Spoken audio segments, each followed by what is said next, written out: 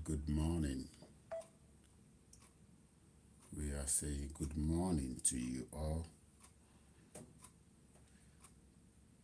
Ṣé pé gbogbo wa náà ni ẹ̀jẹ̀ bá náà wọ́n ti rí fídíò Lagos Ibadan expressway then that means ènìyàn sí ní another planet lẹ́ni ẹ̀ wà nìyẹn.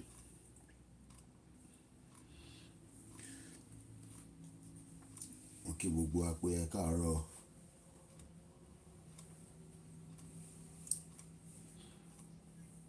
Mo wà lórí live program for now. Ṣé ká sọ̀rọ̀ later?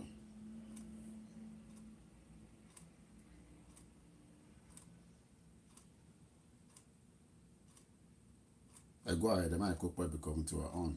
So, but see lórí speaker, so nobody can hear you. So, I mean, come on, go on.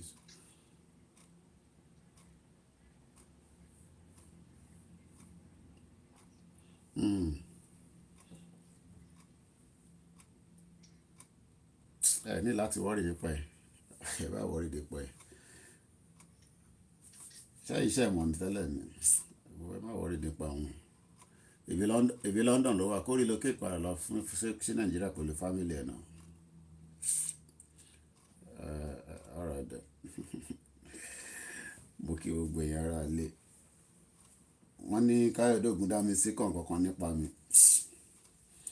Ibi London lòun náà wà kó lọ sí Nàìjíríà kó lọ máa gbé Nàìjíríà nítorí ẹ̀ ti gbálẹ̀ ọmọ àlè Yorùbá nìyẹn. Mo kí gbogbo èèyàn ará ilé tí ẹ ti darapọ̀ mọ́ wa. Ẹ̀rín tí Káyọ̀dé Ògúndámi sí ó ní my dream is to have this kí ló ṣe lè tó ṣiṣẹ́ kẹ́ Instagram sórí. Mo kí gbogbo èèyàn ará ilé ẹ káàárọ̀ ẹ káàsán lọ́dọ̀ yín níbikíbi tí ẹ bá wà o. Mo kí gbogbo wa pé ṣé dáadáa la jí, ṣé gbogbo wa náà láti rí bó ṣe ń lọ lórí Lagos Ibadan expressway. Tí mọ kankan gbogbo ala máa jẹ breakfast last. Good morning Matthew, good morning Ayintara Ifọ̀. Mo kí gbogbo wa lọ́hùn níbikíbi tá a bá wà. Gbogbo ìgbà náà la máa ń gbàdúrà pé Ọlọ́run má jà rí àkóbá àdábá. But Fúlàní ò mọ̀ yẹn, terrorist Fúlàní ò mọ̀ yẹn, àkóbá àdábá ó ti wà nú Nàìjíríà already báyìí. Àwọn yẹn máa gbàdúrà Ọlọ́run má jà rí àkóbá àdábá ti wà. Ẹ̀wọ̀n tí Káyọ̀dé Ògúndámi sí kọ ó ní my dream is to have these Yoruba social media intellectuals together on one platform at Wale Gate moderating. Ó fi èmi síbẹ̀, ó fi ìyẹ́sítà board tálílé iná mo mọ ilé tani woman yìí I don't know who that ṣé kìdí kọ́ ni Àbíkẹ́ Jagaban ó fi King Solomon ó dà ń pé woman kan tó ń pè ní Gio ó dùn fẹ́ àwa márààrún káwa lórí program kan orí ẹ̀ ti gbálẹ̀ ọmọ àlè Yorùbá ọmọ àlè Yorùbá ni Káyọ̀dé Ògúndámi sí. Ìyá mi ọmọ mi láti sí wọ́n ti release yín padà lórí Facebook. Mo ti rí pé Àbíkẹ́ Jagaban ni. So n tí Káyọ̀dé Ògúndámi sí kọ ni ó ní I want to see these 5 people. My dream is to have these Yoruba social media intellectuals. Òun ni kò bá wá sọ̀rọ̀ lórí platform wa. Ṣùgbọ́n máa ń wò mí lẹ́yìn. Gbogbo wọn náà ń wò. They are using fake account. Mo ti rí pé mọ́mí Gio nìyẹn. Back to back lọ́dún yìí ni. Ẹ̀dùn ẹ̀ pé nígbà tí mo ní a máa jó Nigerian Embassy ó report mi fún London Metropolitan Police ọmọ àlè Yorùbá. The thing is most of these no kíní kọ́ mi pẹ̀lú ọba Solomon ó ń ṣe tí ẹ ní pé ẹ̀ka rọ̀ èmi náà ṣe jí ni. I was gonna do a late night lánàá but ẹ mọ̀ pé wọ́n ní body no be wood. I think 3 days in a row now we were doing back to back and I think we're gonna be doing more of that because mo fẹ́ make sure pé message yẹn wà látà olórí ẹbí fún rẹ̀ ẹkùn mo kí ẹ ń bẹ̀. Mo kí gbogbo èèyàn olólùfẹ́ wa. The thing is you can join the program this morning especially those on Instagram. So if you want to join, you know, you can just call and I'll bring you in. The line will be open as well for those, again, my monitor comment none in for those that would also want to be part of the program. We are living in a different world. We are living in a world of interactive. So our kì channels television at the TVC. I want to make sure that you know, people can participate. I will not be able to show the video, and don't ask me to show it, because if you're asking me to show it, that means you want our channel to be blocked. But ẹ máa gbọ́ sound yẹn, and tó bá fẹ́ video yẹn, it's already in circulation. My status on my phone, mo mọ tó ṣe status mi lórí WhatsApp for almost 4 weeks now. Tẹ́ bá wò, every day I'm trying to post on my status like people normally watch. I have about almost 1,000 people watching a lot of things I post on my status. But for whatever reason, I've not been able to do so. But mo hope pé lágbára Ọlọ́run, tá bá ti ní the right phone very soon, we should be able to do so. I don't know whether it's the phone tí mò ń lò wá okay gan. I think we have the first caller. Ṣé fẹ́ dá sórí ètò ni? Bẹ́ẹ̀ni sà, Mr. Koiki ẹ káàsán sà. Èwo ni Mr. Koiki ẹ̀ mọ orúkọ yẹn pè ní Koiki nígbà táwọn tẹ̀ ń ṣe ṣèbí Yorùbá ni. Yorùbá ni mí sà. Àbẹ́ẹ̀ ti jẹun láàárọ̀ yìí ni. A ti jẹun, àwọn òsíbi tó jẹ síbi tó jẹ wà láwọn wà o. Ibo ni kò sóúnjẹ. Kò sóúnjẹ ní location fún wa náà. Ọlọ́run ṣé mọ̀ pé ẹ̀gbọ́n mi ṣé mọ̀ pé lánàá ó pẹ́ náà kí n tó sùn, but I was not doing a pro. Ẹ mọ̀ pé sometimes èmi náà máa ń wo different documentaries. Mo wá lọ wo bó ṣe ń ṣàwọn rárá. Wọ́n ní sóríire gbogbo àwọn ṣẹ́rí gbogbo àwọn ilẹ̀ yẹn. Bí àtàbá máa ṣe program lọ́sàn-án máa lo àwọn fídíò yẹn. Bẹ́ẹ̀ bá rà àwọn tractor gbẹmugbẹmu tó fi ń ṣe farming. Èmi náà is all under $1 million, but iye tó máa convert ní mechanism oúnjẹ wo ẹ̀yin tẹ́ wá lé tẹ́ ẹ̀ bá bínú sáwọn politician ẹ̀yin lẹ́lẹ́tò ẹ bá wa sọ̀rọ̀ à ń gbọ́ yín. So ẹ̀gbọ́n ṣe rí fídíò kan tẹ́ pósìtì tẹ́ sọ yí pé fídíò yìí tẹ́ bá ní kẹ́ ṣó rẹ̀ síta. Bẹ́ẹ̀ni mo máa fẹ́. Bẹ́ẹ̀ni mo mọ̀. Ṣé mo pẹ́ tó ṣẹlẹ̀ sí yẹn ọ̀rẹ́ mi tá a jọ lọ primary school secondary school. Ló bá tán àbúrò rẹ̀ ló ń tàn. Ó ti jẹ breakfast ó dà pọ́n náà gbéyàwó ẹ̀ lọ. Ẹ máa gbọ́ sà tó ló ní gúrùpù kan tá a wà àti secondary school àwọn tá a jáde ní 1997 set. Àwa open group chat yẹn. Just like èmi ti jáde nínú tọ̀dọ̀ tèmi nígbà tí ọ̀rọ̀ mi àti tí wọ́n wọ̀ ọkọ̀ máa ń jí mi wò nísìn ni. So nígbà tó wá di pé Good morning Collins. Ẹ fi nọ́mbà sórí platform Collins ẹ lọ sórí YouTube kẹ lọ fi nọ́mbà sórí platform kẹ pin ẹ mò ń gbọ́ yín. Bọ̀dá mi ṣe gbọ́ mi ṣe nígbà tó ṣẹlẹ̀ ó ní ṣì mọ̀ pàbùrò òun ti máa bí lò ló ń tàn pé tó bá dàbí lọ kẹ́mi ò kò ní fídíò kọ̀ sí fóun wà ní hospital pẹ̀lú ẹ̀. Bọ̀dá mi mọ̀ mọ̀ pé. Ok bọ̀bọ̀ tó shoot yẹn ẹ rí bọ̀bọ̀ tó shoot. Bọ̀bọ̀ tí wọ́n shoot yẹn gangan tí wọ́n shoot lẹ́sẹ̀ yẹn ọ̀rẹ́ tèmi àbúrò rẹ̀ gangan ni. Ok. Ó wá ní tó bá yẹ kó bá parọ́ kẹ́mi ò kún fídíò kọ̀ ẹ̀gbọ́n mi wọ́n mọ̀ sí pé fídíò kọ̀ mọ̀ nìyẹn o mọ̀ mọ̀ rí mọ̀ ni. Okay, now ẹ̀yin lẹ fẹ́ fún wa ní the exact thing tó ṣẹlẹ̀. Èyí tèmi fẹ́ sọ pé ìtọ́jú kẹ́mi ò pé iṣẹ́ èmi ò tẹ́ ẹ fẹ́ ṣètò ìtẹ́mi fẹ́ pè ní pé tẹ́ ẹ bá mọ̀ pé ẹ fẹ́ interview ọ̀rẹ́ mi yẹn pẹ̀lú ọ̀bọ yẹn èmi lè fún yín WhatsApp náà ẹ pè ó wà lọ́sítà báyìí. Ó dà bí a tẹ bá fún mi ní nọ́mbà yẹn ẹ wá bá mi pè é ẹ ní Koiki wà online tó bá yẹ pé kọ́lọ̀ túbọ̀ fún lálàáfíà bí a later tó bá fi bá wa sọ̀rọ̀ kó jẹ́ kí n mọ̀. Àwọn ti tán gbà ń ṣe tó bá yẹ pé tó ń gbọ́ programu àákànú wọn díẹ̀. Màá wá fún ní nọ́mbà yín. Ok. Màá fún yín nọ́mbà màá ní tó bá di létà kó pè yín. Kẹ́ ẹ wá kẹ́ ẹ interview kẹ́ ẹ gbọ́dọ̀ kọ̀ọ̀kan lẹ́nu ẹ̀ kó ṣàlàyé fún yín. Bọ̀ ìbátẹ́yìn tí gbọ́ díẹ̀ lọ́tọ̀ọ̀nù ẹ̀ kí ló ṣẹlẹ̀ torí pé fídíò ni gbogbo wa ṣì rí. Ó ní bó ṣe wà yẹn ṣe rí ó ní bó ṣe wà yẹn ó lòun náà máa gbọ́ pé tẹ́rọ́rìsì kìnnápà wà ó lélẹ̀ tó ṣẹlẹ̀ sí àbúrò ló má pé lóòótọ́ ni. Ṣé mọ̀ pé nǹkan tí ó bá tí ì ṣẹlẹ̀ sí yàn èèyàn tí ì mọ bó ṣe jẹ́. Bó ṣe máa rí nìyẹn. Lẹ́sìn ó ní wà láìta láì ó ní ilé kan tí màmá òun kọ́ táwọn Haúsá wà bẹ́ẹ̀ ó ní tí tó bá ti kó lọ hospital ló fẹ́ lọ ní ọkọ̀ mẹ́ta. ó ti dé stage yẹn nìyẹn. No ṣe mọ̀ pé tí nǹkan ọba tí ì bẹ̀ òun lè ti gbàgbọ́ yára ní kò tọ́ ni. ẹ mọ̀ wọ́n ní Koiki ló fẹ́ dógun lẹ̀ bí ẹ̀mí lágbára ogun ṣé èmi kékeré báyìí mo lágbára láti bá gọ́ọ̀mẹ̀ntì jà. ẹ̀wẹ́ ìjògun mo gbọ́rọ̀ àlẹ́ àmọ̀rúfù ní ìjẹta ó ní kí gbogbo tó ṣẹlẹ̀ sí Sanwó-Olú lẹ́kọ̀ọ́ ó ní wọ́n ń bá bọ̀ nìyẹn àwọn bíbù ìjòyè pé àwọn lè gùn yín lẹ́tí Sanwó-Olú bá sọ jùjọ́ yẹn ó ní wọ́n lè ní kí wọ́n bọ́ bẹ̀rẹ̀ sínú mọ́tò lọ sàbújá tí ó lè ti kẹtẹ́ níbọ̀dì yóò ṣe. òótọ́ dẹ̀ ni máa bọ́ bẹ̀ pé àwọn tí wọ́n kó sùsù bọ́ọ̀lù ilé olóyè Ìgbòho ó ló sọ pé kò yẹ wọ́n síbẹ̀ ó ní bọ̀ tí máa ṣe fún Sanwó-Olú ó jẹ́ òye pé àwọn pípù yìí kò sí ìkẹta pípù yìí ò lè dánwò. bẹ́ẹ̀ni. the old governor kẹ́ni kó máa sọ pé òun ò lè sọ iye nọ́mbà ọlọ́pàá tó wà lẹ́sítẹ́ẹ̀tì tó wọ́n mọ iye.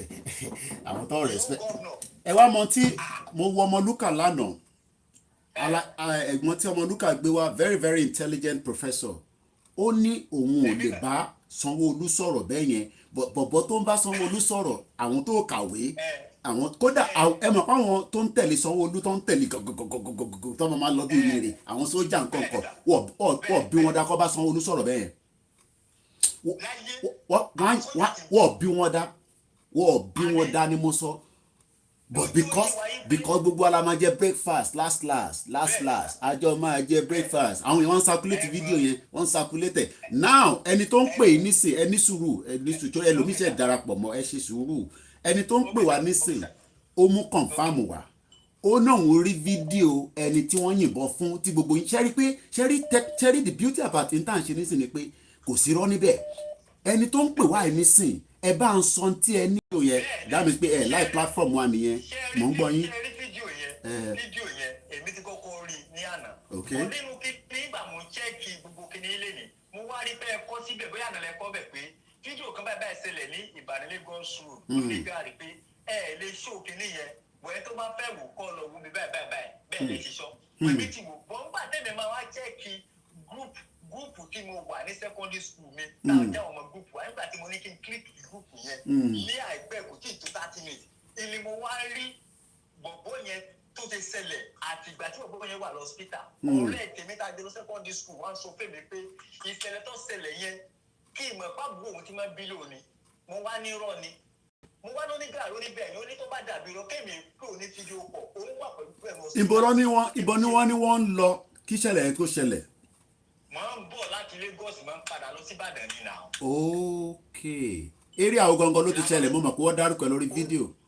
onígàrí ló ti ṣẹlẹ̀. èmi ò mọ̀ bẹ́ẹ̀ ní tó ń jẹ́ onígàrí. onígàrí ní Ìbàdàn Lagos road yẹn. àwọn mélòó ló náà yọjú sáwọn ìjẹ́ tẹ̀ ṣe interview fún mọ̀ pé. èyí tí ṣe interview tán tẹ́mi ṣe pọ̀ mo ní màá wá ní kó mọ̀ wọ̀rí màá pè. ẹ kọ́kọ́ lọ pé Koikimedia ẹ ṣe ra ṣe. ọ̀rọ̀ tí Koikimedia sọ lánàá yẹn mo pè fídíò kọ̀ mo dẹ̀ rí live lóòótọ́ lọ hospital. kábíyèsí ẹ. mo ní ibẹ̀ ló jẹ́ wọn pé òun lòun ò bìlífù pé lóòótọ́ tẹ́lẹ̀ òun kàn máa. bó ṣe máa rí nìyẹn àwọn èèyàn ń believe àwọn èèyàn ń believe.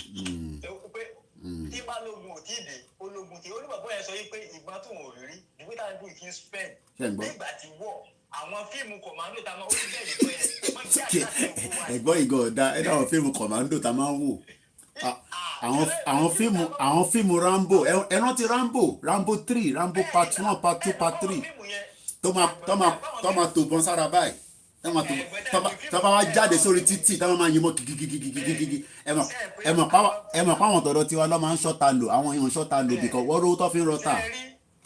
àwọn fíìmù yẹn gan nígbà tá a tún wò gbà yẹn gan a tún máa sọ yí pé bt ni fídíò ti film trick ni láìfù ni ó ní wọ́n jáde láìfù láti inú gbòòyìn kábíyèsí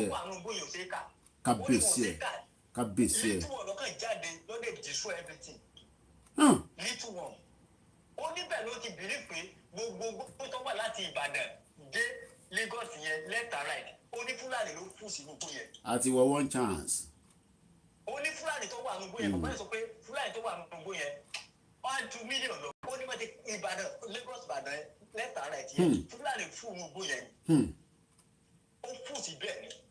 ok ṣe Collins thank you. táwọn gómìnà bá ní sọ pé yá ẹ̀yin tẹ́ ẹ bá jẹ́ warrior ẹ wọnú bó yẹn lọ ó ní Fúlàní tí wọ́n pa láàrin oṣù kan àwọn wọn àmì ó láwọn Haúsá ni wọ́n pariwo látàgbé jágbé wọn ti fẹ́ pa wọn tán ó ní bí kò Fúlàní tó. ẹ mọ̀ pé nígbà tí wọ́n mọ̀ pé bàbá wa olóyè Sunday Igboho that was part of what he was doing to push them back àwọn Yorùbá kan ní ó ṣe jẹ́ òun nìkan ó ṣe jẹ́ òun nìkan ó ṣe jẹ́ òun nìkan okay now ṣé ìyàwó ẹni yẹn náà gbé lọ bìkan kan nínú fídíò wọn náà gbé yàn kan lọ. ìyàwó ẹ ni ó ti sọ sínú kinní ó sọ sínú gúùpù wa. ṣé ọ ti ń béèrè owó àbí ẹ̀yin kan máa sanwó. ó máa tá tó bá dọ̀ láti àárín mẹ́sẹ̀gì pé bẹ́ẹ̀ láàlọ́ dà. olùkàlùkù máa dáwó ẹ̀yin náà ti jẹ breakfast nìyẹn. àdáwó bó ṣe wà yẹn tó ló ti post ẹ̀ sínú gúùpù àdẹ̀ ti rí sísẹ́ǹtì. ẹ lọ máa tọ́jú owó ńgbà yẹn. òun náà dẹ̀ ti bẹ́ẹ̀ kù. now driver tó kú yẹn nísìn kọ́lọ̀ kó fọ̀rùn kẹ́ yẹn ìyẹn ti lọ báyìí àbí. ẹ tó kù tẹ̀ gbé. ọlọ́run ọba mo ní láti mu vitamin C láàárọ̀ tí àárọ̀ yìí máa dùn díẹ̀ ó máa dùn díẹ̀ bẹ́ẹ̀ ni èyí ni 8 yorùbá lẹ́yìn sọ èmi sọ ní english ní ẹ̀mọ̀ kó yorùbá yẹn mi ò gbọ́ dáadáa ẹ bá ń tún déètì yẹn sọ torí record purpose ẹ bá ń sọ déètì yẹn. òní ni ọjọ́ kẹjọ nínú oṣù kìíní òtún ni àkọ́kọ́ sátọ̀dé nínú ọdún tuntun sátọ̀dé ẹ bá ń fi yí ẹ̀yẹ sí fi yí àsí torí àwọn tó bá ń gbọ́ lọ́jọ́ iwájú. ó ti dá bẹ́ẹ̀ ṣe. ọjọ́ ẹ̀rí ní ọjọ́ òní agbára náà bá olórí wa ọ̀gá wa jagunjagun wa olóyè Ìgbòho ní ọjà. aláṣẹ yẹn àní confam nìyẹn ẹ sọ̀rọ̀ kan nígbà tó lóyè bá jáde tán sẹ́gbọ́n mi kí bàbá ti sinmi ní Germany kí bàbá wa padà lọ sílé rẹ̀ ní Ṣùkà nìbàdàn. bẹ́ẹ̀ni. bí ọ̀rọ̀ kan tẹ́ sọ bàbá Akíntóyè ó lè méjì bàbá Akíntóyè voice ni mama voice lẹ́nìbọ̀dì ní kí wọ́n kàn dìkẹ́ Yorùbá lè sọ ni. kódà ó sì wà lára tí mo pin ìyẹn kan bí mi ó ní what is the master plan and I'm gonna say something around that as well in just about a few minutes. declaration ni wọ́n máa declare ni kéde pé a máa gbọ́ pé United Nations kan or unity kan ọlọ́run fún wa ṣe. Yorùbá nation kó ká kó sí kíni ó máa dàbí EndSARS ní ẹni bá bọ̀ fọ́ọ̀mù EndSARS Edo State wọ́n ti bẹ̀rẹ̀ EndSARS Edo State okay ẹ̀kọ́lẹ̀ Ìbílẹ̀ ni Ìbílẹ̀ wọ́n ti bẹ̀rẹ̀ EndSARS ìjọ kejì ní Lagos gbé okay kó tó di fáwọn other state náà á já kẹmọ́ra wọn ìlú tó ti bẹ̀rẹ̀ gangan ní Edo State ṣe rí táwa náà bá bẹ̀rẹ̀ ilẹ̀ Yorùbá àwa ti dìkẹ́ Yorùbá nation àwa ti start everybody will remove wọ́n máa tó after 2 or 3 days Biafra will declare. Ọlọ́run fún Ọlọ́run akọ́ wa mọ̀ ọ́ ṣe Ọlọ́run akọ́ wa mọ̀ ọ́ ṣe mélòó la Hausa bí wọ́n máa pa gbogbo wa tán ni àmọ́ nígbà yẹn ẹ bá mi ẹ jẹ́ test ẹ jẹ́ make sure pé mo tọ́jú nọ́mbà yìí torí mo ń gbọ́. ẹ̀gbọ́n iṣẹ́ bí nǹkan tí mo sọ fún yín yẹn nọ́mbà yìí máa fi ìdábì rẹ̀ kó sọ fún yín. no problem. kí ni yóò ṣẹlẹ̀ èmi ọmọ ẹtí ṣẹlẹ̀ tí bẹ́ẹ̀ ilé ìrọ̀ṣẹlẹ̀ tẹ́tí mo mọ̀ one on one ni ẹ̀yin dẹ̀ tún mú confirmation ẹ ti ṣe fídíò kan pẹ̀lú wọn. ẹ̀gbọ́n ẹ̀yin tó kéde kan fún yín ṣáà ìgbà tẹ̀ wà lé èmi àti ìbáyé sọ̀rọ̀ pọ̀ mo jókòó. kódà mo save number yín rẹ mo ṣe fi save nísìnyí ní conversation rẹ so this is gonna be the first. ẹ̀gbọ́n ni mo láàjọ sọ̀rọ̀ rí mọ́ èmi jókòó tí pé street kẹta sílé olóyè nílé ọ̀tọ̀dọ̀ tèmi sókà okay. ìṣẹ̀gẹ́ nílé ọ̀tọ̀dọ̀ tèmi bọ̀. lẹ́yìn ètò ẹ bá ń kí pé ọlọ́run fi lálàáfíà ransom tó bá béèrè ẹ ṣáà inú group yìí ni kẹ́ ti san o group yẹn ẹ má gbé jáde síta o inú group yìí náà ni kẹ́ ti yanjú ẹ má wá sórí social media o mo bẹ̀ yín ni o irú group yín ọlọ́run àbò gbogbo yín láṣìírí gbogbo ẹ̀yẹn ọmọ ẹgbẹ́ náà ẹ bá wa tọ́jú ẹ̀ kọ́ tètè gbàyàwó ẹ̀ síta ǹjẹ́ ó ti máa kun ìyàwó yẹn bá ẹ jẹ́ máa kó dẹnu mi ló ti máa jáde ó dàbọ̀ àròlé bàbá mo ṣí fìlà fún yín ó má dàbí eré nì tá à ń pariwo tà lójoojúmọ́ àná tẹ bá lọ wo Friday lánàá almost every platform program ti ṣẹlẹ̀ èmi ti ṣe Yèyí Dára ṣe Tẹ́ni Ọmọlógo ṣe Ọmọlúkà ṣe Bàbá Èkìtì ṣe Saheed Ọmọbọ̀tá ṣe Omíyalé ṣe Heritage ṣe ta ló tún ṣe lánàá ó dà pé Dr. Zabi ṣe program lánàá so kẹ wá sọ pé gbogbo tá à ń sọ yẹn à ní brain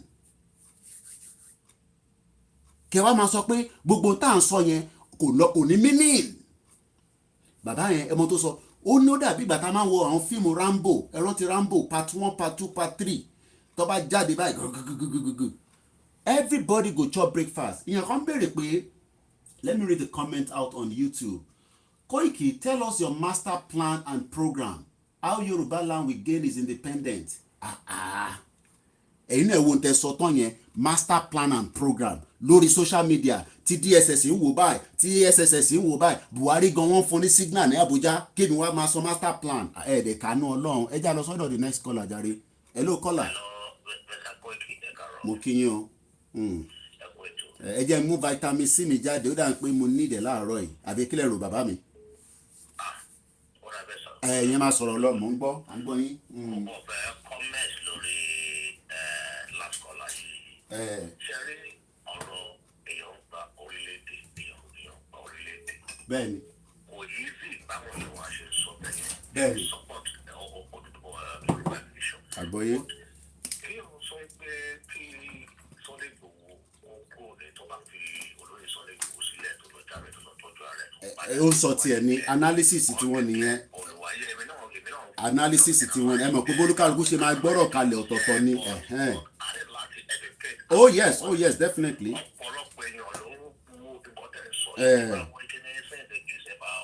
Wọ́n á ní analysis tọ̀dọ̀ tí yín. Okay. Yes.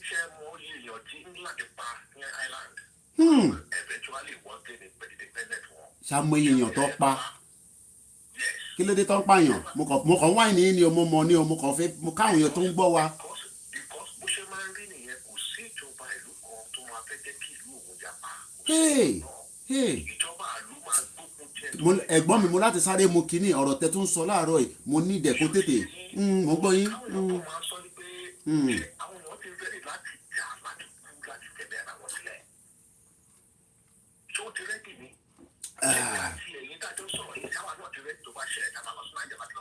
Èmi rẹ́dì pa mo gbogbo mo lè fi búra fún yẹn ẹ̀yin lè má rẹ́dì èmi rẹ́dì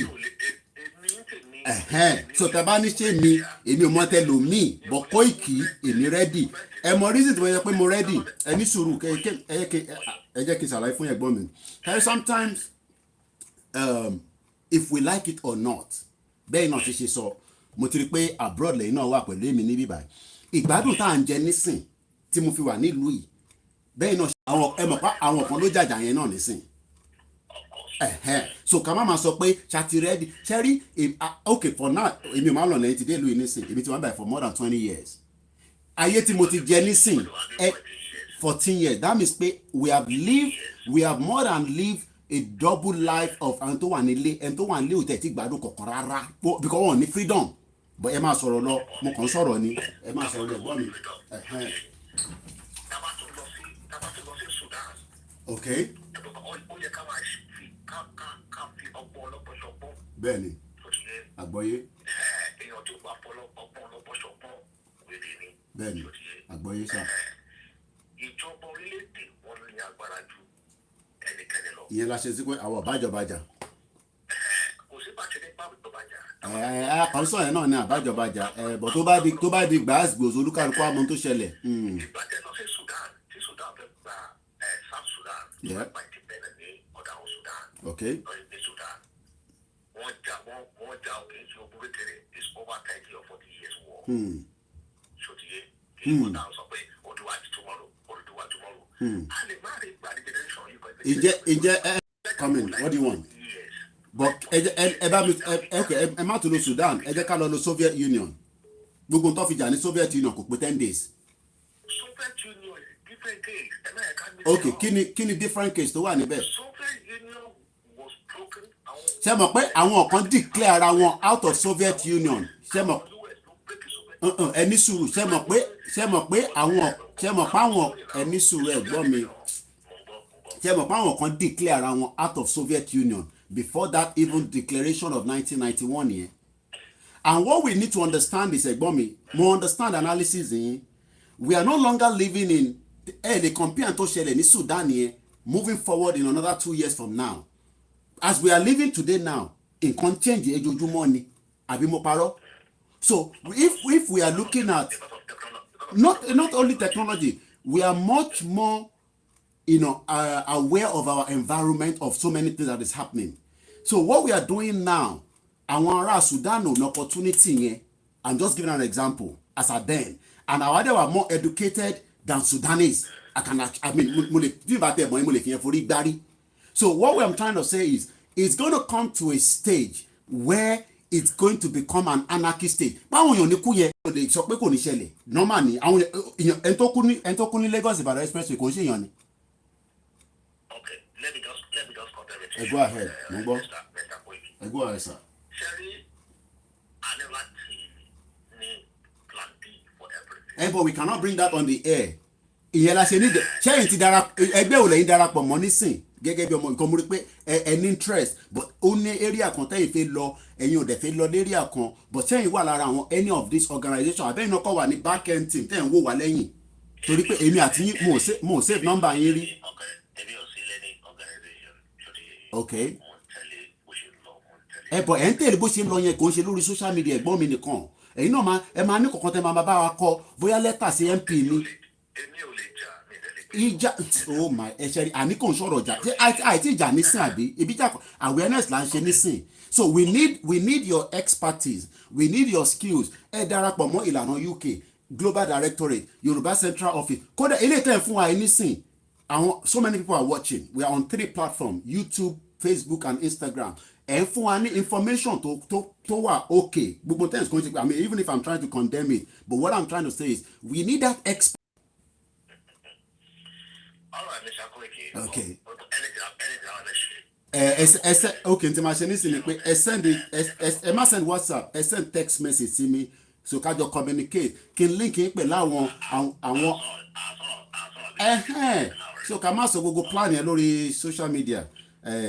And I like that. That is a new caller. He has never, but I've never spoken to him before. And it's good to know that we have those kind of intelligent Yoruba people. But pé kí n àkọsọ pé Koiki ò ti ready. Gbogbo ẹnu ni mo fi sọ mo ready pa. Ilé yẹ pé àti ready. Kí ló wà ń bẹ pa àti ready. Ẹ̀yin àkàn máa fi yẹn dẹ́rù bà wá pé yẹn kan ti ready. Àwọn ọ̀rẹ́ ti ready. Èmi ò mọ ẹlòmíì o. Ready pa. Tí wọ́n máa gbà ló kó gbà. Ẹgbọ́n sókè jàre. Ẹ̀gbọ́n mi ẹ ṣé gan ni ẹ̀gbọ́n mi tó pè tó ẹ jẹ́ bá mi send text message jẹ́ n sáré send ẹ̀ sí náà kí n má lọ gbàgbé ẹ̀gbọ́n ààrẹ dàlàyé mi. kẹrí Ìgbòho ṣá sọnà fi gbowó Ààrẹ Ọ̀nà Kakanfò of Yorùbá Kingdom. tẹ bá wo the last kingdom tẹ́tí wò tán ṣe ní bọ̀bọ̀ yẹn bọ̀bọ̀ Utrecht yẹn bó ṣe ń lọ no mercy tó ń ẹ káàárọ̀ bàbá mi kúnlẹ̀. So tẹ́rí gbogbo pé àfẹ́ ṣe kéré kan tẹ́rí you have to be ruthless when you need to be ruthless. ẹ má máa ní ká come to Nigeria kí ló wà Nigeria I wà ń bẹ̀ for 7 months. And you have to be forgiving when you need to be forgiven. Come to Nigeria kí ló wà Nigeria. táwọn ọ̀wá tẹ bá mọ̀ pé táwọn English ẹ ti ṣe ó kọ̀ dùn mí pé mo ò lè ó dùn mí pé ẹ má bínú chairman mi ó dùn mí pé mo ò lè stream last kingdom yẹn ni ẹni tó bá lọ opportunity láti wò ṣẹ́rí gbogbo orí ìtẹ́gbọ̀n yẹn sọ yẹn àtẹni máa sọ yẹn mọ́ rárá olórí burúkú làwọn òyìnbó yìí ó ṣe jàǹbá rẹpẹtẹ. gbogbo bíi Lancashire Yorkshire gbogbo bíi Durham yẹn Northumbria wọ́n ti pààyàn síbẹ̀ gan tó bá wù bẹ̀rẹ̀ àti láwọn tó ti palẹ̀. àwọn wọ́n ń géèyàn lórí dànù pààyàn dànù ni mo dẹ̀ láìkì kọ́tà ẹ̀gbọ́n yẹn sọ because ẹ̀gbọ́n yẹn náà sàn kankan tó make sense wọ́n ní you want drink are you okay well don't just come this side but you can stay there ìtọ́kítẹ́ ẹ̀gbọ́n yẹn sọ ọ̀dọ̀ make sense wọ́n ní Dublin táwọn wò yàn àbí Ireland wọ́n ní wọ́n para wọn ṣeré ni and at the moment now àwọn Yorùbá tó wà níbẹ̀ after that time wọ́n gbádùn nísìn. ilẹ̀ là ń sọ̀rọ̀ ẹ̀ yìí ilẹ̀. so tó bá ti jẹ́ pé yẹn ni you can defend and you have the right to buy up lórí ilẹ̀ yẹn. ẹni wọ́n fẹ́ join the number is there ẹ máa sọ̀rọ̀ chairman.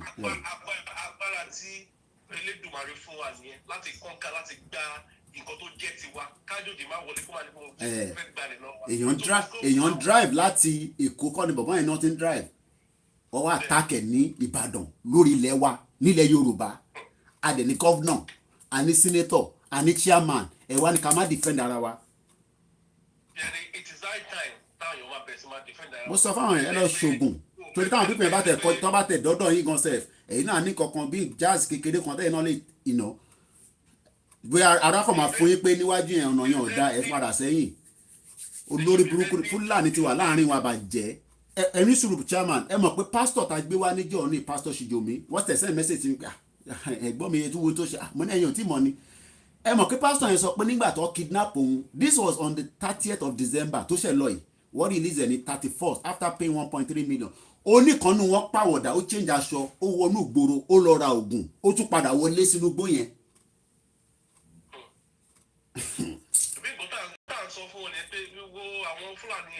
No update yet until Sunday Igboho. We're hoping for the best. Mr. Adedeji.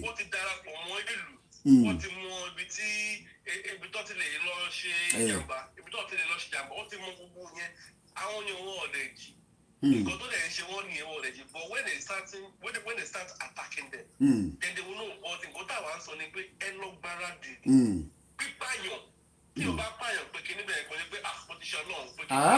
Before my brother go, I asked a question on my timeline before I went to bed yesterday. Let's even leave this Yoruba nation. Let's leave the sentimental our Yoruba nation. Who is responsible for the safety of Nigerians? Who is responsible? Ourselves, to be honest. Because we have a governor that is getting security vote. Billions of naira. Kí ló fẹ́ cost Ṣèyí Mákindé to put all these youth tó níṣẹ́ wọ́n náà wà ní Àmọ̀tẹ́kùn hàmù wọn. Buhari knock wọn off. Buhari sọ fún Ṣèyí Mákindé pé ṣebí inú Ọ̀yọ́ state ni incident ti ṣẹlẹ̀ nísìn àbí bẹ́ẹ̀ kọ́ Buhari nígbà tí Ṣèyí Mákindé lọ bá Buhari sọ fún Ṣèyí Mákindé àná ọ̀pá driver ẹni èmi ò lè show fídíò yẹn gbogbo wa náà láti rí mo lè play audio ẹ̀kẹ́ gbọ́ wọ́n pa sínú mọ́tò ẹni tó pè wá the first caller láàárọ̀ ẹni òun ti rí ẹni yẹn ó wà lọ́sípítù ìyàwó ẹ̀ wà nínú igbó nísìn bí wọ́n ń kí ìyàwó yẹn mọ́lẹ̀ nísìn á tún san ransom àwa sọ pé àìtí rẹ̀ dì yóò dìgbà tó bá pa gbogbo atán ni. àní tó bá èmi yẹn sọ those people tó lè jà tó lókun tó lè wẹ̀ they need to assemble themselves bóyá gómìnà ló máa ń kọ́ lọ mú ni. You're right 200 yeah. You trade. Anikẹ́lọ́wọ́ the last kingdom on Netflix ẹ̀rí tó ń pè náà ti wò ìṣẹ́rí fíà yẹn ó máa kọ́kọ́ kúrò lọ́kàn yín.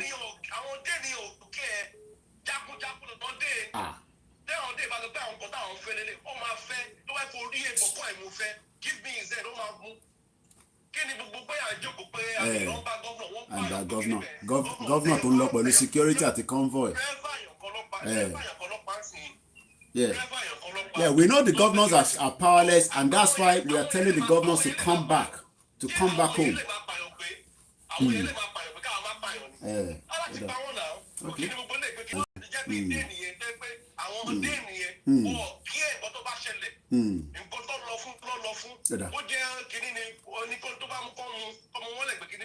They need to start saying because he died and this is the right thing. Okay. So protect our people, they protect the land. Ẹ jẹ́ kí n fáwọn ẹlòmíì láyé ẹ tún pè padà. Let's go to a direct call coming from Nigeria. I always want to appreciate those that are calling direct from Nigeria. Location 9. Ẹ káàárọ̀. Ẹ káàárọ̀ sà. Ẹ káàbọ̀ sórí ètò sà. Orúkọ mi ni Adéwálé tí a mi. Ok, ẹ káàbọ̀ sórí ètò sà. Ẹ ti wà lórí ètò. Ọ̀rẹ́ mi kan ló fún mi ní nọ́mbà yín pé kí n pè sà. Ok, ṣé ní incident tó ṣẹlẹ̀ lánàá family ẹ̀ àbíkọ́ ṣé nǹkan tẹ́ ọ̀dà ẹ bá wa yànnàná ẹ̀ díẹ̀ ẹ̀yin ará ilé ẹ̀ máì tí pè ẹni tó ń pè wá á ṣàlàyé bó ṣe jẹ́ ẹ̀mọ̀ pé yàn kan pè wá láàárọ̀ à ń gbọ́ yín alàgbà wa tó pè ẹ káàbọ̀ sórí ètò gbogbo yàn ń gbọ́ yín ní gbogbo àgbáyé kí ló ṣẹlẹ̀ báwo ló ṣe ṣẹlẹ̀ kí lẹ rí. ó ṣẹlẹ̀ ní pé ẹ̀gbọ́n mi yẹn ọmọ Èjìgbò níyàwó ẹ̀ ó lọ kí ìyàwó ẹ̀ lọ kí mọ́mí ẹ̀ fún ọdún àwa ní iṣẹ́ tá a fẹ́ lọ ṣe léjìgbò pẹ̀lú ẹ̀gbọ́n ìyàwó ṣe business yẹn àtúnṣàgbò lọ sí Èjìgbò akóòlè Èjìgbò bíi around 2 o'clock lánàá adésìwò road méjì kan náà ó sọ pé ọmọ àjọ ń ṣeré pa àjọ ń rẹ́rìn nínú mọ́tò yẹn ó sọ pé ọmọ kẹtù lòun kọ́pà ni ó ní first time tó máa lọ sí Èjìgbò yẹn àjọ bọ́ọ̀lẹ̀ ní mọ́tò yẹn Ìbàdàn lèmi ń gbé so ẹ̀gbọ́n mi yẹn àti ìyàwó ẹ̀ náà kúrò l'Èjìgbò àti àwọn gbogbo wa kúrò l'Èjìgbò so abọ́lẹ̀ ní Ìwó road gbàgádé Ìwó road mo dúró kan fi wọ sí ẹ̀ náà yẹn gangan ó dúró síwájú wa báyìí sọ ó fẹ́ gbèrò ìyàwó wa sọ pé òun ò fẹ́ wọ sọ́lẹ̀ ó wá sọ pé òun ń ṣe sọ́lẹ̀ kìíní kankan kan pé bọ̀tù òun fẹ́ sáré gbèrò kóun máa lọ sẹ́kọ̀ọ́ gbogbo wọn wọ lójú yẹn wọ́n máa kan ọmọkùnrin kan dání. ok ẹ ní sùúrù ẹ bá mi kọ́ra pọ̀ síbẹ̀ àwọn èèyàn ní kí n connect ẹ̀ mọ́ speaker ẹ má bínú kí n kàn sáré lọ mú speaker yẹn wá lókè kò ní pẹ́ ẹ má bínú alàgbà.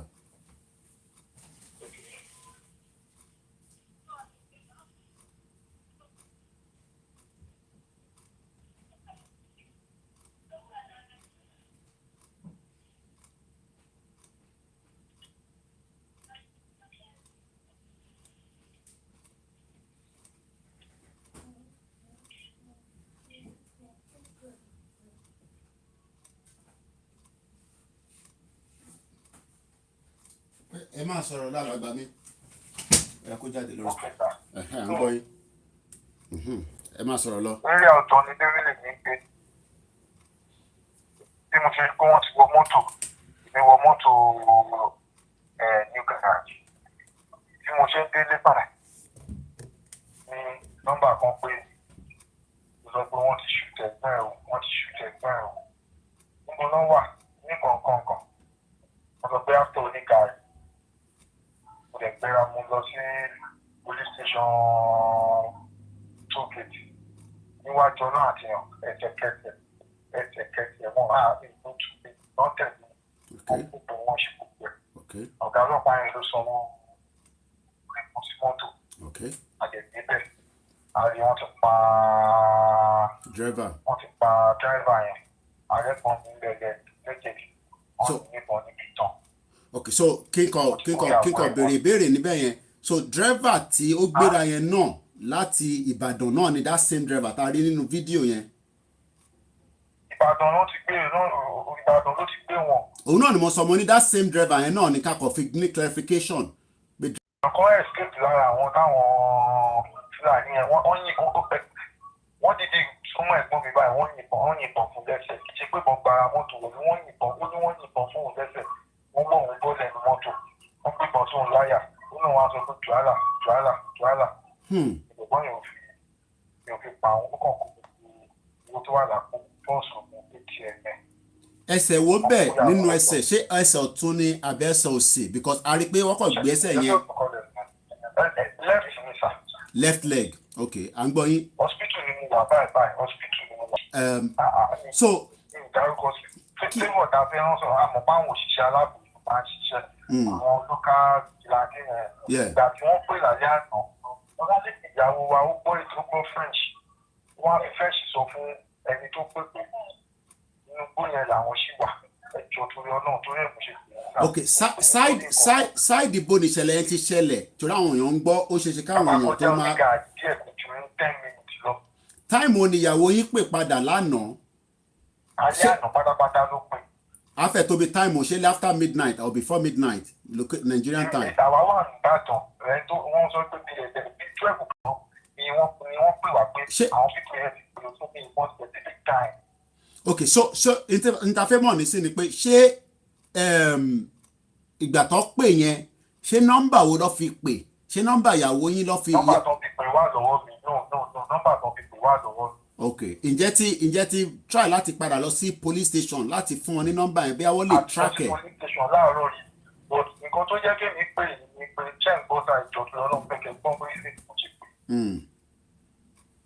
ní area àbẹ̀yẹn gangan níbi 2 years ẹ bá rántí wọ́n kidnap àwọn kan náà tó ń tán náà lọ rọ̀ báyìí wọ́n kò láti wọ́n tán lọ ra drugs lẹ́kọ̀ọ́. ok mo rántí bọ́tẹ́ máa sọ̀rọ̀ lọ. wọ́n sọ pé àwọn ẹ̀ńtọ́ interview wọ́n sọ pé àwọn local vigilante pé wọ́n wọnú gbó pé wọ́n wo àwọn náà kan pé wọn ò mọ̀ báwọn ni. Sórí ìmọ̀bọ̀lẹ́ níbo ti lè máa gbọ́ I need help àwọn local vigilante àwọn ọlọ́pàá ti lọ bẹ̀ láàárọ̀ wọn ti ṣiṣẹ́ àwọn ọlọ́pàá yẹn ọlọ́run máa bá mi bless wọn wọ́n try but I need àwọn tó lè àwọn tó jẹ́ local vigilante gidi. Ok ọ̀dà ẹ̀ẹ́dàbárẹ̀ tó bá ń gbọ́ wa ní sọ ní kinní kan gàrí tán sọ yìí. ààrẹ èkó ni ọdún kan bá ń pè area yẹn làwọn ṣì wà so mo mọ̀ pé ó lè má jẹ́rìí àyẹn gbogbo but they are within that vicinity. jọ tá a dábàá kan anywhere jọ. ọ̀dà màá save number yín nísìn bí a ta bá rí àwọn tó ń gbọ́ wa because live broadcast lélẹ́yìn nísìn ìrànlọ́wọ́ ló ń béèrè fún wọ́n béèrè owó báyìí o ìrànlọ́wọ́ pé kọ́tẹ̀ bá wa rescue. a mọ̀ pé ọlọ́run lè fún wa rí. bẹ́ẹ̀ni ọlọ́run máa tẹ̀ fún wa rí. èèyàn mẹ́jọ lọ́kọ́ ló wà nù Sienna yẹn. mẹ́ta lẹ́yìn mẹ́ta láàrin torí Sienna yẹn àwọn ètò máa ń gbé three six láàrin rẹ̀ méjì wájú.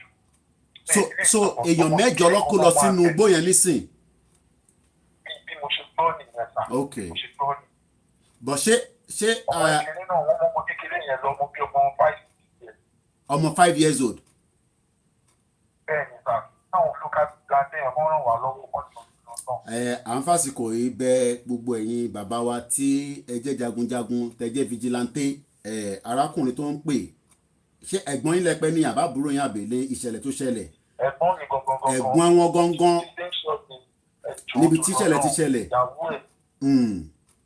ọ̀dà ní tẹ́lẹ̀ àti máa ṣe ni pé màá save number yín nísìn mo ti rí number yẹn jẹ́ nǹkan screenshot ẹ̀ so that èmi àti yín ta bá rẹ̀ tó bá pè mí àbí tó bá send message pé ká fi number yín ránṣẹ́ kọ́ mọ bó ṣe lè tètè mobilize àwọn èèyàn ara ń tàdé ń sọ náà ní mo hope pé rírí máa ṣẹlẹ̀ lágbára Ọlọ́run pẹ̀lú àṣẹ Èdùmàrè.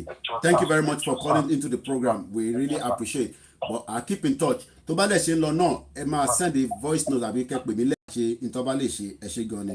Thank you very much. This is where it becomes very painful. They are just ẹni sọ ẹ̀ tẹ́ ń pè n tẹ̀lé ní láti save number yẹn kí n tó lọ gbàgbé ẹ̀ straight away ẹ má tí pè yín tẹ́ ń pè ẹ ṣe sùúrù gbogbo yín tẹ́ fi pè ẹ jẹ́ àkọ́kọ́ save number yẹn.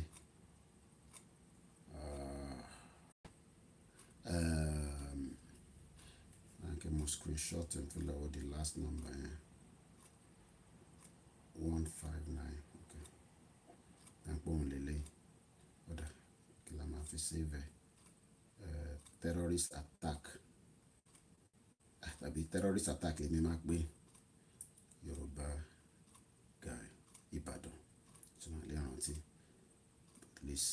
ṣe rí interpol sọ nísìnyí pé tàbá láwọn tó já kíkanjú tó bá jẹ́ pé wọ́n ti download pàjáwìrì gẹ́gẹ́ bí a ṣe ń sọ fún àwọn tí ẹ̀ ń fi pàjáwìrì yẹn ṣeré they might still be able to use it I don't know because ntí pàjáwìrì yẹn wà fún. Thank you very much Citizen I just spotted you there. Yes, we must protect our communities but how do we do so?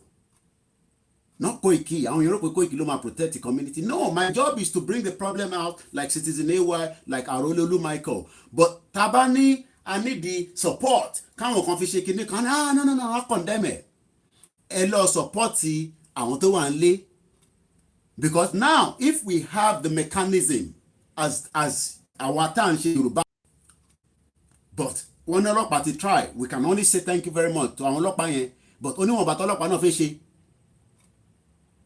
Irú àwọn ìṣẹ̀lẹ̀ báyìí àwọn local hunters àwọn bàbá wa pẹ̀lú àwọn ọmọ tó ti wà groomed dáadáa àwọn lọ́lẹ̀ lọ ṣe irú àwọn iṣẹ́ báyìí o no be mọ́ínmọ́ín ẹ̀gbọ́n nǹkan tó sọ dùhálà wọ́n fẹ́ pa ẹ̀gbọ́n ẹ̀ ní o ọlọ́dún tẹ̀ ní kó gbọ́ dùhálà díẹ̀ dùhálà bí àdúrà tí wọ́n ń ṣe nílé àtàwọn oríṣiríṣi nǹkan míì ni wọ́n fi pa lọ́ fi yìnbọn fún lẹ́sẹ̀ wọ́n ní wọ́n mọ̀ yìnbọn yẹn fún lẹ́sẹ̀ ni at close range.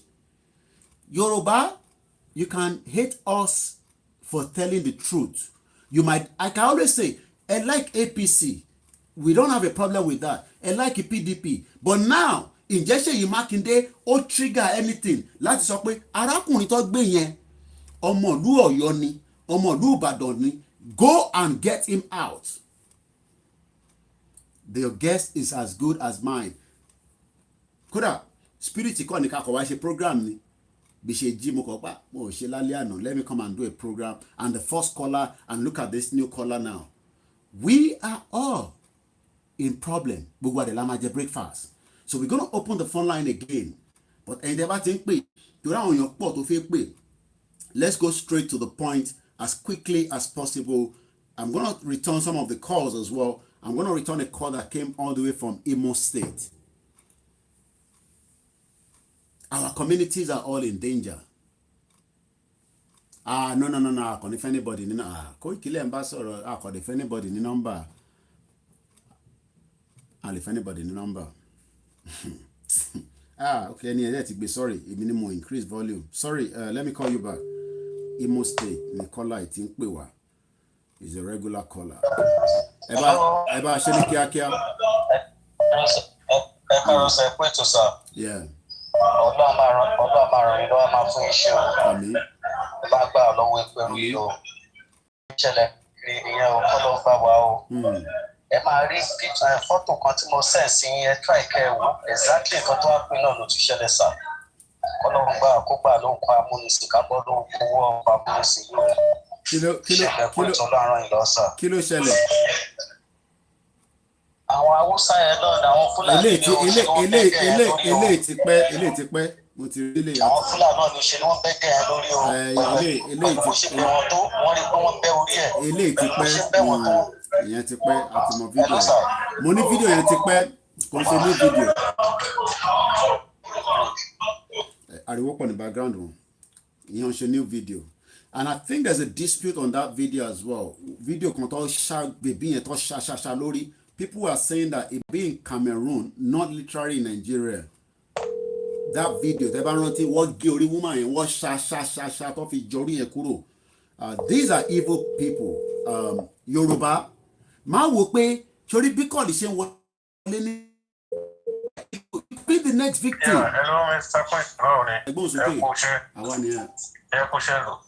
Ẹjọ́ ṣe rí nǹkan tí ẹ sọ ṣe ó wà touching àti tí máa yẹn tí ó sọ. Yeah, ó wà touching gan, yeah. Ṣe rí nǹkan tó ṣẹlẹ̀ ní pé ibi tí ọ̀rọ̀ dé sìn sábà tí mo fọ́ abẹ́ ṣiṣẹ́. Ìdílé pé mi ẹgbẹ́ kíníkan ẹgbẹ́ ìgbà ó jẹ́ kí gbogbo akápá yẹn. Ọ̀rọ̀ security yẹn sìn. We need to have a sort of behind. That is the only thing that we need to do. Really, you say, or group, one thing, right? Anything what you have to say here. Do you understand? Oh, yeah, me. So we just need all to come together. What do we do about it? Because we have to be concerned for all the time. Because people are not, and I think I want to get betrayal and one sideline. So I want to get so what if people get passion? Somebody talked about the Agbekoya. Yes, but in the Agbekoya ní gbogbo materials. It's easy for us to talk about these, powerful people. I used to believe that they have the power to go into the forest and go after this bastard. Oh, how not to disorganize one? The worst case scenario is maybe they might lose maybe 1 life or 2 lives, but they might be able to rescue the other. 7 people were taken away, including a 5-year-old. Ẹ̀gbọ́n kan máa ń pè, wọ́n sọ pé àìtí ready. Ṣé ó jẹ́ kó da nísìn kó jẹ́ pé ọmọ tèmi nísìn lọ gbé lọ́mọ 5 years old. Ẹ wá ní mo ti ready. 5 years old in the formula 1.3 million ni wọ́n san. Hello, caller.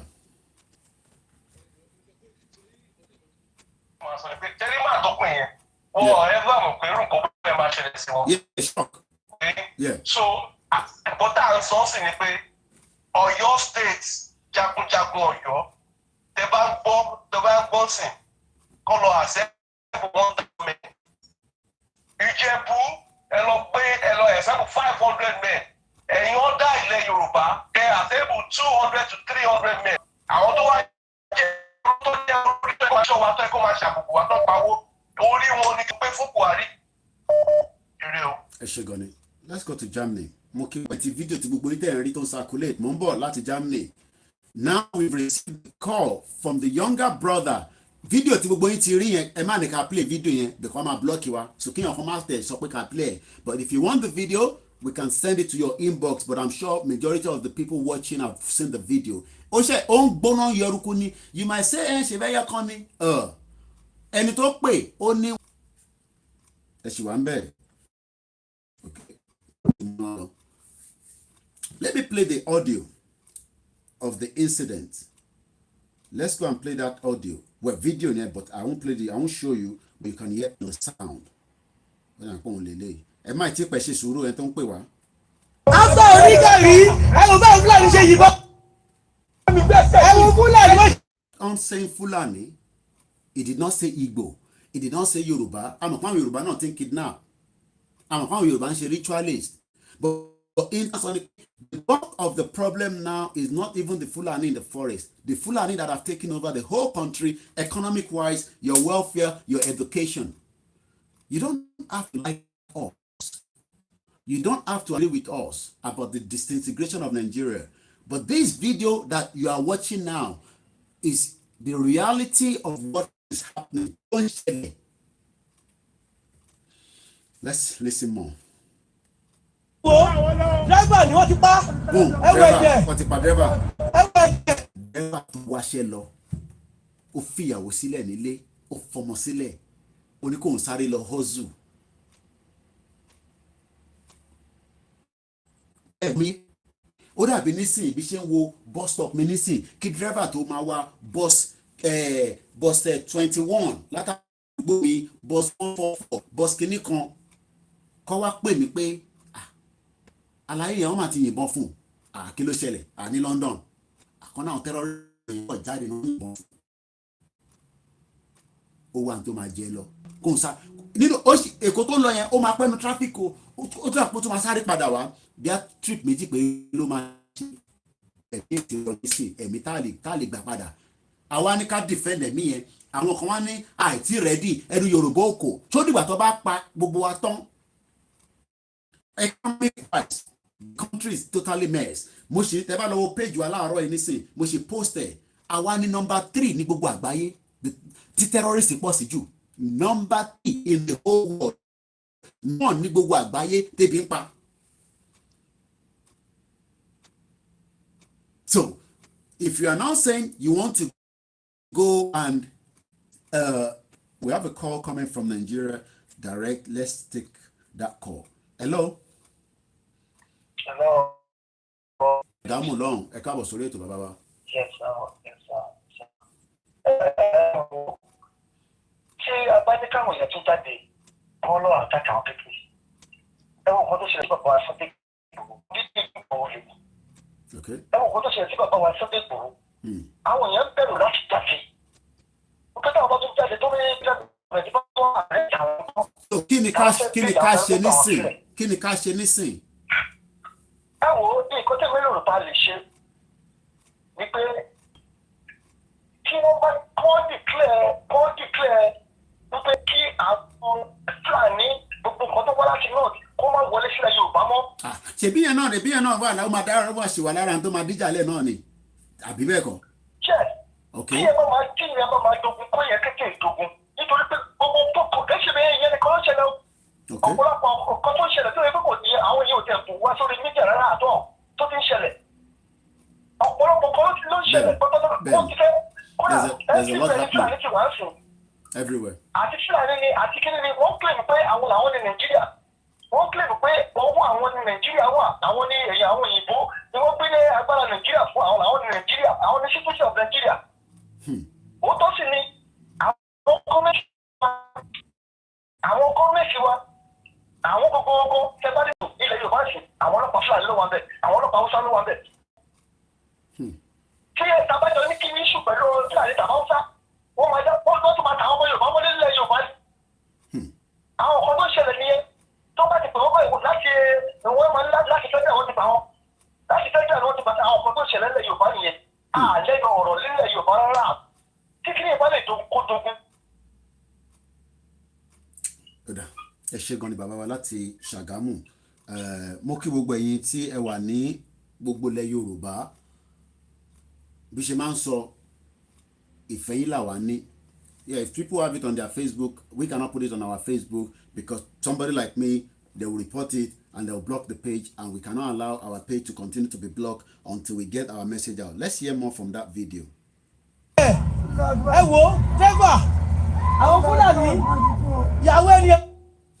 Okay, let's go to Germany. We have a new caller coming from Germany. Let's go to Germany. Let's connect to the speaker. Good morning. Ekaro. Ekaro, Yawa.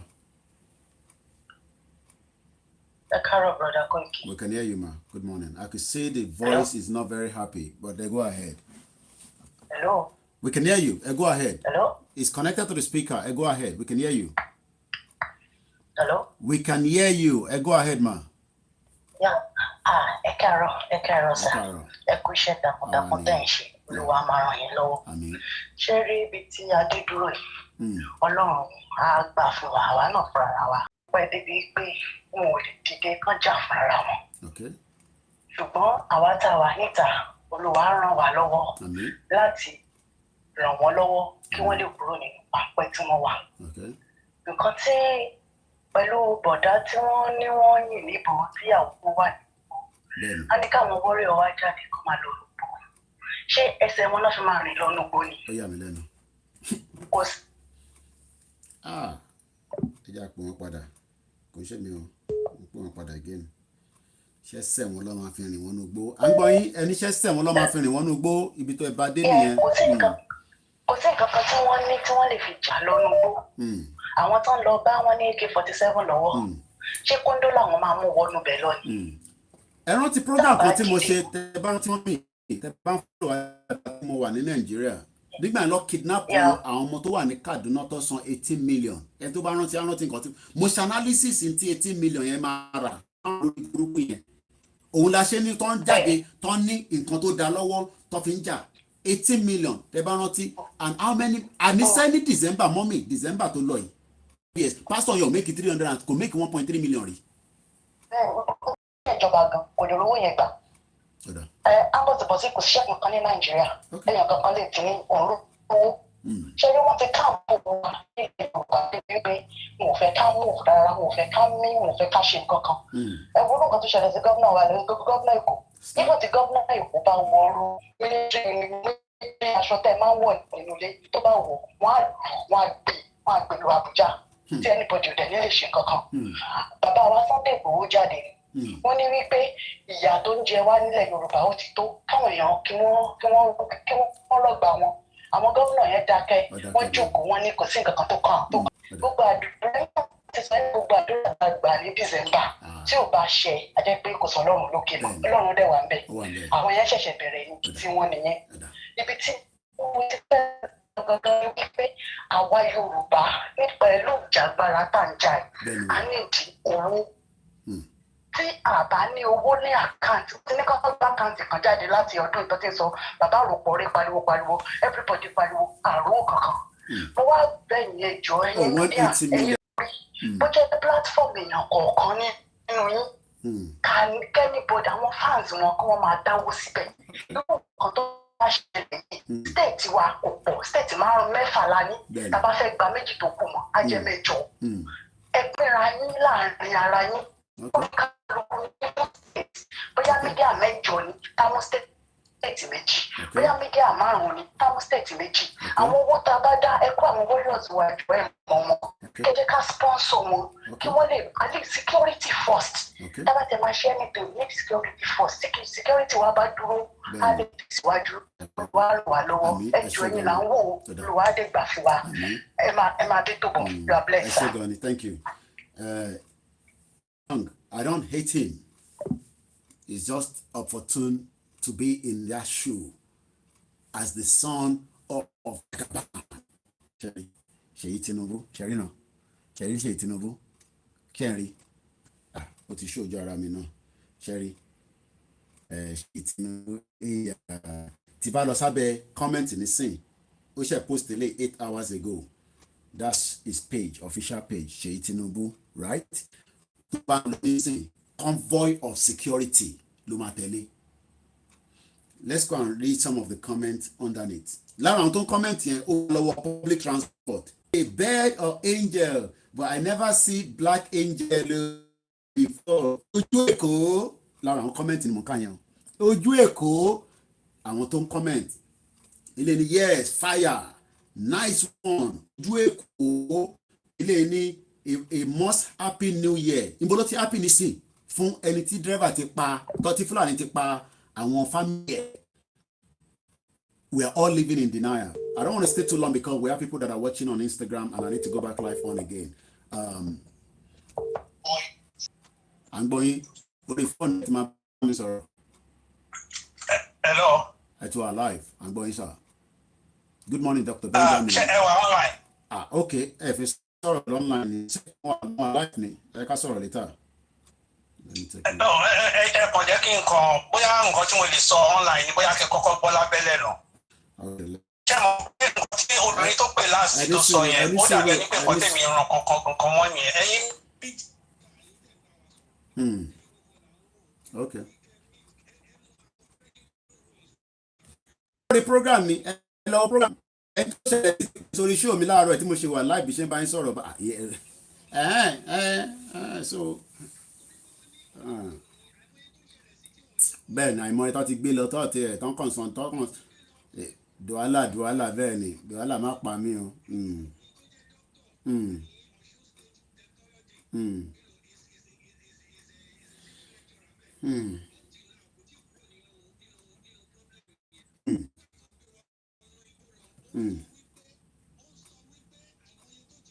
Kí àwọn fámìlì ẹ̀ ò mọ̀ pé wọ́n ti kú tó wà nínú igbó.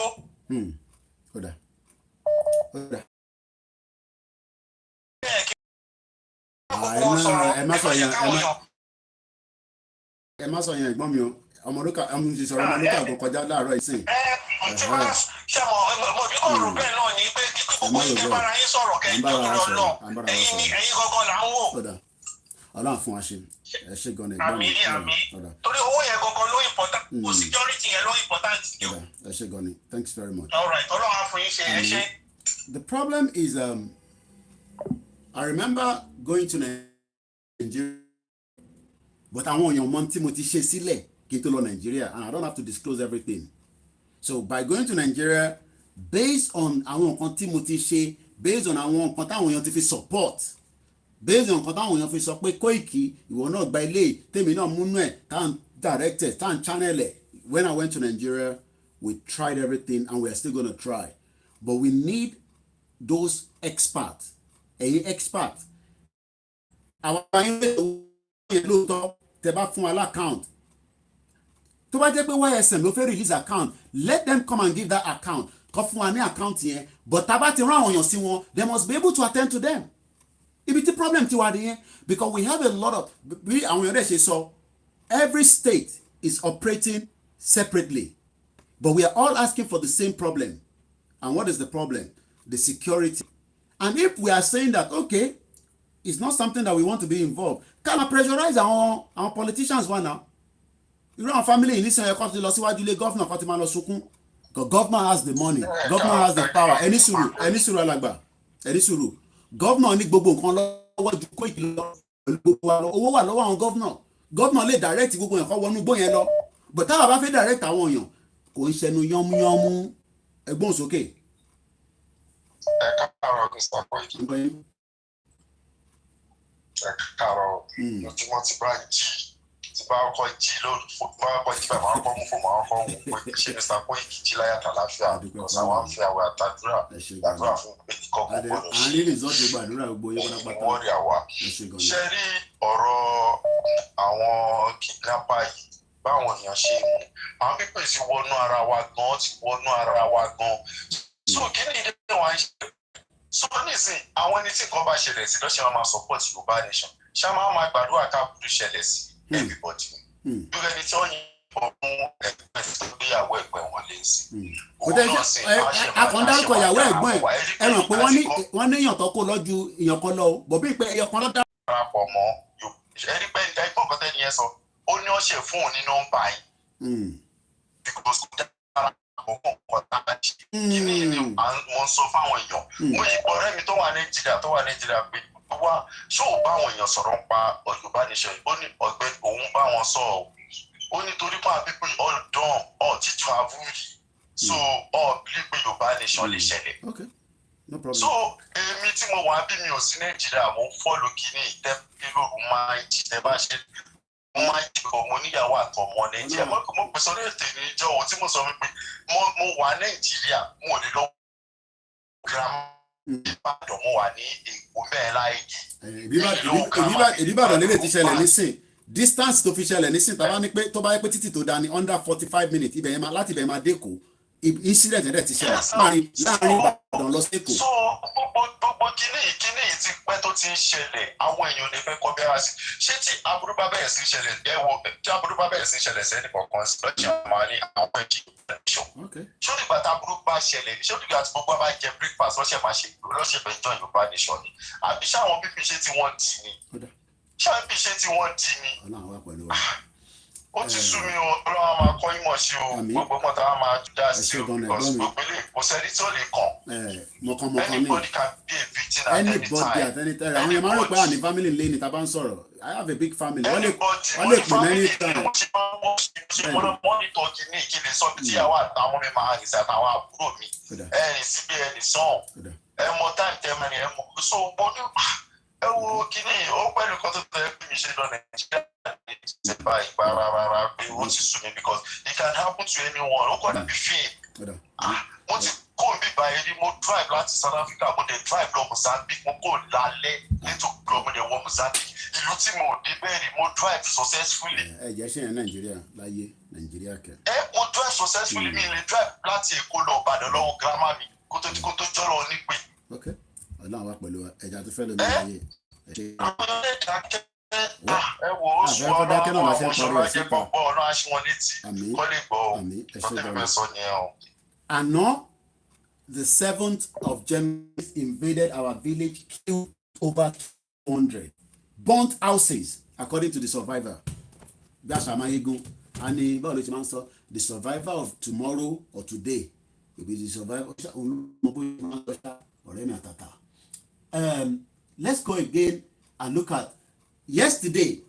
Gunmen kidnapped 6 children of the former secretary to the Taraba state government, Kibon Kapta, alongside their security aide. What to call security aide law and the driver. This was along Gabu Baya Road, killing 2, abducting 40 passengers. Imagine.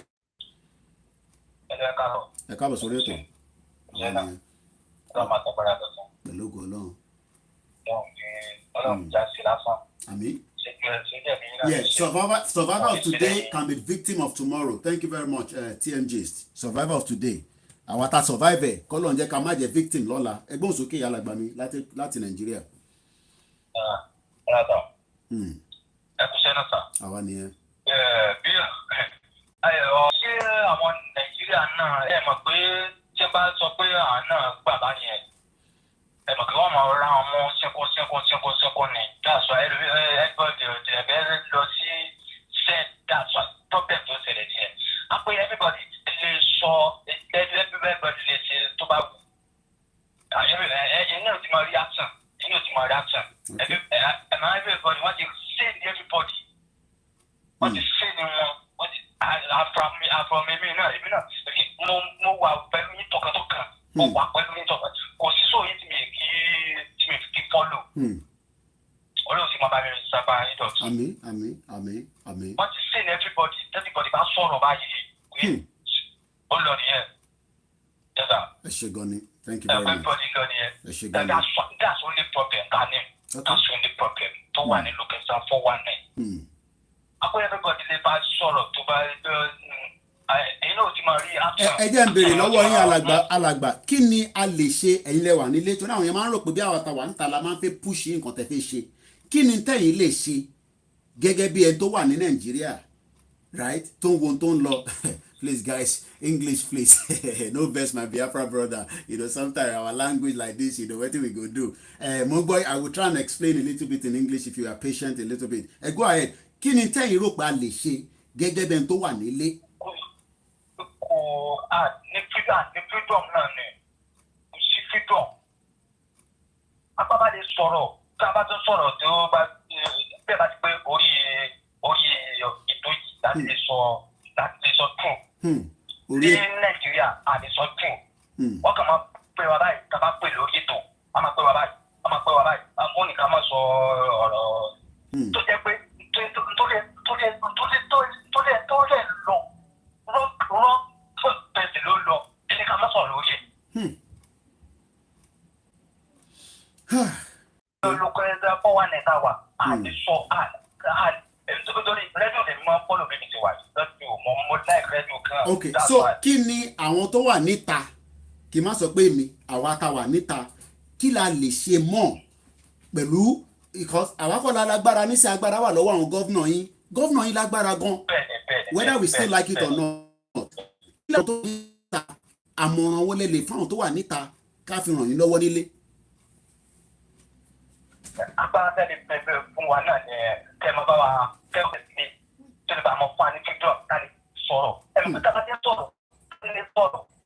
sọ̀rọ̀ kò ní sí ẹ̀yin náà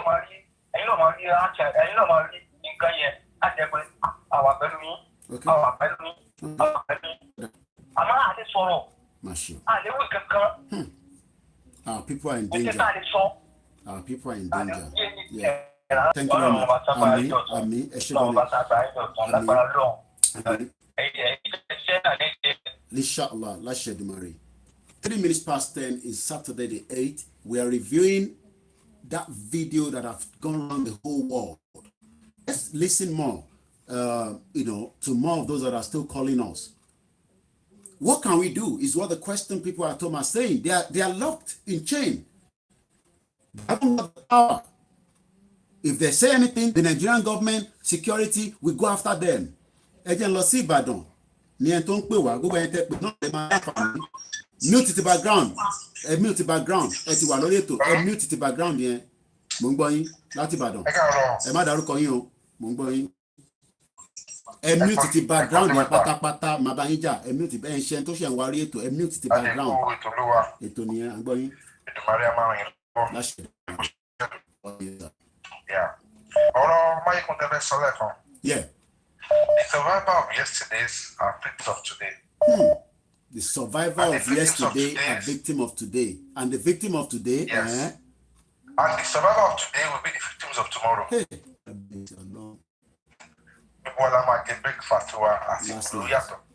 Last. Yeah.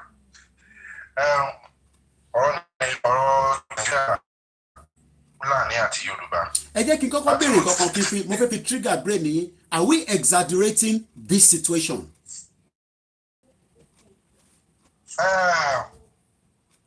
Ṣẹ́ni ọlọ́run ti ṣe ìyanu.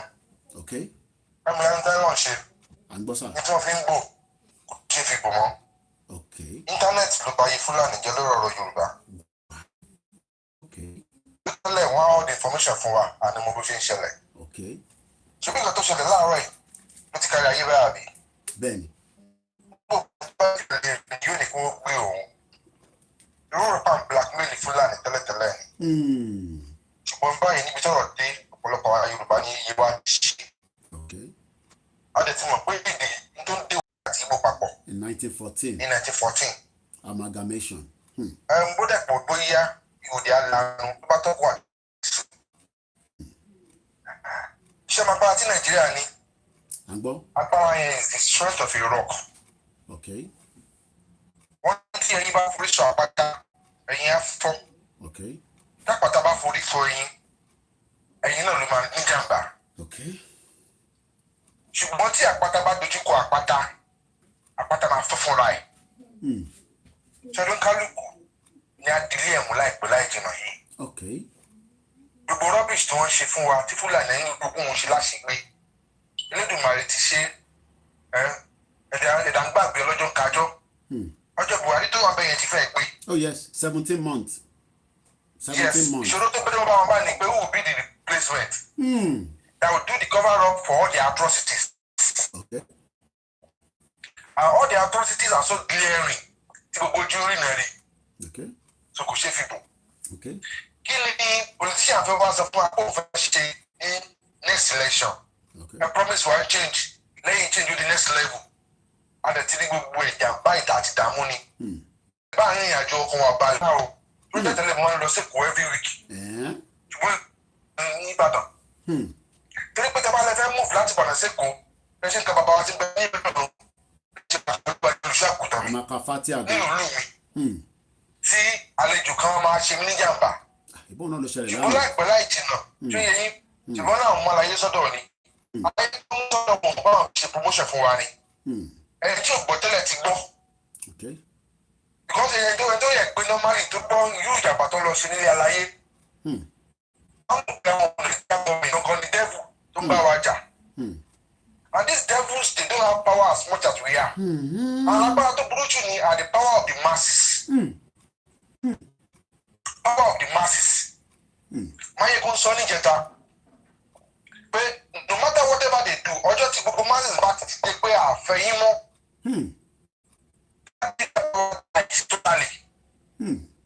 gbogbo àwọn àgbàyà wa ta ní Ọbásanjọ́ gbogbo àwọn pastors olórí burúkú Tinubu their days are numbered torí pé láìpẹ́ láì jìnnà wọn ò ní pẹ́ fi lè ṣàṣobóra and inú mi ń dùn mo ṣe sọ fáwọn kan láàárọ̀ yìí ṣẹ̀rí ẹ̀jẹ̀ àwọn dádì wa tó kúrò àyàfi age has ended they thought their prediction was that age will end around 2050 or 3000 but it has ended we've entered another age which is the age of Aquarius. The meaning of age of Aquarius now is that people are asking questions. You call me a Nigerian. Who is a Nigerian? What makes him to be a Nigerian? What language is in Nigeria? What language is Nigeria? Business study ni business management. Ni la duga se lo fi ma ji wa papọ̀.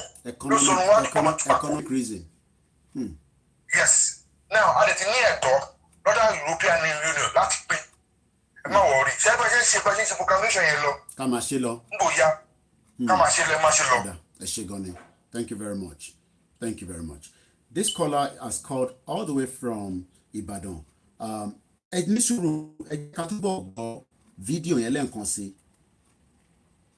Ẹ wo ẹ̀jẹ̀ àwọn Fúlàní ni o ẹ wo gan. I can't show the video, sorry. Jésù gbà wá o àwọn Fúlàní ni o ẹ wo mọ́tò ni. Àwọn Fúlàní ṣáá ni when the Biafrans are saying we are in problem, some say àjàjà pẹ̀lú Biafra, we are now saying àwa gan ti wà ní bàbá problem. Hello alàgbà ẹ káàárọ̀. Okay. Ẹ káàárọ̀. Ẹ kò jẹ́ ẹ̀kọ́. Lọ́wọ́ máa rẹ̀ mí lọ́wọ́. Okay, do you want a toast?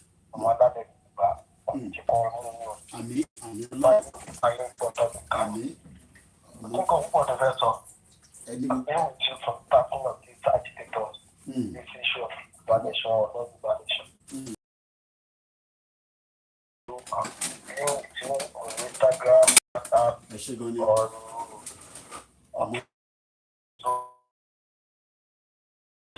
Yàtọ̀ lè bò ẹ mọ̀ pé ṣe dídí ẹ̀lẹ́ fi lé dá Ọlọ́run yà máa ṣe àbò lórí yín. Àmín Jésù.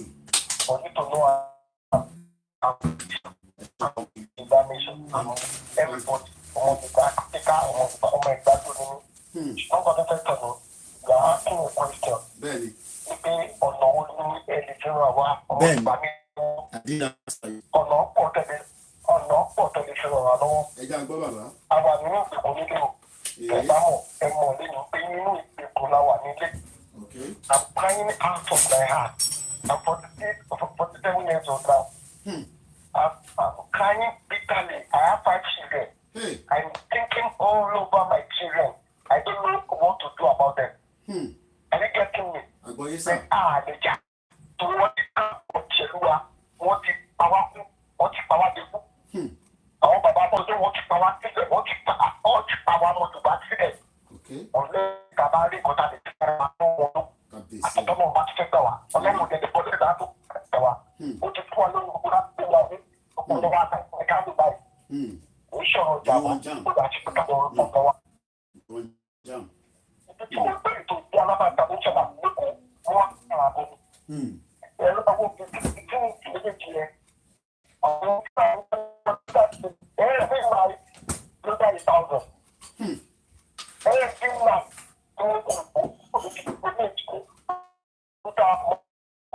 This way we can go out of this.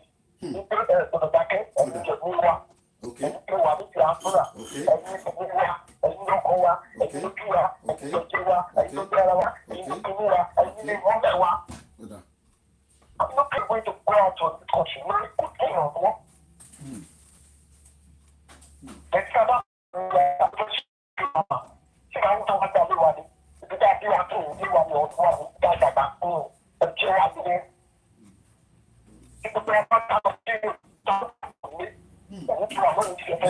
tí gbogbo abá sálọ ta ló máa kún lé abá sálọ ta ló máa kún nílé òtítọ́ ọ̀rọ̀. ṣùgbọ́n ní ìkí ẹ̀yìn lè ní ìyá ìwé tuntun wá fún ìdìbò ẹ má jẹ́ ká fọwọ́ fún wa àwọn ọmọ wa ti di àgbèrò ọmọ ní títí tó máa dá ọ̀kadà tó ló gbà káàkiri ọ̀wọ́ ẹ dárúkọ ẹ má bínú alàgbà mi ẹ dárúkọ pé àwọn ẹ̀kọ́ ǹjẹ́ àwọn ọmọ yẹn ǹjẹ́ bí nàìjíríà ṣe ń lọ nísìn ǹjẹ́ future wà fún wọn rárá.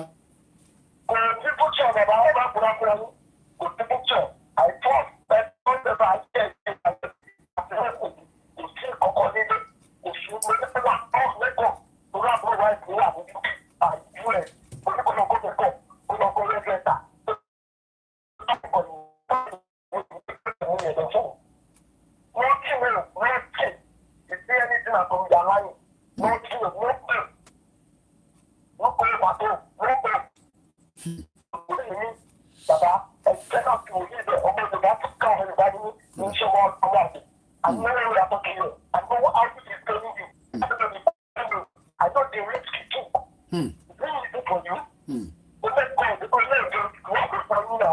bẹ́ẹ̀ni.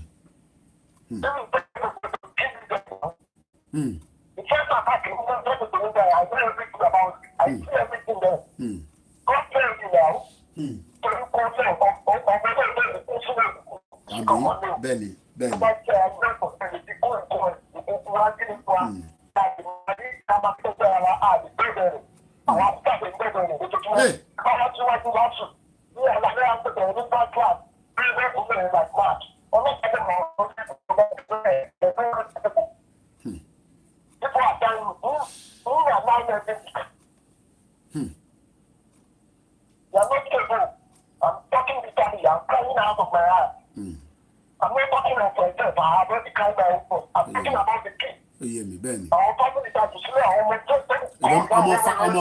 ọmọ 5 years wà náà tọ́nà gbọ́ ọ̀nù gbọ́ lọ́nà náà 5 years old. Yeah, 5 years old. 5 years old. Almost the same age as àwọn tó wà nílé.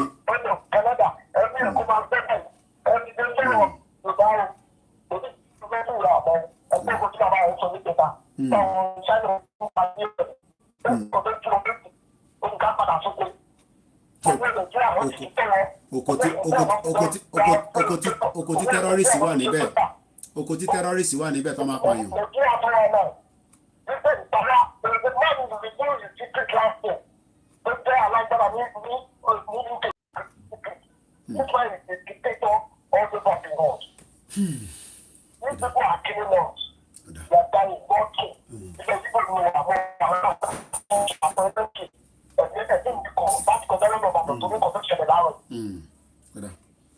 Ẹ ṣé gan ni thank you very much. Ẹ ṣé gan ni. I think let me take the next call but 1 minute and don't pè wá ẹ ṣe sùúrù this movement. Pè mí padà màmá wa ok ẹ jẹ́ pè mí padà màmá wa Teresa. À ń bẹ̀ yín ni ẹ wo alàgbà tó pè tán nísìn you can see the pain inside him. Hello. Ẹ káàbọ̀ sórí ètò. Hi, Mr. Yomi, how are you doing? I'm doing very well. You're welcome. Okay. Thank you for picking my call. I am so sad for what happened yesterday. Yeah. And that's what they have been shouting all the time. Yeah. That our people doesn't seem to understand what we are talking about. Some of them do, you know? but not all of them. They're running behind all the politicians. Oh, this one, give them a bag of rice, 200,000. Those stupidness. We have been talking and shouting. This is what is coming. And if you think that this is the end, we are lying. It's not the because end. More are coming. It's just the beginning. More are coming. It's just the beginning. When Nnamdi Kanu was shouting, let the whole Nigeria get up and the fight against Fulani. They think he's mad, talking nonsense. Today, what happened? The politicians and everybody, they connive and kidnap him. So the Igbo got to get up to say the same thing.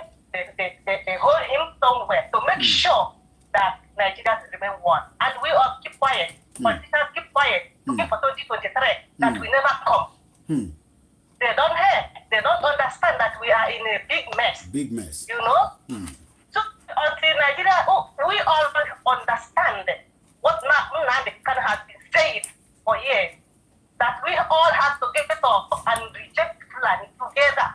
We are in a mess. And they will take over our land though, if they think they are joking. They're not joking, no. They want somewhere to stay. That is it. So my people, to the living room hear my voice. so I have been talking, nobody listens. Reject politicians. They don't mean any good for us. They are all criminals. I always say that. When FK was running, thinking that he's supporting Oduduwa. That is what he said that. And then people, we need to get up. All of us need to get up and fight these people. Otherwise, we are gone. Thank you, my brother. Thank you very much. My sister, I'm just moving, to the living room so that I can sit down. I think I've been standing up almost the whole day so that we can continue with the broadcast. Okay. Yeah, thank you very much, Auntie. I appreciate the call. So let's continue, with the conversation. As everybody knows, there is problem in that sheet closer to where I can sit down. You're enjoying your I think I've been standing up almost more than an hour, so I think I needed to sit down a little bit. Let's go to I've seen all the missed call. I'll try and call as many people back as possible. Let's go to the next caller. Mombo, let's connect to the speaker. Hello, caller. Hello, boss. Ekabo Sorieto. Sir. Jenny, what do you want to say? Eléyìí lọ interview Buhari ṣé wọ́n ti wá wò bí gbogbo Yorùbá ló jẹ ẹ̀kọ́ tó bẹ́yìn. Tẹlifíṣánná kí wọ́n tó lè gbẹ́ná sí interview yẹn gan wọ́n á ti bèrè kan tó fẹ́ bèèrè lọ́wọ́ ẹ̀ náà. Normal ni what is send question ahead. Ṣé ní máa yẹn gan any politician tó bá ti interview òun fẹ́ gbọ́ rárá because ẹni mọ̀ kí géèmù náà ta. Wọ́n lè bèèrè ṣé question ṣé náà interview èèyàn nìyẹn. Ṣé ṣiṣẹ́ lẹ́yìn ṣe láì èmi ò kí ń wo interview máa yẹn tó bá ti interview ní politician kankan. Ìbùsùn náà pẹ̀lú ẹ tó ń balẹ̀ jẹ́ gan. Jọ́lásà tó bá jẹ́ àwọn Fúlàní ló wà position tí yóò bá wà lẹ́yìn àwọn Fúlàní ti dá wa dànù tipẹ́tipẹ́. Tó bá jẹ́ bíṣ àwọn bíṣ yẹn nọ́ọ̀tì ló wà. Gbogbo àwọn resources wa port wa yẹn nọ́ọ̀tì ló wà. Àwọn Fúlàní ti dá wa dànù. Wọ́n ti dá wa dànù tipẹ́tipẹ́. Wọ́n ti lọ láti referendum wọ́n ti dá wa dànù. Ọ̀dọ́ nígbà ètò tá a ní yẹn àwọn olófà tó fi wọ́n sì fi ń fi wọn nígbà wá sí yẹn wọ́n sì fi ń lò wá. Ẹni wọn dá sáà ní ọmọ ẹni game kan tó wà lára àwọn Fúlàní láti máa bá Fúlàní gbéra ní ògbọ́n ní. Àwọn ìlú tó ti travel ọmọ onílù tó dàbí Nàìjíríà tó ń sọ èdè tó pọ̀ tó bẹ́ẹ̀ ni. Mi ò gbọ́ ní láyé mi ò tẹ̀ rírí. Nàìjíríà ni àwọn ọkọ̀ tó ti ṣẹlẹ̀ ní wọ́ọ̀dù níbẹ̀. Òṣùpájọ́ náà fẹ́ sọ̀rọ̀ àtọkọ́tọkọ́tọ́. Buhari ní kọ́ ọ̀ family generation ẹ̀kọ́ lọ fún kù. Ẹni pé wọ́n ní kú ni. Farm ti terrorist ti wà níbẹ̀. The terrorists are already in the farm. He wants us to go back to the farm. Buhari is crazy. Talking about farm. Àwọn tó jẹ yẹ kó ní àwọn tó yẹ tó tọ́ lè fi kí ìkókó àwọn ló control gbogbo ní àwọn ló control gbogbo resources yẹn. Àwọn tó mọ anything rárá olùmọ náà lọ sí primary school ó lọ gba certificate ó lọ fẹ́ jọba ó lọ fẹ́ jẹ gómìnà. Ṣé ní bẹ́ẹ̀ ni ọba láti rárá ni? Àbí inú ìlú ọgbọ̀n ìlú yẹn náà. We're in a big mess. Ọgbọ́n ọkọ̀ sọ̀rọ̀ lẹ́yìn tó ní ó ní àwọn oníṣẹ́ olórí àwọn olóhùn tó máa ń pè ní dàbẹ̀ tì ní. Iṣẹ́ náà. Ó ní orí ẹ̀ ti dàrú. Iṣẹ́ náà. Ó ní kí ni kò ṣe mo ní orí ẹ̀ ti yí. Mo ní wájú òun jáde síta ni tó bá ti jáde síta ó lè mọ̀ pé àbí òkùnkùn lẹ́wọ̀n fi tẹ̀wá yẹn. Ọmọ kẹ́yìn ní Nàìjíríà wa. Ẹjọ́ tó bá ti jáde síta tó bá ti lè jáde síta wà mọ̀ pé yes àwọn tó wá ń jà sílá tó ń pariwo yẹn wọ́n lè kọ́ tó rí ọ̀gọ́ tó wọ́n rí òòrùn rárá because because no kúkú ló wà. Nǹkan tí bàbá gbòòrò fẹ́ ṣe nìyẹn tó fi blọọkì. Èké gbogbo wọn tó ti pa gbogbo táìmù yẹn kò sí social network ni àwọn Abíọ́lá wọn ìtọ́pa yẹn social network tó sí ni gbogbo yìí wọn á fún wọn gan ó máa wà so difficult fún wọn láti ṣe any negative possible tó bá ṣe social media ni àwọn ti máa gbẹ́sẹ̀ wọ́n ti mọ̀ mọ́tò yẹn gbẹ́sẹ̀ wọn o social media yẹn máa expose wọn inú mi yẹn dùn àṣọ owó olúwo máa ń pèsè owó ní tóògèètì gọ́ọ̀ṣọ̀ tó ṣẹlẹ̀ tóògèètì yẹn èmi mọ̀ pé wọ́n ó sì máa padà kò lè escape ẹ̀ because òun ni gómìnà ẹni tó wọ́n dàgbà ọ̀ṣọ̀ yẹn ó sì máa padà sọ́sẹ̀ kó wà lórí gómìnà o kó má sí gómìnà o kó jẹ́ 5 years later o á padà lọ sẹ́wọ̀n yẹn kò lè escape ẹ̀ èmi mọ̀ bẹ́ẹ̀. àìlú ti ìlú yẹn ò balance náà ó lọ bẹ jẹ kínní kan pàtó mọ̀ pé yóò balance gbogbo kínní ẹ̀ lọ support Tinubu náà wá ṣe kúbẹ́kúbẹ́ kò ṣe kúbẹ́kúbẹ́ kò ṣe tó bẹ̀ tó Abíọ́lá yóò ṣe tó bẹ́ẹ̀ lọ. òkè lẹni tí ìlà kí ló padà ṣe fún ọtún lo Yorùbá àwọn fámìlì Yorùbá yẹn lọ́nà tó fi pa Abíọ́lá ìkan tó máa ṣe fún Tinubu náà nìyẹn ìkan tó máa kójú ti là Fúlàní máa kójú ti là ojú wa ti là á sí kò dàbí ìgbà kan mọ́ ẹ̀rọ ọtí panic Fúlàní ti panic wọ́n lè lo àwọn àgbàgbà yẹn wọ́n fi kọ́ọ̀tù wa.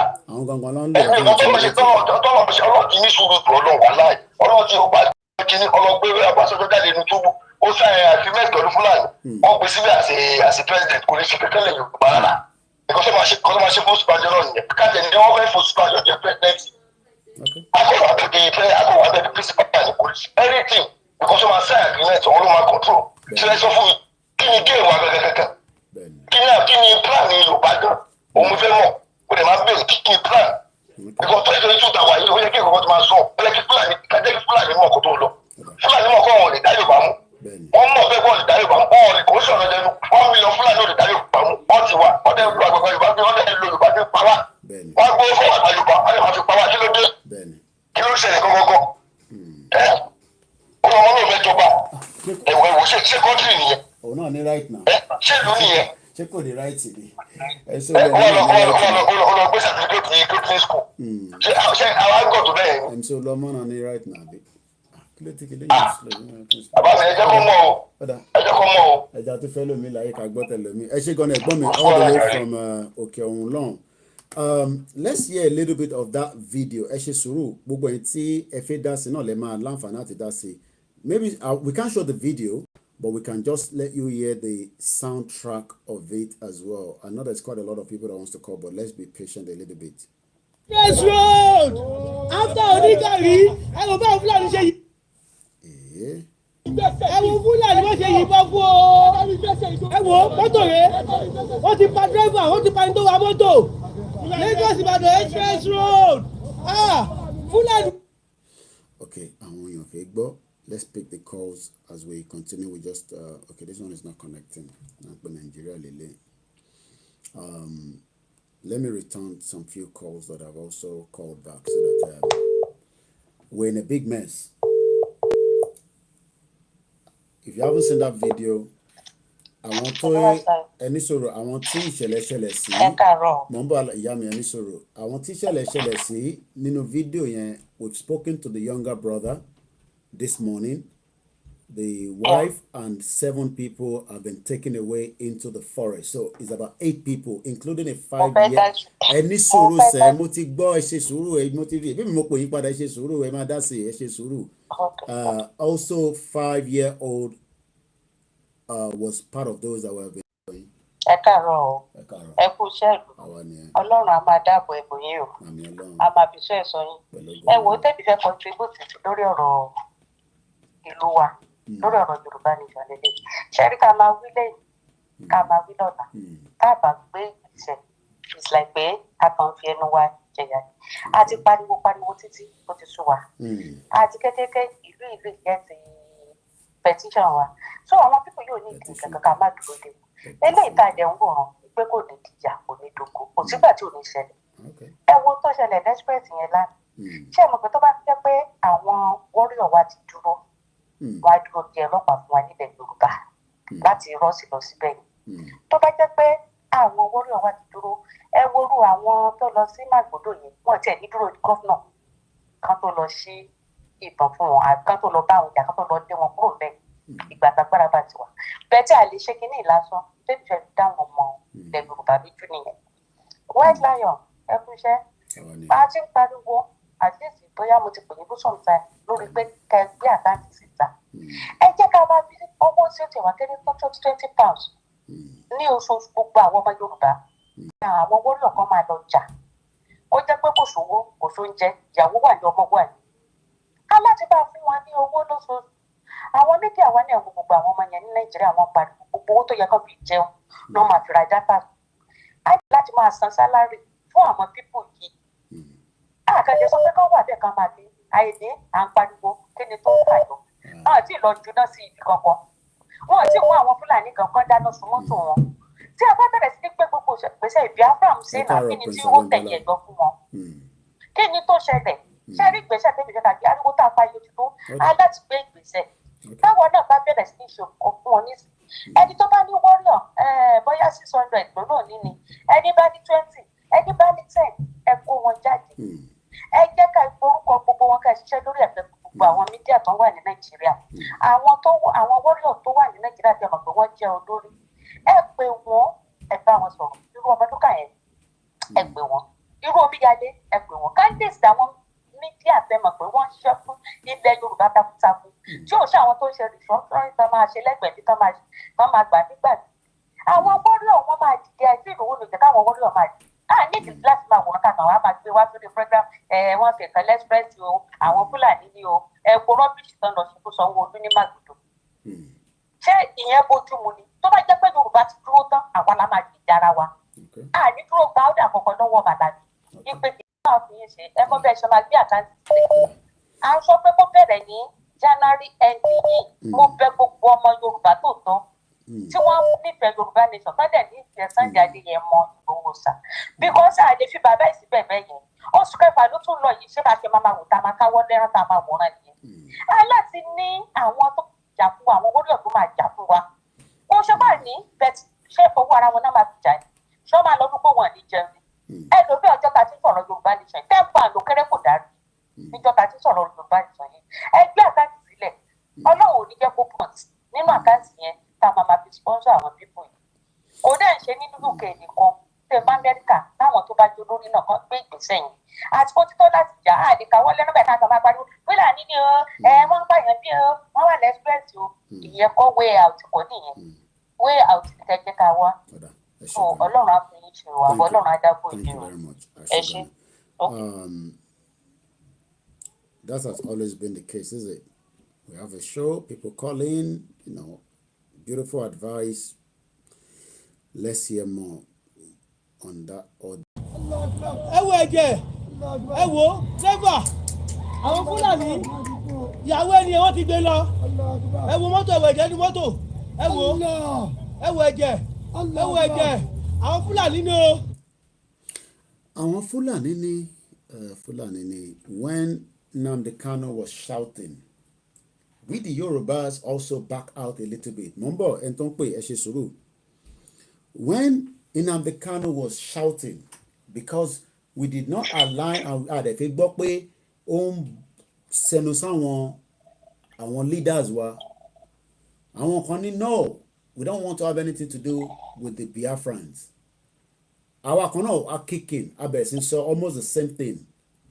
Some say you wanted to bring the war into Nigeria, especially somebody like me. But I am not happy with the situation of things, but we can still do something. What can we do? Awareness to make sure that our people get to know the message. Kódà lórí there's a particular person tó pè mí. Ó nítorí gbogbo ọ̀rọ̀ rédíò yẹn lòun ò sí ń gbọ́ Koiki mọ́ mo ní ẹ má má fi ẹ ṣe bínú. Ẹ kọ́ lọ máa bínú tó jẹ́ kẹ́ bínú ni. Alákọ̀ọ́kọ́ aṣọ pẹ̀wá Yorùbá àwa intellectuals àgbọ̀n àti gbogbo ẹ̀. Is it not shameful? Wọ́n ní Koiki ti jẹ owó yẹn lọ́mọ sọ nísìnyí. Kíní tó sọ̀rọ̀ pé àwọn Jews wọ́n ní central account. Àwa Yorùbá gbọ́dọ̀ ní central account. Up till today kò síbi tí àwọn Yorùbá lè dáwó sí. Ó wà shameful. Lẹ́lẹ́lẹ́kejì Mr. Koiki ṣe rí àwa Yorùbá Fẹlá kọrin kan mo sọ pé I don't want that, I don't want quench. Ṣé ní kan tó ń ṣe àwa Yorùbá nìyẹn? Àwa most Yorùbá tó wà ní ẹ̀wọ̀ àwọn òbí ẹ̀wọ̀ South Africa bẹ́ẹ̀ lásán. Àwọn kan wà jẹ́ pé tí nǹkan bá dín wọn ní pé gọ́ọ̀mẹ̀ntì wọn ṣe nǹkan. Wọ́n kọ̀ ṣàdédé. Wọ́n lè lọ sí. Wọ́n fọ́n síta. Inú wọn lọ́mẹ̀ka wọn. Wọ́n lè open fire. Wọ́n ti ní lọ́wọ́. Wọ́n gbéyàwó ní ipá bá sùn. Wọ́n gbé wọn wọlé pé ẹni sọ ransom. Ní àwọn sẹ́nétọ̀ ní kankan tó wá ṣe campaign àbí tó kàn ṣe ni wá ṣe rí àkẹ́rọ́ open fire kẹjà bọ́ọ̀bù. Kẹpa wọ́n dànù. Kẹpa wọ́n ṣe sẹ́kọ̀ọ́. Ẹ má tẹ̀ ẹ̀kọ́ dàbọ̀ bò wọ́n. Ẹ jẹ́ kó ṣàbá wọn ṣeré ọwọ́ ni àní láti sọ pé kó dàbọ̀ bò wọ́n kó bá wọn ṣeré ọwọ́ ni. Gbogbo nǹkan wọ̀nyí tí àwọn nǹkan wọ̀nyí ọba ṣẹlẹ̀ ẹgbà bẹ́ẹ̀ àwọn gómìnàs wọ̀nyí wọn ò ní mọ̀ pé Yorùbá serious rárá wọn ò ní mọ̀ pé kọ́kọ́ ń jẹ wá ní ó ń gbé wa jẹ èmi sọ kọ́kọ́ o mo ní fámìlì Nàìjíríà o ṣùgbọ́n ìjọkíjọ tó bá ní fámìlì mi kan tó bá tí Fúlàní bá gbé fámìlì mi kan mo fi Ọlọ́run ọba mo fi àkùrá ìkẹrí mo fi fúra màá kúrò nílùú ìbàdàn lọ Nàìjíríà màá lọ Nàìjíríà mo mọ bó ṣe ń yìnbọn mo gbogbo ẹ̀ ní mo mọ̀ màá mẹ́sùn ọ́ pé mo máa wà lórí láìpẹ́ ní ìmàdé máa jẹ́ kí gbogbo ilé ayé mọ̀ pé èmi ò ṣe tẹ́rọ́rìsì ògbọ̀n jù kọ́tà ṣe fún mi òun ló mú mi fi àwọn dídẹ́sì Yorùbá ṣe scapegoat. Ọlọ́run akọ àmọ́ ṣe òwú làwọn máa sọ lórí ètò ẹ ṣé gan ni alàgbà mi thank you very much. The reason why I came out to do this analysis on that video not even knowing that a máa gba àwọn tó ní problem yẹn gangan ẹni tó bá lè ní kí àwọn vigilante bá jáde láti lọ ràn the elder brother of the person that was shot at I cannot show the video has called onto the program live about some few hours ago and also narrated what happened. You might probably listen to that later on when you rewind the broadcast. Ẹ káàbọ̀ sórí ètò. Ẹ kú ṣe o, Mr. Koiki. Ẹ káàárọ̀ sà. Ẹ kú dájí lọ́dọ̀ yín láwọn. Ẹ bẹ̀rẹ̀ question kan ni o. Ẹ go ahead. Ṣé inú àwọn Yorùbá pò ní? Mi sọ pé inú wa pò mo ń bèrè question ni o. Àwọn èèyàn ń gbọ́ yín wọ́n máa bá wa comment ẹ̀. Ṣé orí àbí kan lè dámú ẹ̀? Mo fi bèrè lọ́wọ́ yín. Ṣé Olúwa pọ̀ ní àmọ́ tó ń ṣẹlẹ̀? Mo bèrè question ni o. Mi ò sọ pé bẹ́ẹ̀ Olúwa pọ̀ o. Mo bèrè question ni.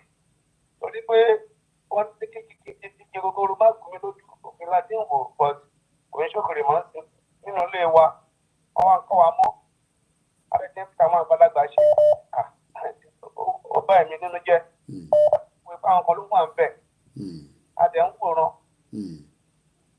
Kọ́tà tẹ̀ láti òun ní kí n bèrè o bóyá Yorùbá gbálẹ̀ ni o bèrè question ni o bí Yorùbá gbálẹ̀ ọ̀rọ̀ mi bẹ́ẹ̀ lọ. Ẹ ṣé gan ni. It's not just us alone that is facing problem. 200 people were killed in Zamfara yesterday. 200 in numbers. Nothing was done. Hello, caller. Hello. Ẹ káàbọ̀ sórí ètò. Hello. À ń gbọ́ yín. Ẹ̀gbọ́n Koiki. I think the first time caller. I can see that. Right. You know, you so much lórí afẹ́fẹ́. Okay. But I think enough for how this topic is. Okay. What's the roadmap? That's what we're talking about. The roadmap will not be something we can analyze there. But when you say the thing is, as a media, I've said this a lot of time. Mine as a media platform, just as BBC and CNN. That's probably maybe why some people are not taking us serious. Tabane support and all that. That's fine. But what I'm trying to say is, our job is to continue to come out and talk about it. But we need those that have the knowledge to go into the closed door and push something out. But what people want is Koiki should be the one to lead. Sure, you know that we can discuss that at the back end, but I'll allow you to continue. But please don't say anything too sensitive, so that because we are live on the live program. All right, just let me summarize. But however, it's very, very important that we go to the table. Oh, could have been I want our one we may need to do that. That's key point. And if we sign up on this, then it implies that we need to work it out of the successful. I think there are lessons to them and immediate take action.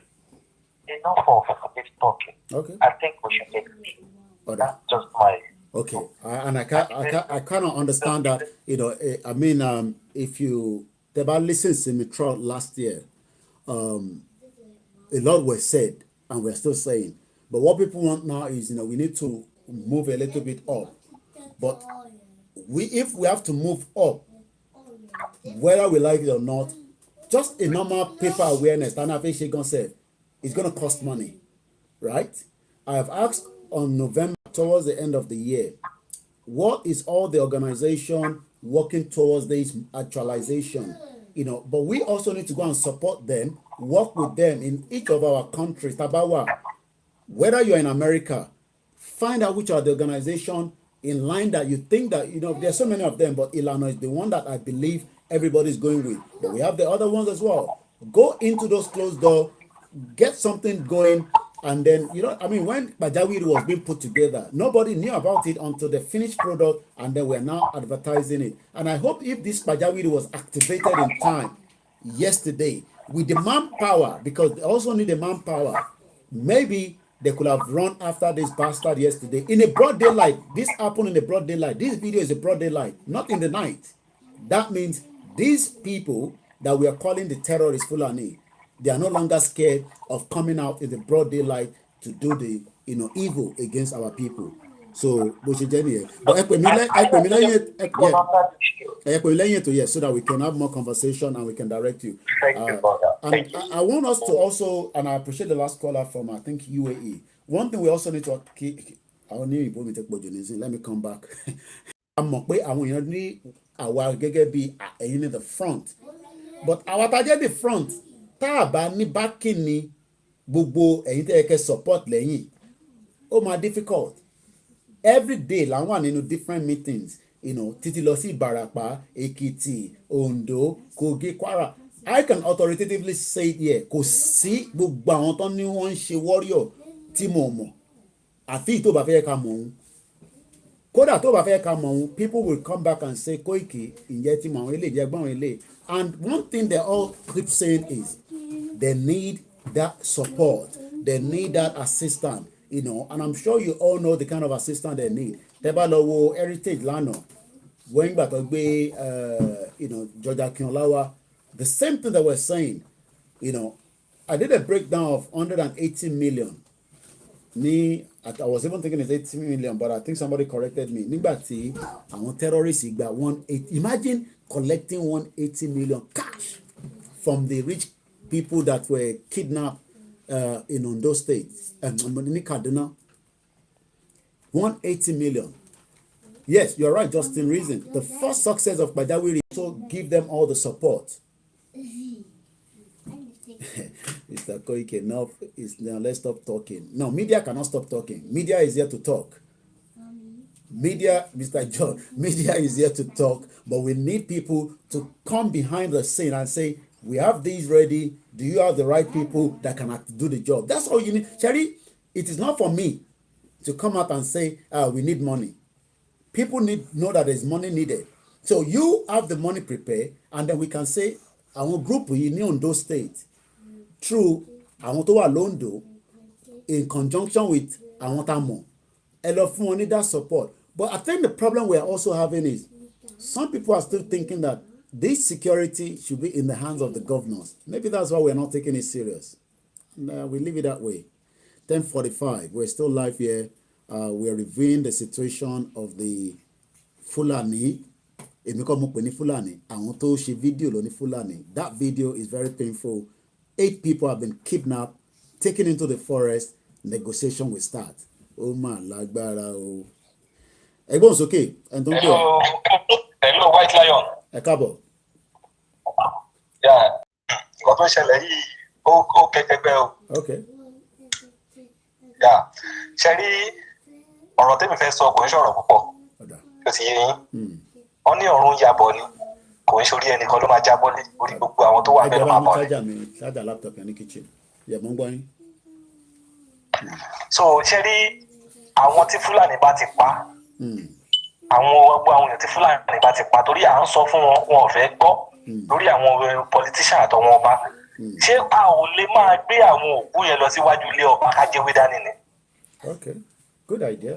gbogbo àwọn òkú gbogbo àwọn tó bá ti pa èèyàn wọn kọ́ máa gbókun wọn lọ síwájú ilé ọba bóyá ilé Ọọ̀ni ni o bóyá wọ́n lé Aláàfin ni ọ̀ Aláké ní kinní kan gbogbo àwọn tó bá wà ní oníkálukú community ẹ̀ kó máa gbókun lọ síwájú ẹ̀ kó máa kọ́kọ́ fojú ara wọn rí. because ọ̀rọ̀ yìí ọmọ jẹ Yorùbá gan lọ́dún yìí o kọ́ ló ń ṣàánú wa ni o. Ọlọ́run ní jẹ́ kó jẹ wá o èmi ò fẹ́ kó jẹ wá o àdúrà yẹ kó lè ní gbà o èmi ò fẹ́ kó jẹ wá o. gbogbo ọ̀nà gbàdúrà pé ká lè save ni because everybody ló máa jẹ breakfast kéèsì tó wà nílẹ̀ everybody ló máa jẹ breakfast because bẹ́ẹ̀ ṣe ń jà takuntakun sí pé kí nǹkan báyìí má ṣẹlẹ̀ kí nǹkan báyìí má ṣẹlẹ̀ làwọn kan dẹ̀ ń rẹ́dí àti jójó orí burúkú kiri. so èmi ò ní sọ́jú yẹn o.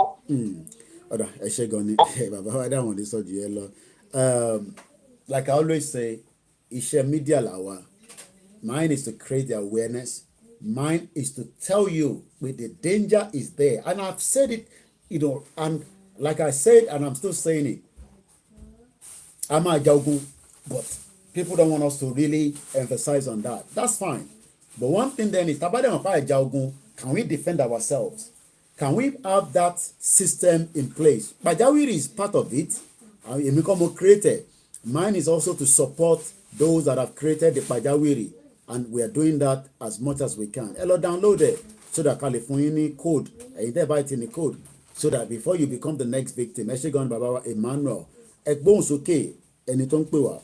hello Mr. Koike ẹ káàárọ̀. ẹ káàárọ̀ ìyá wa. ẹ ṣe. àwa ni ẹ. ọ̀rọ̀ mi bẹ́ẹ̀ rí bíi ti máa tán ṣe sọ̀rọ̀ láìpẹ́ yìí tó ní ọ̀rọ̀ ọba yẹn mo kàn fẹ́ sọ̀rọ̀ nípa ti ọba Èkó tó àtìkùtàn kan láyé lẹ́nu ọjọ́ mẹ́ta yìí nípa pé ọba àwọn ọba tó gbowó ní ayé ìgbà àti Abíọ́lá wọ́n dẹ̀ dá ọkọ̀ ọmọ ìyẹn ọba Akíolú. pé mánu kábíyèsí ọba Ìjẹ̀bú yẹn máa yẹn ò gba owó wọ́n dẹ̀ dárúkọ mọ́ yẹn. ọ̀kan tí ò kì í ṣe oníjẹkújẹ bíi ti tiwọn mébi ká close mọ́ tí bàbá yẹn kán lè fún wa ní ìmọ̀ràn díẹ̀ láti lè tẹ̀síwájú. Austin, what do you mean that why are you guys coming out now? Can you explain further? Thank you. Mo gbọ́ yẹn má bínú yá mi. Rárá and then ní pati pé kó gbé òkú lọ sí ọ̀dọ̀ àwọn ọba yẹn wúdà pé nǹkan tó yẹ ẹ̀sìn tó máa ṣe nìyẹn because àwọn ọba yẹn kò kàn wọ́n. ẹ wo nǹkan tó ti jẹrẹ ní going to 30 years náà tí máa yẹn ṣe wá ń sọ̀rọ̀ síta ẹ mọ̀ pé ní nǹkan kan tó push it out kì í ṣe kókò sọ̀rọ̀ yẹn bá. so now ẹ jẹ́ ká ṣe bí máa yẹn ṣe sọ pé kọ́ máa gbé òkú yẹn ẹ má bínú òun ní bébí ti pẹ̀lú. ewu la bọ̀rọ̀ bínú kẹ̀ pẹ̀lú àwọn ọmọ wa nílé. bẹ́ẹ̀ kí wọ́n máa ṣe irú ọ̀ní tó pé kò sí nǹkan tó pọ̀ bẹ́ẹ̀ kó máa bóyá nínú private jet yẹn ni tó bá ń gbòkó yẹn kó máa gbé sílẹ̀ kó dẹ̀ máa fi wọ́n sílẹ̀ kó máa lọ báyọ̀ máa lè rí nǹkan ṣe sí yẹn because nínú nǹkan tí ó ti ṣẹlẹ̀ ní how many years ago tí màá yẹn ṣe wá ń sọ̀rọ̀ nípa ẹ̀ náà tó kẹ́ mọ̀ pé nǹkan kan wà ń bẹ̀. Ọlọ́run á ṣàánú adé àkáǹtì yẹn náà ní di méjì ọ̀rọ̀ ní gbogbo kan lórí owó ni ọ̀rọ̀ lórí owó ni Ọlọ́run á fi wá jẹun ẹsẹ̀ kan. I mean the only support táwa ń béèrè ẹ fún wa ní support awareness materials walkie talkie ọmọ ọdún ayé ló ń kọ ABC we need the awareness we need the walkie talkies ẹ ra walkie talkie fún wa ẹ sọ pé ká ra walkie talkie ẹ rọ̀ pé walkie talkie náà ó ní àwọn ibi tó máa ti máa ṣiṣẹ́ tó bá yẹ pé wọ́n tẹ̀ wọ́n nu gbó lọ nísìn tó divide ara wọn á sì ní frequency tó máa don't think that Nigeria is like our rural area where telephone will work immediately tá bá ti wọnú gbó yẹn lọ no àwọn tó wà ń lé mọ tí mò ń sọ so give us the support ṣé Koiki a lè fún yín ní 10 walkie talkie ẹ lọ sí online ẹ rà á màá sọ bí tẹ máa post ẹ wá sí London bódà ẹ pé Nàìjíríà ni ẹ rà á fún wa àmọ́ bá ṣe máa gbà But no, am I a for you? You know, only compromise. You know, people say all kind of things. I remember, these are just part of what I went through when I was in Nigeria. You know, am I a call and for you? Koiki, my bank, anybody. I won't pay you to your my bank, anybody. And I can understand everybody. But what we did was, as at that time, when people, oh my God. The walkie-talkie, we share the receipt with them. Some say, nah, we don't need that Koiki. We trust you so much and all that.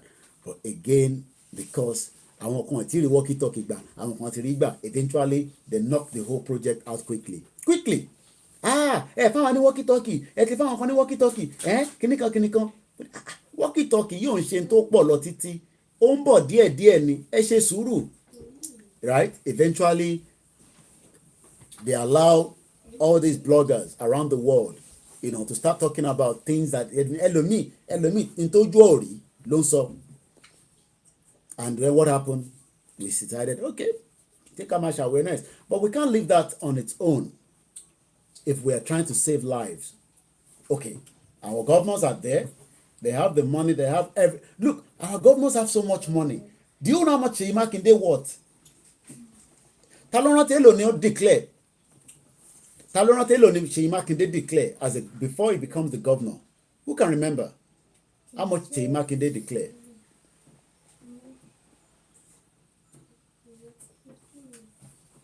So, what am I trying to say is, I can continue to come out as a media.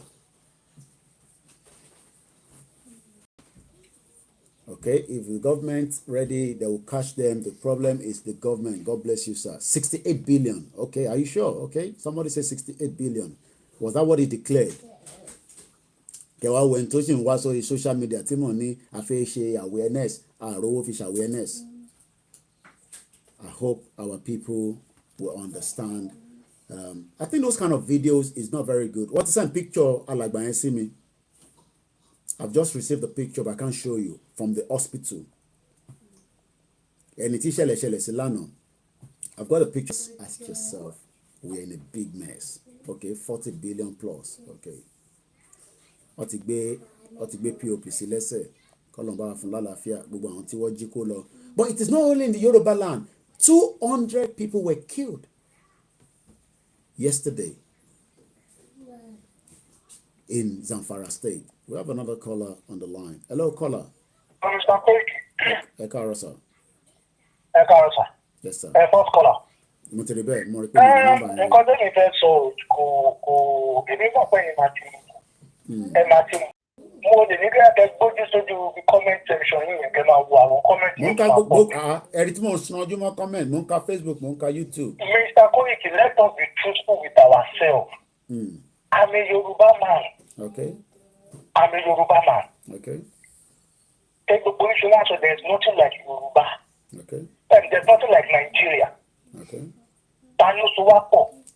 Àwọn British Suwapo. Òyìnbó ni. Ọ̀fẹ́ ká máa dárúkọ British tẹ dárúkọ yẹn kan kọ́ni kí sọ máa sọ pé òyìnbó ni. Mr. Koiki, all what is happening in African country. What can we do, my brother? Mr. Koiki, we have to set ourselves free first from colonial damage. That is the number one solution we can do first. Okay. Because in London, this idea, the Bible will be done so Yorùbá ní. Èmi wá ń lọ bá wọn ní Yorùbá ní pé kìnnìkan pé Yorùbá ní sọ pé gbogbo orúkọ bẹ́ẹ̀. They are not interested even here in London. They are comfortable now. How do you expect somebody living in London to be involved in what we are saying? They are comfortable. Only Mercedes don't send insurance don't every monthly. Oh, lobby share okay. You know, then send it to listen. Well, Mr. Koiki, this is intentionally done in Africa. Nigeria. It is done intentionally. Okay. It is not only in Nigeria. Look at Congo. Congo. It's not only in Nigeria, Mr. Koiki. Okay. I'm problem because many of us sort of want to our Yorùbá pé like I want different that want to go blindly. Okay. message. It makes sense. Olojo Adebayo, you don't have to keep sending the same message. If you're on my contact, if you're on my contact and I've been in contact with you before on WhatsApp, send me a message. If you're not on that contact, that means I will have to have somebody that knows you before. Code. You must have to be on my WhatsApp that I've been communicating with at least nothing less than 3 months. So there's no point sending the same message. I need the code for Pajawiri. I've seen it already. Mungboyin Elagbami Jare. Ema binu. Protest. Nígbà tí mo ìjọ won ta lè sọ pé wow, it was involved. They talked about it. What is the outcome of it? The EndSARS petition that they talked about it at our parliament here in UK. Kini outcome? What is the outcome now? Nothing. Exactly. Mr. President, we don't pay a question for no one. You know what? Look, carry you in Europe. You know what? Look, you carry. I think Cyprus. As if you have dropped a message, you have to be patient. I have so much message on my phone. You have to be patient. Yeah, Mungboyin.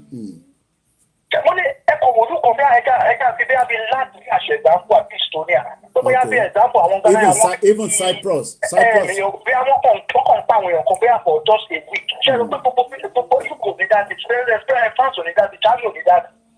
Rise up, right? People that is stop in contention and but they are not seeing us at all in Africa, in Nigeria. They are not seeing us. Malta. This is I know they don't show up for. And this is the question we should be asking ourselves. It's not only about talking about Buhari, they are puppets to the West. They are puppets to the West. It is intentionally done. Damage. A lot of everybody wants to go to America. So they will tell you that you should bring your own resident permit for them to go. They are tired of there. They are not even ready to maneuver anything. Everything is destroyed over there. Our popular bloggers, instant blog. Instant blog, Nigeria. All that blog is posting is all about the don't repeat the same message. You're wasting too much of your time. Anything that happens, they don't carry it. Do you know why? Because they are waiting for election. About our politician here,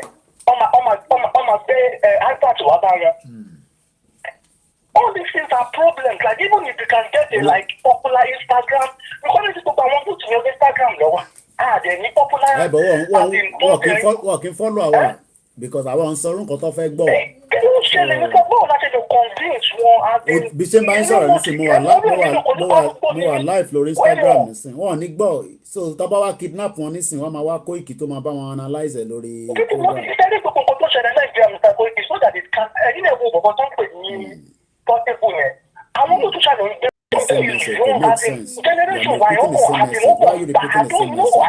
Facebook máa block ẹ bó ṣe ń ṣe yẹn n tó understand nìyẹn.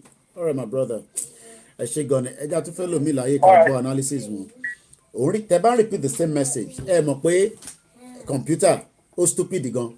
Ó kàn máa block ẹnu nílé comment mọ́. You've sent a message mo ti rí. Òun náà ti send message mo ní mo ti gbọ́. Ṣé bí ẹ ṣáà ń gbọ́ mi tí mò ń sọ ẹ ṣe sùúrù. Look, there's a lot of messages there. I ma come across gbogbo yín náà ni. But èmi kọ́ ni I'm just giving you advice. Facebook máa block yín and you will not be able to comment. So stop putting the same message. Wọ́n make owó wọn ni. Ẹ jẹ́ kó máa make owó wọn lọ. Ṣèbí actress kan lọ ní wọ́n àtáàkì tọ́tẹ̀ pa lórí Lagos Ibadan expressway tó tẹ̀ ń ṣe Fúlàní ló jẹun gbé inú bàbá tẹ̀ tó bá yẹ pé Fúlàní tẹ̀ jíró àwọn actress yẹn gbé lọ. Hello bàbá wa láti Ìlọrin. Hello brother Koiki. Yeah, I know you're on Instagram, but we don't have the numbers that are watching us on Instagram. Okay. Just now, what you send there, see bye bye. The body Malu. Malu, but that's it. What are moto? Don't get there. I want to was suit. Was suit. What's up, my? Nobody talk. Nobody is saying anything, brother. We are in trouble already. People are not saying anything. What is our money? What is saying? What video me? Mo ti rí fídíò yẹn máa play nísìn mo ti rí fídíò yẹn. Fúlàní náà pàpà sí mi pé ẹ wò ó yà wá Fúlàní. Ẹ rí mo ti sẹ́ǹdẹ̀ sí yín sí. mo ti rí sẹ́ẹ̀ máa pè é nísìn. Fúlàní náà kò bá sí mi pé ewo ó ti ń yà wá màálù bíi 60, 70 láàrin ìgboro níbi tí àwọn rẹ́sọ́rà ti lálá pọ̀ sí. So look at it, we are in trouble already. Àdé ń ṣe bí pé àmọ́ pé trouble ti wọlé kàn wá à ń ṣe patí à ń jó káàkiri. We are in it already. We are in it. Mo ti sẹ́ǹdẹ̀ sí yín ẹ̀kọ́ làjú táwọn èèyàn kan rí. ẹ ṣé gan-an. Thank you very much. Baba, he lives in America. He's gone back to Nigeria, and that's the video he's talking about. Every video, yeah. We don't put any sound. The guy will be on the sound. Look at it. The shooting. Look at them. Look at it. Look at it. Look at the restaurant right there. Look at the cows. Oh my God. So the only thing that I see is any walkie-talkie, I think is the major thing that I can talk that we need. Walkie-talkie and the awareness materials, sticker, blah, blah, blah. If you can do with our platform, if you want to do with other platform, that's fine. I cannot say more than that, but I'm sure those that understand the other bit will understand. But it's okay, Baba mi. For some time you were depressed, you were upset, you were angry, not because of anything, but because of Chief Sunday Oloye. It really hurt you a lot. That I'm happy that you've been able to come back on again. And Tonkpe was literally went into what we can call a shock. What into shock after gbogbo ìṣẹ̀lẹ̀ Oloye yẹn. And I can only pray that Adupe follow up you are back on with us again. Candy will fella. Hello. It's okay. I'm going to give you a vitamin, right? Hello. Emma, so I'm going to say. Yeah, mo rò pé at this point mo rò pé téèyàn bá ń ṣe òwò tí ó pé ó yẹ kéèyàn gbé jùlẹ̀. Mo feel pé nǹkan tá a need is the redefinition of our strategy. Okay. Seri, number one, security ló le jù láyé yìí. Torí náà ni government ò kí ń get for security. Security ló dé máa ń ná owó jù. Olówó expensive. A ò lè ṣe meeting security lórí social media. Láyé kò possible. Everything we do on social media, a tún fún àwọn ọ̀tá ní strategy wa. Bẹ́ẹ̀ni.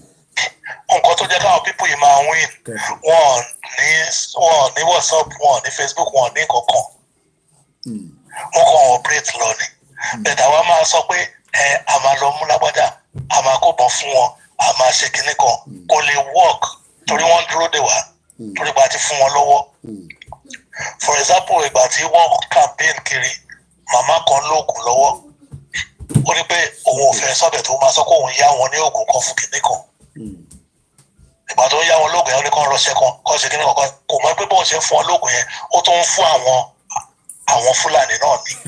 àwọn Fúlàní náà tún lọ ṣe the same thing. So ẹ ṣe ló yẹ ká mẹ́nu mọ́ ká re-strategize ká ṣe meeting ọ̀nà wo ló tún kàn ọ̀nà mẹ́wòó ló kàn kò ṣe discuss lórí Facebook even walkie-talkie attention anything because walkie-talkie is just a normal thing. No, I'm just saying it pé gbogbo nǹkan tá à ń sọ bí ìgbà tá a tún fara wa sí wọn lọ́wọ́ ni gbogbo nǹkan táwọn ní àwa ò mọ̀ ẹni bí wọ́n ṣe ń ṣe ẹ jẹ́ ká lọ wá ká ṣe meeting míì ká pera wa ká redefine ibi tá a bá ń lọ ibi tá a fẹ́ gbà darapọ̀ mọ́ ìlànà Oòduà UK ẹ darapọ̀ mọ́ ìlànà UK America Canada global ẹ lọ darapọ̀ mọ́ ẹgbẹ́ kan tó ń operate that is the only way out kẹ́yìn náà máa lọ máa tákù wọn pé ẹgbọ́n kan báyìí lórí Koiki kí la no kí ló fẹ́ fi ṣẹ́rí à ń gbé òkú lọ sílé ọba ò ní jẹ́ òkú o olókùú ló ní òkú a kàn ń gbé orún kiri ni kò sí kankan kò dá àwọn ọba tẹ́ pé wọ́n lajú wọ́n lè wọ́n pa wá ẹ wá ní kó gbókùú lọ lé wọn it wouldn't make any success at all so ẹjọ́ tó lọ́wọ́ èmi ò mọ èyí tó kàn mọ́ ni mo yẹn sọ̀rọ̀ yìí o tabara àwọn tó mọ èyí tó kàn mi mind kájọ gang up already àti involve nínú meeting ẹ dára màá send nọ́mbà ìlànà UK sí ẹ pè wọ́n kẹ́ mọ̀ tẹ́ máa bá wọn discuss ẹ darapọ̀ mọ́ wọn it is very easy for everybody to come online ṣe post office ni àwọn èkìní wọn bọ̀.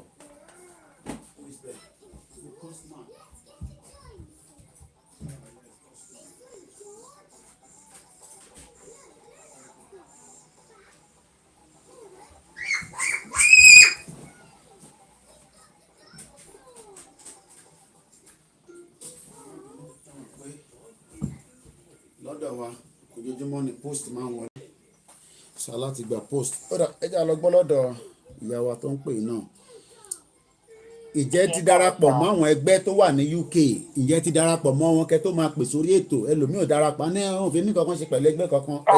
ẹjọ́ sà mi ò máa láti darapọ̀. ẹ lọ darapọ̀ mọ́ ìlànà UK tí bàbá kí tó lè nìyẹn màá fọwọ́dẹ̀ sí nísìn ẹ darapọ̀ mọ́ wọn à ń gbé wọn bọ̀ lórí ètò níjọ́ Monday mo wà nù mítìn pẹ̀lú wọn lánàá as well ọmọ Òdùà mò ń bẹ̀ níjọ torí Ọlọ́run ẹgbọ́n sókè alájà wa à ń gbọ́ yín mà. ẹ̀lú ẹ káàárọ̀ sà wà pẹ̀tù àwa ni ẹ mà. àjẹdélẹ̀ lérí ni pẹ̀lú gbọ́dọ̀ èyí tèmi torí lánàá yẹn ó bà mí lẹ́rù ní ọ̀sẹ̀ Ìbàdàn sẹ́kọ̀ọ́ yẹn torí ibi tí mo máa ń gbà dáadáa ni mo dẹ̀ ṣe ń wo fídíò mo wá ìmájì pé ó lè jẹ mi ó lè jẹ family ó lè jẹ anybody ẹ̀dùn bá ṣe máa darapọ̀ mọ́ ìlànà ọmọ Òdùà ó wù mí but kí gangan ní nǹkan tá a máa ṣe bóyá tá a bá jẹ torí nínú mítìnì yẹn lọ́tí máa mú gbọ́ yín mà. mo dẹ̀ máa ń bẹ́ẹ̀ ní gbogbo ẹni program ọ̀rọ̀ Nàìjíríà gan ti fẹ́ fọ́tà ní depression.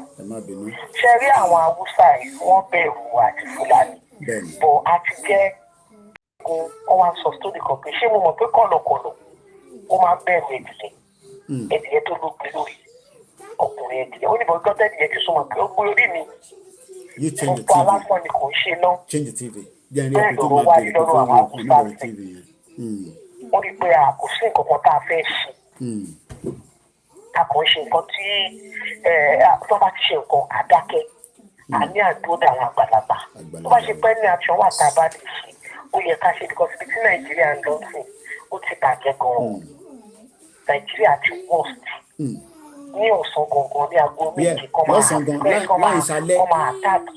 lọ́sàn-án gan ṣe bá mọ̀ pé mọ́mì the funnest part wá ni pé wọ́n lè ti jí àwọn kan gbé lọ tẹ́ pé àwọn èèyàn ní access láti publicize ẹ̀ bá ṣe ń publicize ẹ̀ nísìn it could have been more than 3 vehicles ní ìṣẹ̀lẹ̀ ń ṣẹlẹ̀ sí but bí pé eléyìí nísìn àwọn tó ṣẹlẹ̀ sí like I said even the picture of arákùnrin yẹn hospital bed wọ́n ti send ẹ̀ wà lọ́wọ́ mi báyìí nísìn but we cannot show that arákùnrin tó níyàwó ẹ̀ tó ti gbéyàwó ẹ̀ lọ yẹn picture yẹn ti wà lọ́wọ́ mi nísìn. níbo là ń lọ wọ́n ti yìnbọn fún máa yẹn wọ́n ń ṣe gbogbo ẹ̀ wọ́n tún ní kó gbé kó sí kò tiẹ̀ wá sí ẹ̀bù rárá. ẹ ó pè kẹ́ ẹ mọ́lẹ́. èyí wá lè rí ẹ̀bù mo jókòó mo ní from that kò sí street light last time tí mo lọlé mo dé mo ní kò máa street light títí mo dé gbé mi for years kí n tó travel abroad mi ò mọ̀ wípé àbí street light àkọ́tọ̀ nǹkan tó ń ṣe fún wa ọ̀dà ojú wa dẹ̀ ti là gbogbo àwọn celebrities tẹ bá bọ́ sórí àwọn handles wọn ẹlòmíì ní 19,000 tó ẹ 19 million ẹlòmíì ní 10 point something million ló ń fọ́ọ̀lù ẹ̀ so gbogbo kíní ìtẹ́jẹ́ káwọn èèyàn mọ̀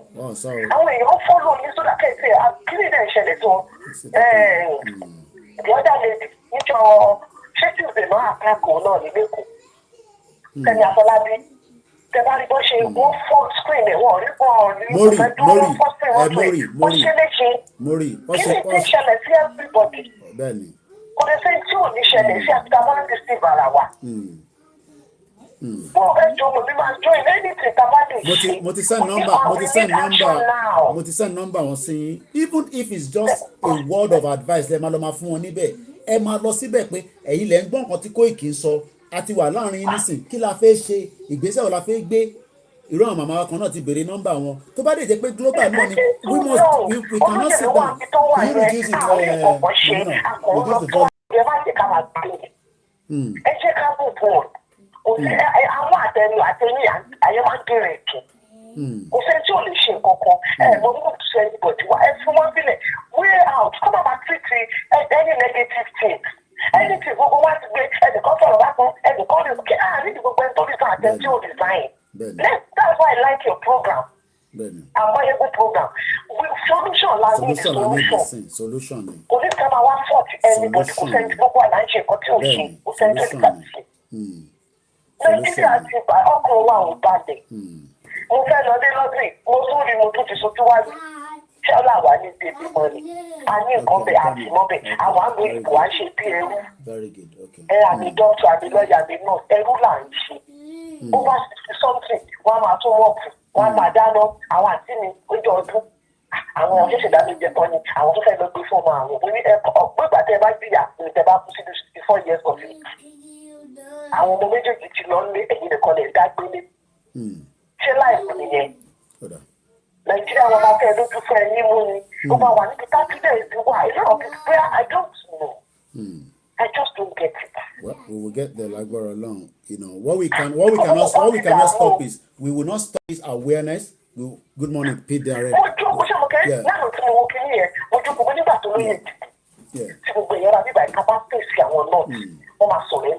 Yeah. If you want to go. If there's any debt, you divide it and pay it. Okay. Ibi táwa yẹn dá àtẹ̀tẹ̀ wà kékeré ẹ̀dẹ́yẹlé ni mo gbé ní Ìbàdàn.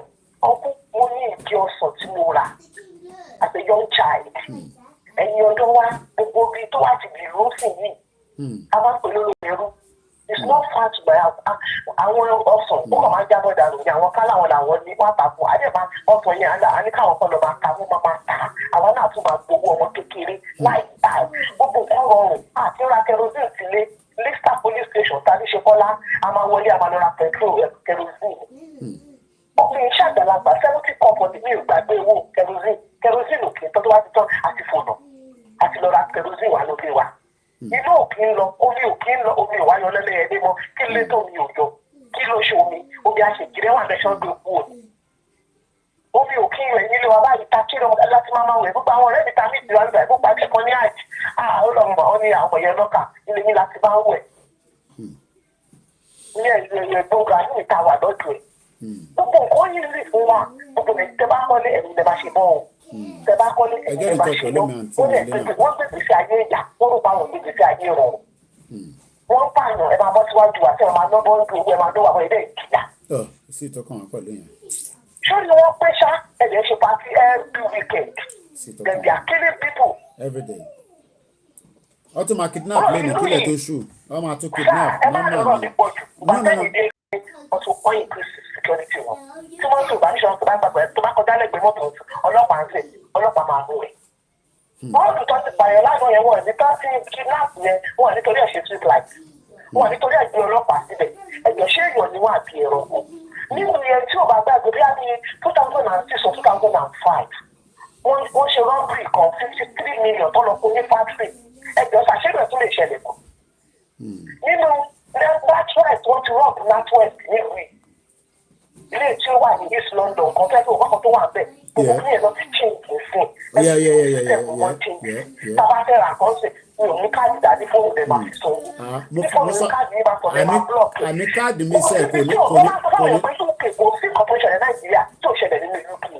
Ó ṣe tí nǹkan bá ti ṣẹlẹ̀. Fraudulent country ni mọ́mí ẹni sọ̀rọ̀ alájà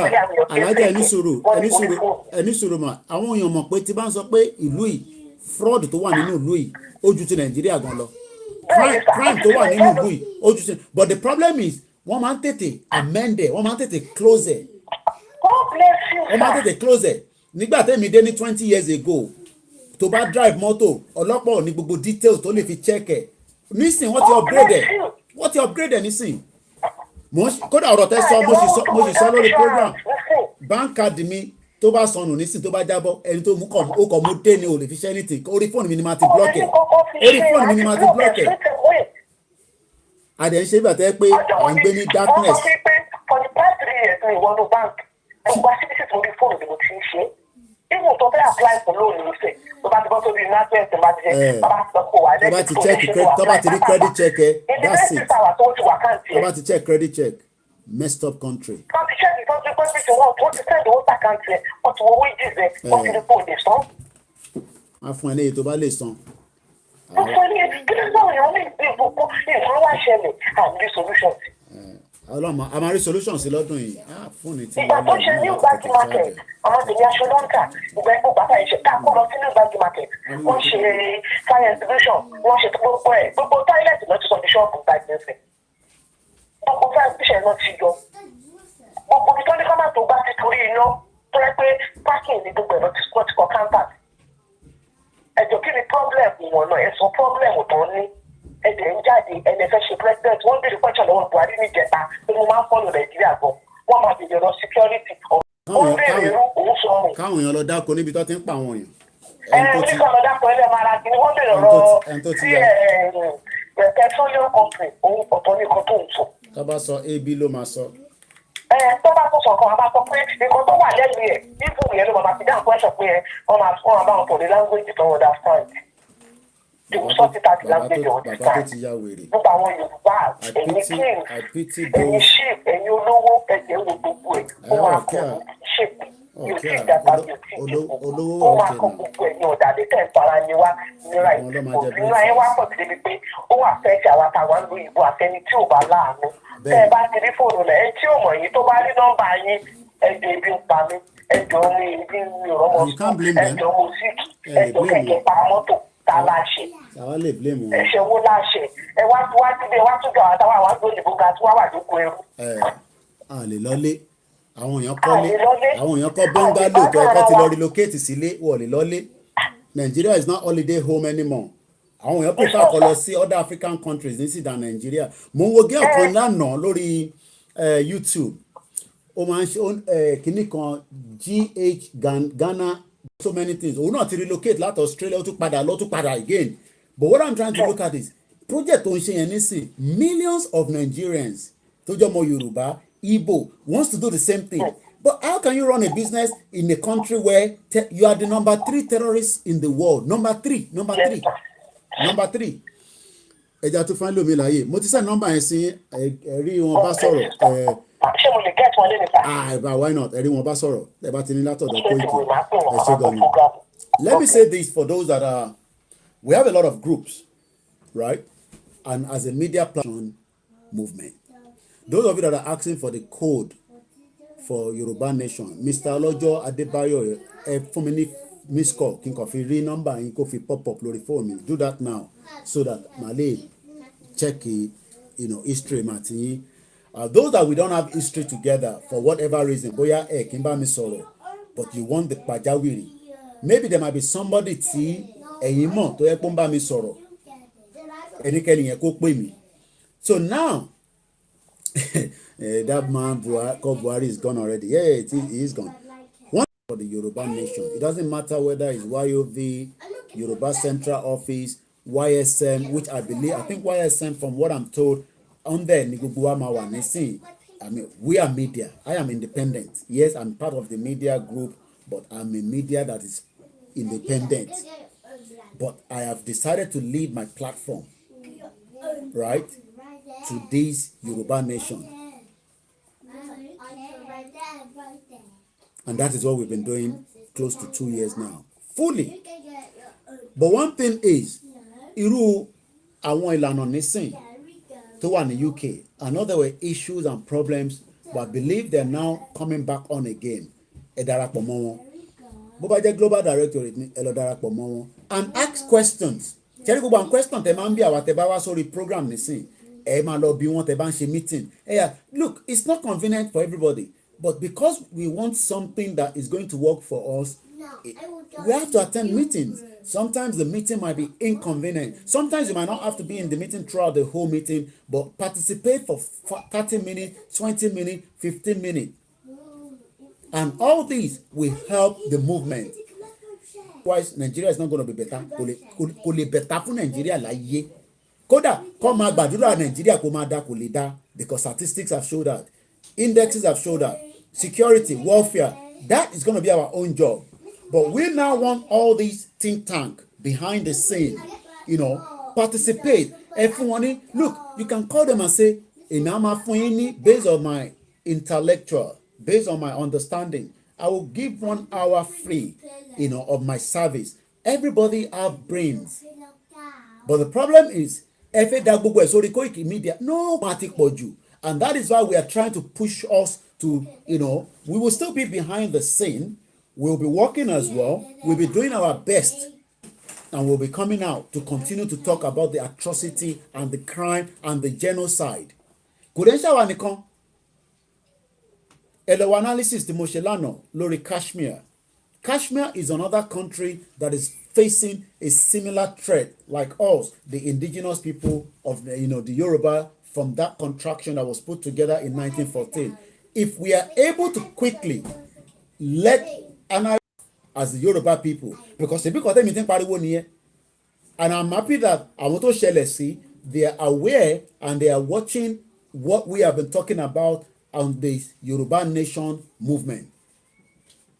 And that's why, as much as, I always say, breakfast, I feel very upset. I'm looking at that young man now. Tó bá jẹ́ pé London ni ẹni yẹn wà nísìn, right? Looking at that picture, I can't show you because that's a, private something, and I'm not allowed to do that. Tó bá jẹ́ pé abroad lẹ́ni yẹn wà, tó kọ̀ ní accident, ká má tẹ̀ ti sọ pé Fúlàní ti pààyàn ẹ̀. What if I can in the motor and all that, I can look at that hospital and I can tell you, we have a long way to go. Very, very long way to go. And some people are saying, okay, let us continue. I've received a message from you and I've added your number. Okay.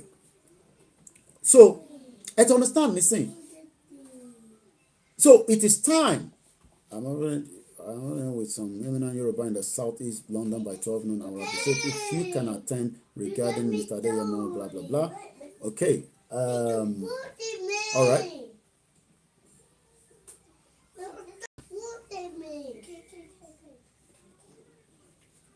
Okay.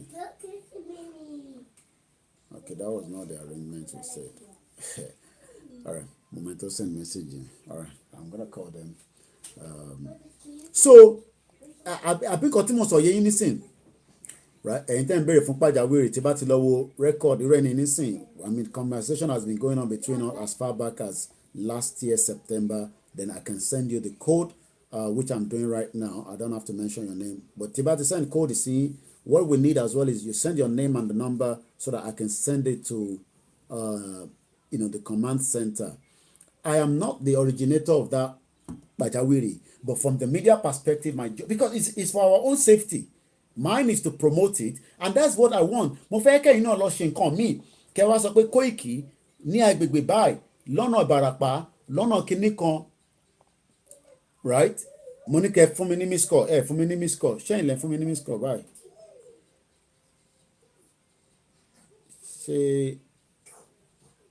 Ṣé nọ́mbà yín ló parí pẹ̀lú 800, Mr. Ọlọ́jọ́?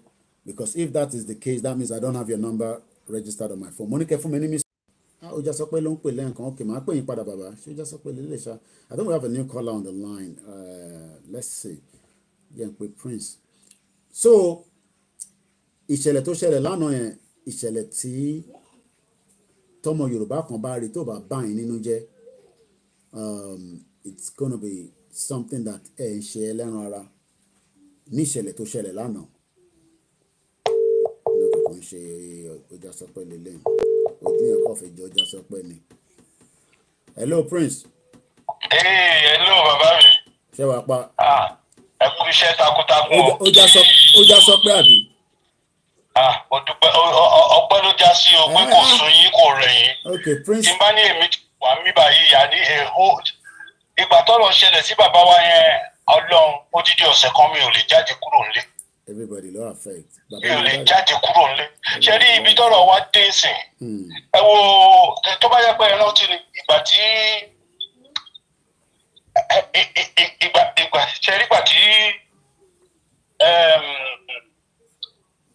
Ṣèyí Mákindé tó fi ń bá ọlọ́pàá tó wá láti Àbújá yẹn sọ̀rọ̀. Ẹ bá rántí dáadáa ẹ rí i pé Ṣèyí Mákindé ń béèrè lọ́wọ́ ọlọ́pàá yẹn ó pé àwọn mélòó ló wá láti Àbújá. Ó náà wò lè sọ. Ó refuse kò disclose ẹ̀. Bẹ́ẹ̀ni. Tẹ́ bá rántí ó tún sọ ó ní àwọn kan wọ́n tún pé many more are coming to join them. And now ẹ wo nǹkan tó ṣẹlẹ̀ lánàá. Wọ́n ti kó àwọn terrorists wọ ọ̀dọ̀ wa, wọ́n ti kó wọn wọlé pẹ̀lú àwọn tó ti wà ń bẹ̀ tẹ́lẹ̀ o. Àwọn ó dàbí pé wọ́n rí pé àwọn wọ̀nyẹn ò ṣiṣẹ́ wọn bí iṣẹ́ wọ́n ti ká àwọn míì wọlé ńsìn. Wọ́n ti kó àwọn míì wọlé ńsìn àwọn ló ṣiṣẹ́ Ìbàdàn to Lagos expressway yẹn ńsìn. So ibi tọrọ ní gbogbo irú nǹkan tó ṣẹlẹ̀ yìí inú mi ìbá máa dùn ọkàn kẹtì ẹ̀ sẹ́ǹdì fídíò incident yẹn ẹ̀ sẹ́ǹdì ẹ̀ sí máa ṣẹlẹ̀ tó wà ní Amẹ́ríkà yẹn tó wá láti Benin Republic. Torí àná ló jẹ́ sí tàlọ́. Kọ́ lè mọ̀ pé ntí gbòòwò ń sọ pé problem tó wà mo ti maintain sọmọ ní nọ́mbà wọn. Exactly irú ìyẹn àwọn tó bá link mọ́ àwọn people wọ̀nyẹn ká sẹ́ǹdì ẹ̀ sí wọn even àwọn ọba wa tó jẹ́ pé wọ́n ṣe orí burúkú káàkiri kankan èmi support ẹ̀ tó bá lè gbòkú pé àwọn òkú yẹn kankan pé tó lọ sọ́tọ̀ wọn àfi ẹ̀rúnú hàn ní.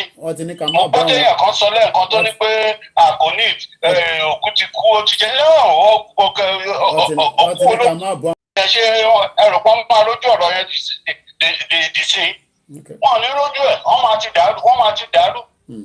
tí wọ́n bá gbé lọ sọ́dọ̀ àwọn ọba yẹn káwọn náà tí wọ́n bá sùn kàkà tó kó àwọn nìkan wọ́n á tèrò ara wọn pa. Ó yẹ ká lè ti rẹ́ni tó máa dìde bíi ti bàbá wa Sunday Igboho. Ọlọ́run ibi tó wà ń sìn mú mọ bọ́n ṣe máa ronú omi gan máa jáde lójú wọn pé àwọn èèyàn náà tó ń pa bí eléyìí ní Ìbàdàn Lagos expressway. Ẹjọ́ tó lọ lọ́run gbogbo nǹkan tá a bá lè ṣe ní gbogbo ọ̀nà òun ni kẹjẹ́ ká ṣe ká fi gbára wálẹ̀. Àwọn pípù yìí wọ́n fẹ́ gba ilẹ̀ wa mọ́ wa lọ́wọ́ ni tá a bá múra sínsìn. Kí lè rò pé báwo náà ṣe gba ilẹ̀ mọ́ wọ́n ti gba gbogbo ilẹ̀ mọ́ àwọn Haúsá lọ́wọ́. Ṣé Haúsá tiẹ̀ wọ́n déyàn kan mọ bí Haúsá ṣe ń behave tẹ́lẹ̀ kó tó di pé àwọn Fúlàní wọ̀nyí dé. Kò sí gbogbo gómìnà tó wà ní náà ti pátápátá Fúlàní ní gbogbo wọn kò sí Haúsá kankan bẹ̀. Àwọn ọba tó wà very important láàrin gbogbo villages wọn yẹn káàkiri ní area wọn yẹn Fúlàní gbogbo àwọn ọba tó lè dì wọ́n bẹ̀. Orúkọ wọn ni mò ń tà láti rántí bàbá ọ̀nà ẹ̀jẹ̀ ń send I'm sure àwọn náà ti rí fídíò ẹ̀ náà bọ̀ ẹ̀jẹ̀ ń send ẹ̀ sí wọn ọ̀nà àrà àwọn tẹ̀ dáná. Ẹjọ́ tẹ bá ti rí fídíò kíní yẹn kẹ send ẹ̀ sí mi incident yẹn. Ẹjọ́ kẹ send ẹ̀ sí mi and then nǹkan kan mo fẹ́ sọ fún yín nípa ti pàjáwìrì yẹn. Mo ti gba kóòdù yẹn mo lè ti ṣe é then ó wá ní pé ọ̀rọ̀ ti authorization pé. ọwọ́ ta lẹ ti gbà. Ẹ̀yin náà ni ẹ̀yin lè send ẹ̀ sí mi. Ẹ check àti authorize yín níjọ́ ló ti bèrè pé authorization màá ti authorize ẹ̀. Ẹ̀rì login padà láti wà authorize kò sí nǹkan tó wà lórí platform tí kò tí wà authorize ẹ ṣé gan ni. Thank you very much Prince. Èèyàn mélòó ló ní Twitter ká lọ tweet fún bàbá wa láàárọ̀ yìí ẹ má bínú mọ̀ ló software but èèyàn mélòó ló ní Twitter láàrin gbogbo àwa tí à ń gbọ́ ètò yìí. How many people has a Twitter account? ọmọ òdùwà anthem ní láàárọ̀ yìí. Èèyàn mélòó ló ní Twitter account? How many of us have Twitter? Suru guy. Èèyàn mélòó ló ní Twitter? A máa lọ sórí Twitter nísìnyí láti lọ tweet and I will know if people are going to tweet or not. But ẹ jẹ́ àgbẹ̀ this is going to be the last call before we go into the Twitter and then we come back again. Ẹ gbóhùn sókè. Ẹ káàbọ̀ sá. Ẹ ní láti sọ̀rọ̀ mo máa ń sọ̀rọ̀. I know.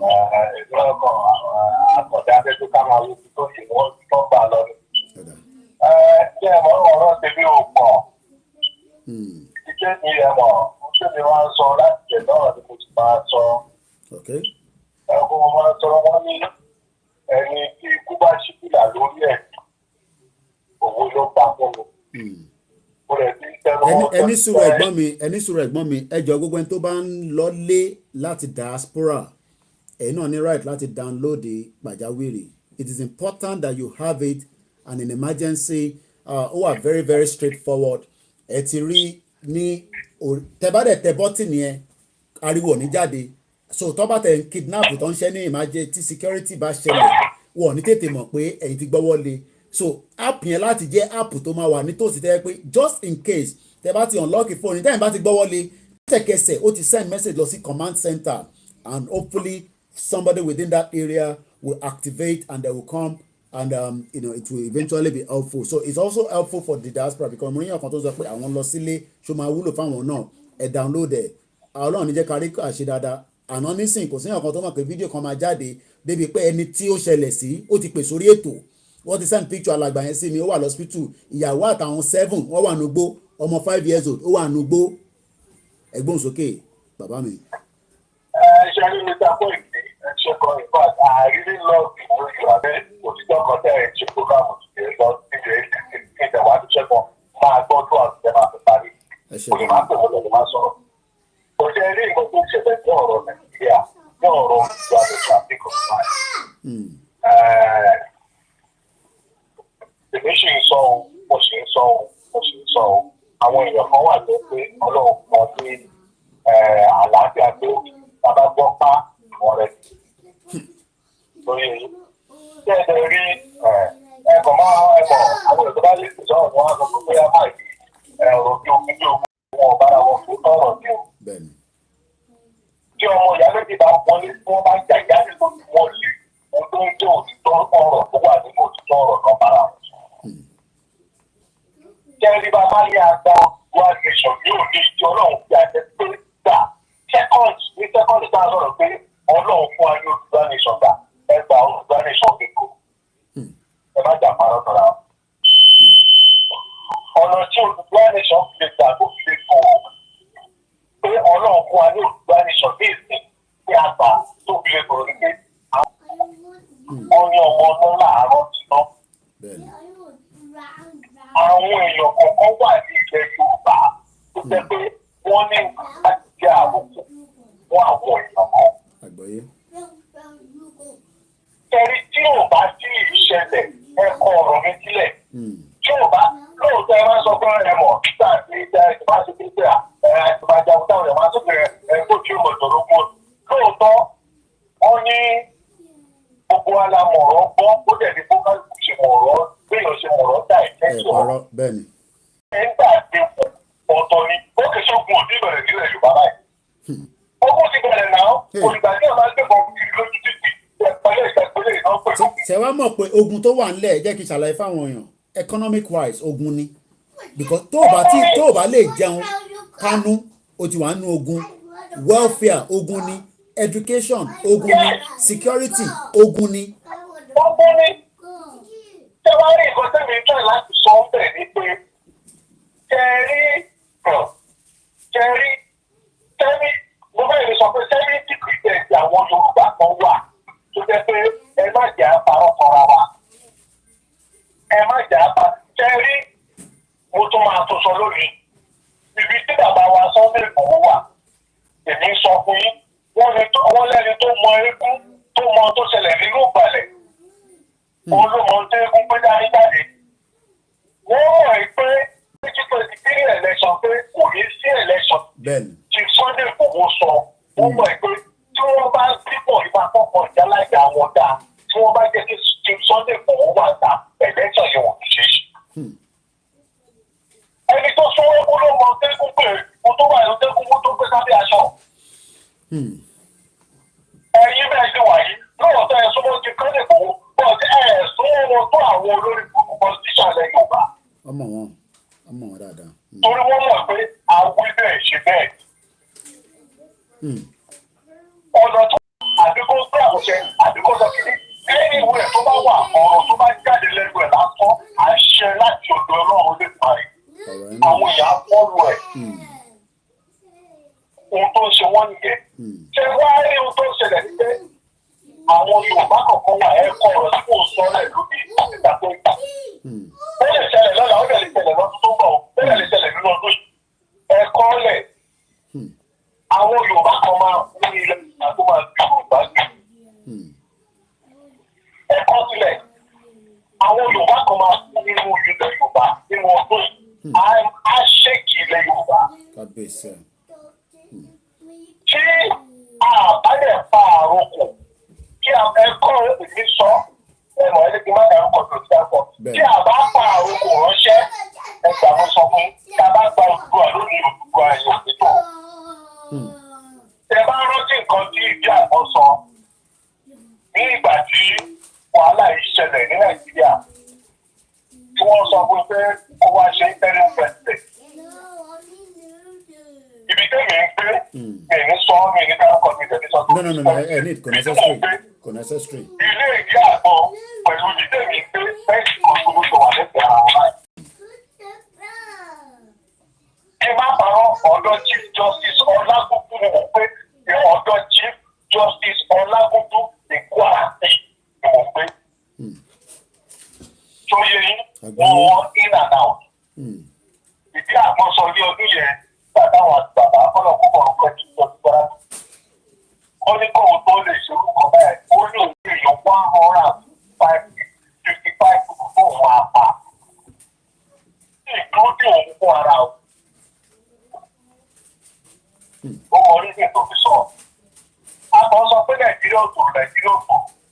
Bàbá wo lọ bàbá wo bọ̀ ní àwọn tí ò jẹ́ kí Nàìjíríà ò tó. Yorùbá ni. Yorùbá ní ẹ̀ka mo sọ fún. Torí ọ̀tẹ̀ àbọ̀dè ìjẹ́wọ̀bíà olóńdàwọ́lá ojú ò lè jẹ́ kí ẹnu wọn kó sí ìkọ́ sí. Àti ní pọlitíṣà ní mọ̀tò sákàkiri àtàwọn ọba tó sákàkiri. Ẹrù ló wọ́n sọ sákàkiri torí àròkò tó ń pa ránṣẹ́ sí wọn ni. Torí àròkò ni ẹgbàá mi sọ fún ẹni tó ń fún ọ̀kadà tó pa 3,000 ilé ìkùnfẹ́ ní Nàìjíríà. Ábẹ̀rẹ̀ ká sọ pé ẹni tó ń fún 24 hours days. Wọ́n sọ tí àròkò bá sì dáhùn lórí àwọn olórí ilẹ̀ Yorùbá kọ́ pé kí àròkò kó ránṣẹ́ sí àwọn bẹ́ẹ̀ bá ṣe ń tọ́lọ́ sí wọ́n máa bomi pa. Àròkò dẹ̀ ní kìí ṣàròkò pé bá òun kìí ṣàròkò bá òun ẹ sọ fún mi ní ọjọ́ òní àwọn talẹ́nu tẹ́ pa Bọ́lá Ìgè the whole Chief Justice of the Federation. The whole security in the house went off grid. And the president was the government. Ọ̀dà ẹja tún jẹ́ kẹ́lòmíì ká gbọ́ tí àwọn tó pa ọ̀rọ̀ wa tó yẹ kó lẹ́ni tí ó àwọn ṣàrì díẹ̀ alẹ́ ti ṣe àti rí díẹ̀ tó yẹ ní ẹgbàá mo sọ fún yín. Nàìjíríà yìí ṣèlú tí èèyàn fi owó tó bọ̀rọ̀ tó tó fi owó tó bọ̀rọ̀ pọ̀mọ́ lọ́wọ́ ìkọ́. Ẹ ṣé gan ni bàbá mi. Thank you very much. Kì í ṣe ojú bọ̀rọ̀ ẹgbàá mo sọ kì í ṣe ojú bọ̀rọ̀. Ẹ ṣé gan ni. Ní ọmọ náà là ń rán síná àwọn èèyàn kan wọ ọmọ náà ni wọ́n ẹ jẹ́ ká rán ọmọ náà síná. Ẹ ṣé gan ni ẹ̀gbọ́n mi. Thank you very much. Ẹ̀gbọ́n mi àtàtà bí ẹni mo ní wọn tó pọ̀. A lot of the diaspora, let me give us one piece of advice.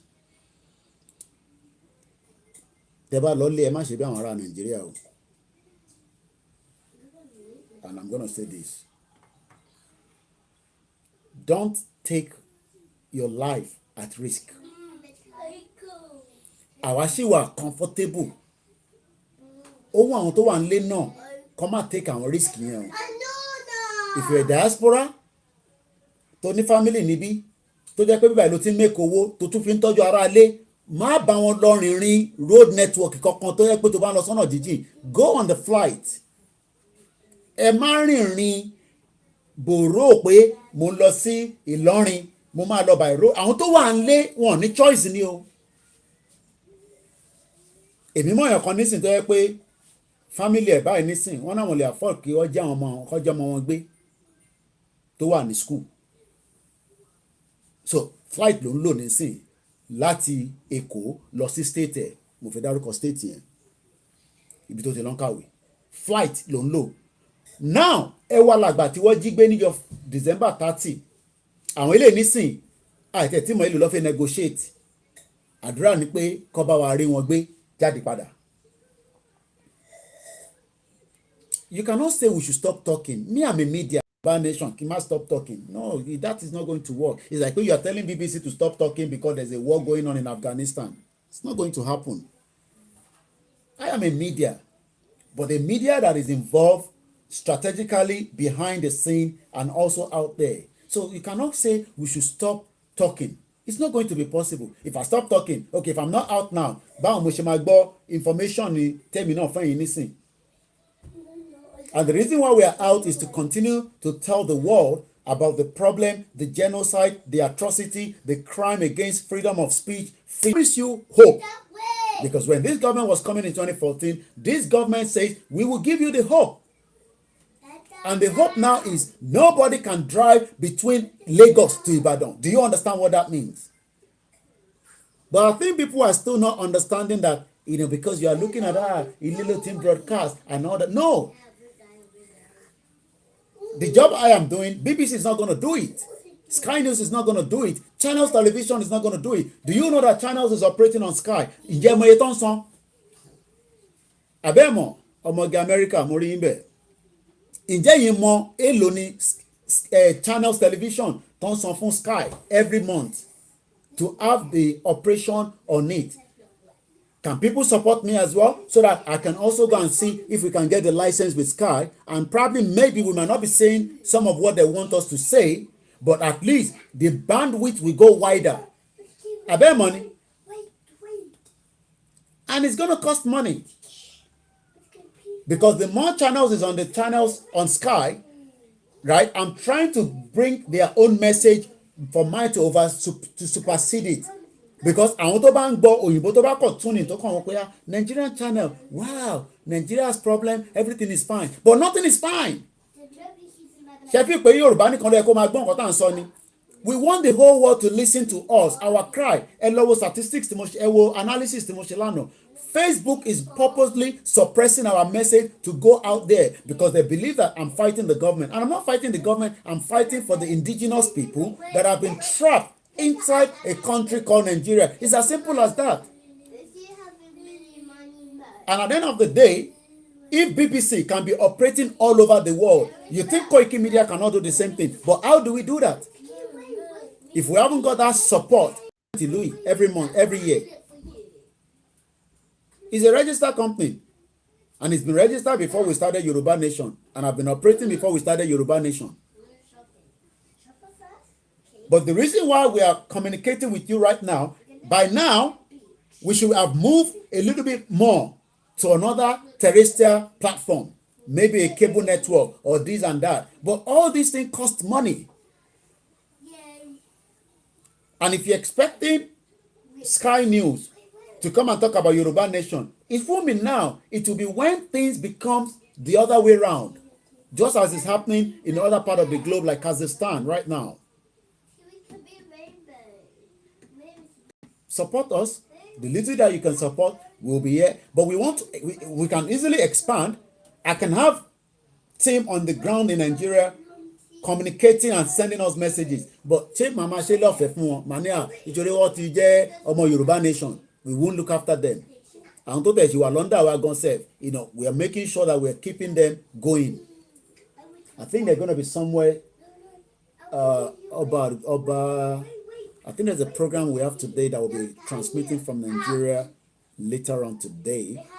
I want that the team will be somewhere later on to broadcast from. So anyway, to come back on this, and I understand people want Koiki will have go back onto your daddy, but it's not going to happen like that because I would prefer the organization to come out. To bá jẹ́ pé Yorùbá YSM yẹn, which I think all the groups are underneath. Àwọn ọmọ máa account kan jáde nísìn kí àwa máa promote account yẹn. I'm ready to do that. Kò disturb support Koikimedia. No. Because that one is easy for me to discover fún account yẹn and promote it. No, because ṣáà fi dáwó àyìn lẹ fi dáwó now. But the problem is behind the scene, we know those that want help, those that need that support, to activate, to go. But at the end of the day, they haven't got that support. Tibani Koloba Ilano Mani, where they can't do anything.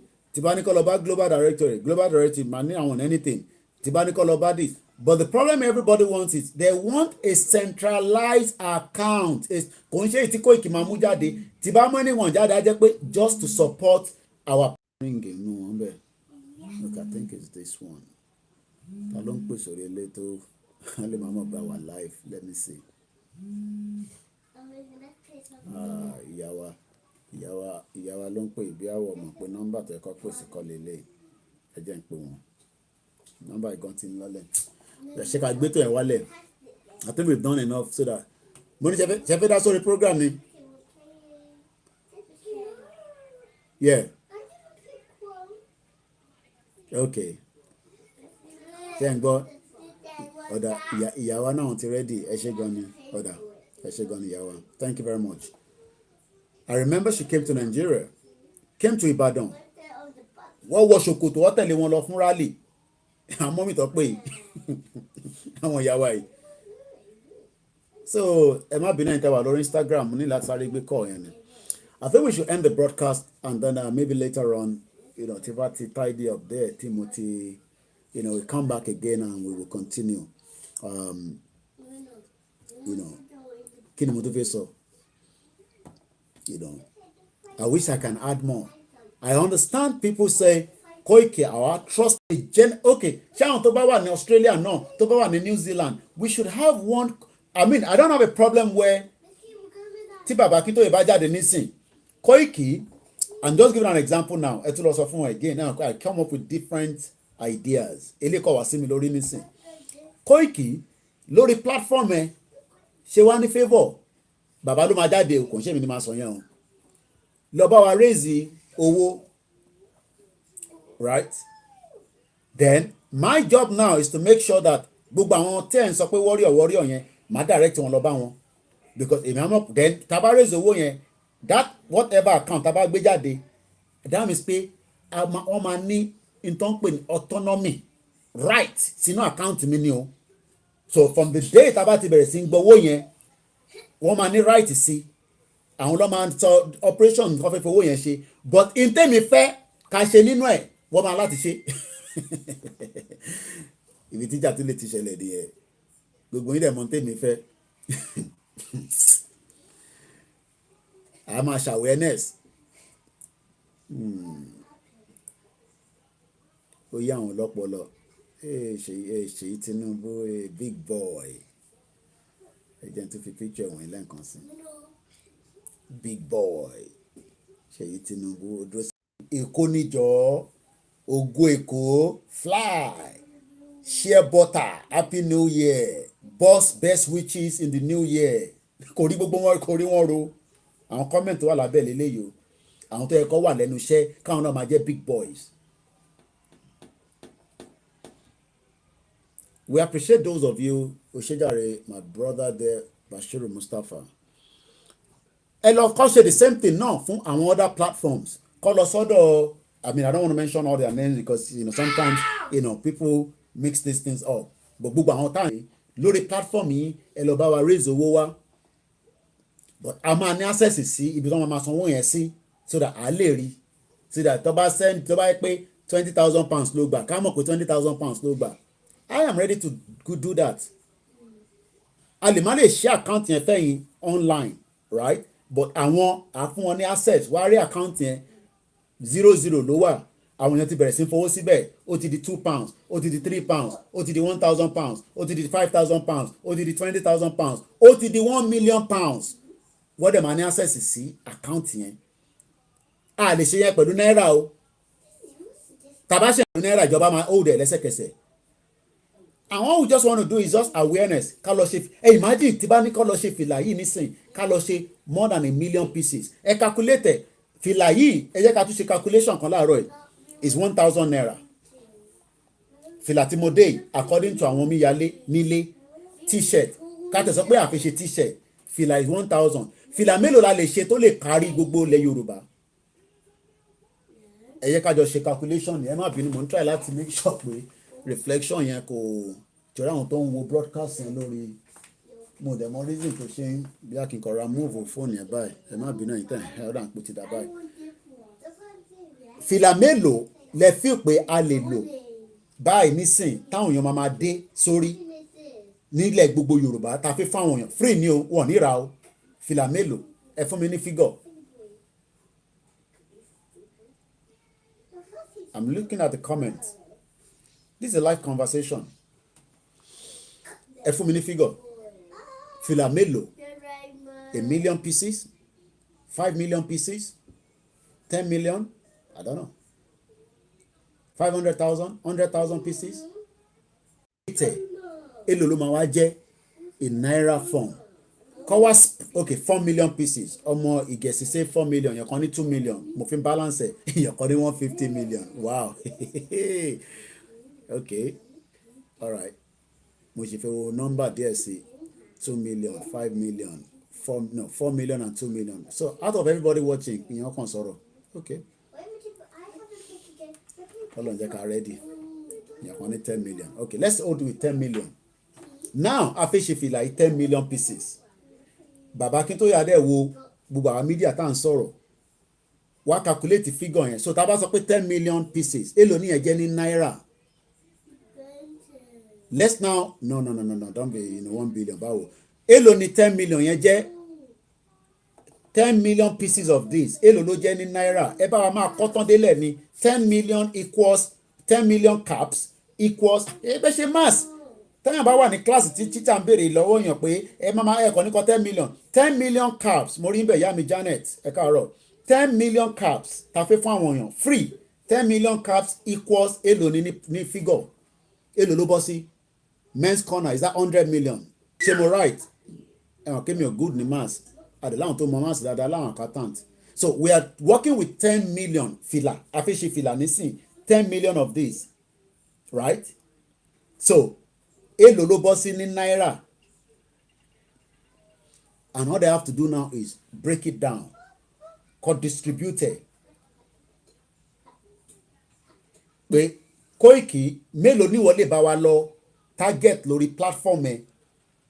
Mélòó ni pieces tó lè? Èmi lè sọ pé okay, based on àwọn tó wà lórí platform tó ń wo show me in a year, in a month, at least we have about 1 million people that are watching us. Ṣé wọn pé mo wà lórí program?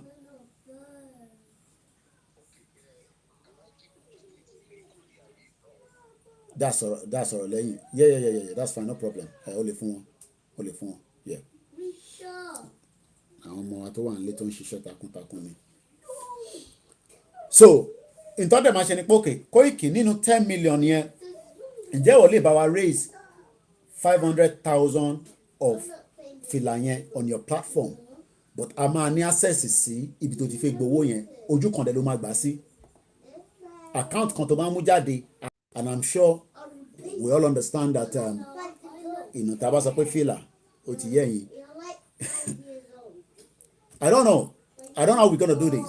I just hope that bódà yẹ pé lọ bá àwọn ìlànà UK ní ẹ support wọn financially, Global Directorate ẹ support wọn financially, Yorùbá Central Office ẹ support wọn financially.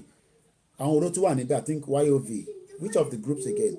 Then tá a bá fún wọn lákàntì pé okay, tí Global Directorate bá fún mi lákàntì pé kí n bá wọn polówó, I should be able to have access to when our boys nílé tó bá need it. Because if I'm going to promote any of those accounts, irú ẹni tó pè tán nísìn and so many of them like that, àwa ló ń pè Koiki, I need this, I need that. I should be able to direct them to any of those platforms. Tí bá ti gbé account wọn wá sórí I don't mind a problem promoting Global Directorate account, ìlànà UK, ìlànà Canada, and ìlànà US played a very vital role. Let me put this on record for those that do not know today. I'm going to put this on record now, and I want people to listen carefully. Ìlànà US played a very vital role when we were in Nigeria. Part of what they played was they bought a vehicle. That vehicle is still in Nigeria. I'm talking about Ìlànà US as a group. Wọ́n pè mí Koiki, I need the rally kan nígbà yẹn or something, I can't remember. Anyway, eventually, the vehicle was bought, the whole paperwork, everything, iye tó rà, iye tí a rà, and that, they are aware about it. They got the receipt. Orúkọ Ìlànà US ni wọ́n fi ṣe receipt yẹn, kò ń ṣe orúkọ Koiki. And these are part of what people were saying in Nigeria. Ọmọ Koiki kan gbé gbogbo mọ́tò wọlé ni mẹ́. Koiki nìkan ni. But they didn't know what was going on from behind the scene. Àfìgbà tó fi ọ̀tẹ̀. Anyway, ọ̀tẹ̀ ní kí ẹ máa sọ yẹn. Let me just leave that. Apart from that, Ìlànà US, gbogbo àwọn tí wọ́n ṣe rally ní Nàìjíríà ní state ilẹ̀ Yorùbá wọ́n fún wọn ní was it 250,000 or 200,000 naira èmi kọ́ lọ́ fún lówó yẹn but true ọ̀dọ̀ mi lówó yẹn fi kọjá àwọn tó dẹ̀ gbowó tí wọ́n jẹ́ state kọ̀ọ̀kan yẹn wọ́n mọra wọn but wọ́n release owó yẹn because èmi náà ní kí n confirm ẹ̀ pé àwọn wo ni o feel pé state àti fẹ́ lọ ṣe rally yìí o ìnà ta ló ń lead wọn níbẹ̀. ó kù díẹ̀ yẹ mo ti ṣe tán. All right. No.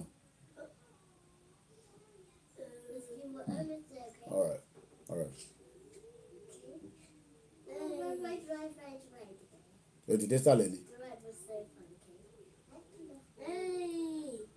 Tó bá ti dé sàlẹ̀ kó pè mí. Àbúrò mi ò yé yín nísìn.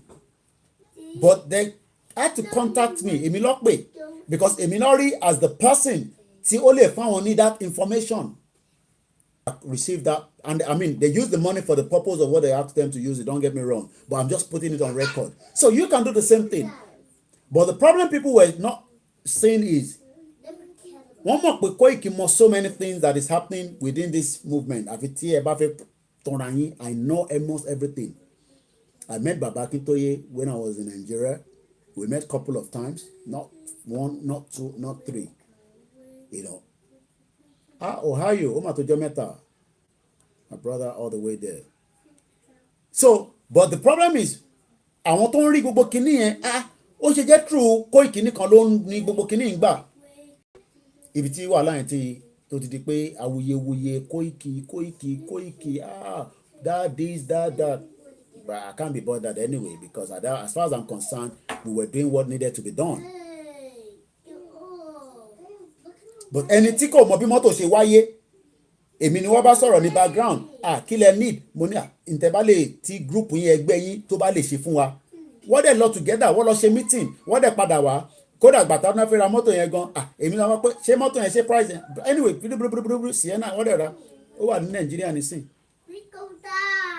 you know ó wà ní Ìbàdàn anyway màá lọ sàlẹ̀ nísìn but mo fẹ́ gbéyàn kan wọlé tó máa sọ̀rọ̀ lọ kí ojú òpó má kọ̀ quiet so let me call I know somebody was trying to call earlier. Let's see if we can get nǹkan máa wẹ̀ ní tí kò máa pè tó lè máa bá wa sọ̀rọ̀ tó máa hold the broadcast yẹn kì í fi padà dé so let's see if this person is available tàbá ṣì wà lórí program if not we're gonna end the program anyway in another couple of minutes. I hope this person okay ẹ jẹ́ n lọ sí Germany yẹn lè wà quicker. Hello hold broadcast yẹn for 2-3 minutes kí n fi padà wá sókè tẹ bá ń sọ̀rọ̀ mo ní gbọ́ yín o but àwọn èèyàn ń gbọ́ yín ẹ máa sọ̀rọ̀ lọ. Okay sir ìjọba mo ní mo fẹ́ bẹ̀rẹ̀ ní ọmọ kí yín kú iṣẹ́. ẹ máa sọ̀rọ̀ lọ ẹ bá wa hold broadcast yẹn for 2 minutes. Koiki ń ṣe lọ́wọ́. ẹ máa sọ̀rọ̀ lọ mò ń bọ̀. Okay sir ẹjọ́ sir mo fẹ́ bẹ̀rẹ̀ bóyá tiẹ̀ nírú ṣọ́ọ̀ṣì tí ní Germany bí àwa náà lè láti support ṣọ́ọ̀ṣì tí Germany. Okay sir mo fẹ́ bẹ̀rẹ̀ náà ni pé bóyá platform wà ní Germany tí àwọn German náà àwa tá a wà ní Germany tá a lè support ṣọ́ọ̀ṣì tí so true táwa náà bá fi lè gbà láti support láti ṣe wọ́n náà tuntun pẹ̀lú program yẹn because nǹkan bẹ́ẹ̀ ń ṣe ó jẹ́ nǹkan tó wè mí lórí mo dẹ̀ mọ̀ pé ọ̀pọ̀lọpọ̀ àwọn èèyàn náà fi ẹ̀mí bá mi sọ̀rọ̀ mo láwọn ọ̀rẹ́ náà náà bá mi sọ̀rọ̀ pé báwo ni ṣé mo ti ẹ̀ mọ̀ anything mi ò mọ̀ anything nípa ọ̀rọ̀ okay abayin find out lọ́wọ́ màá bá yín find out lọ́wọ́ àwọn ìlànà tí àwọn group tó bá wà ní Germany I think we should know all those groups and then I'll put that information out ẹ ṣé gan ni. All right thank you. Ẹ ṣé gan ni.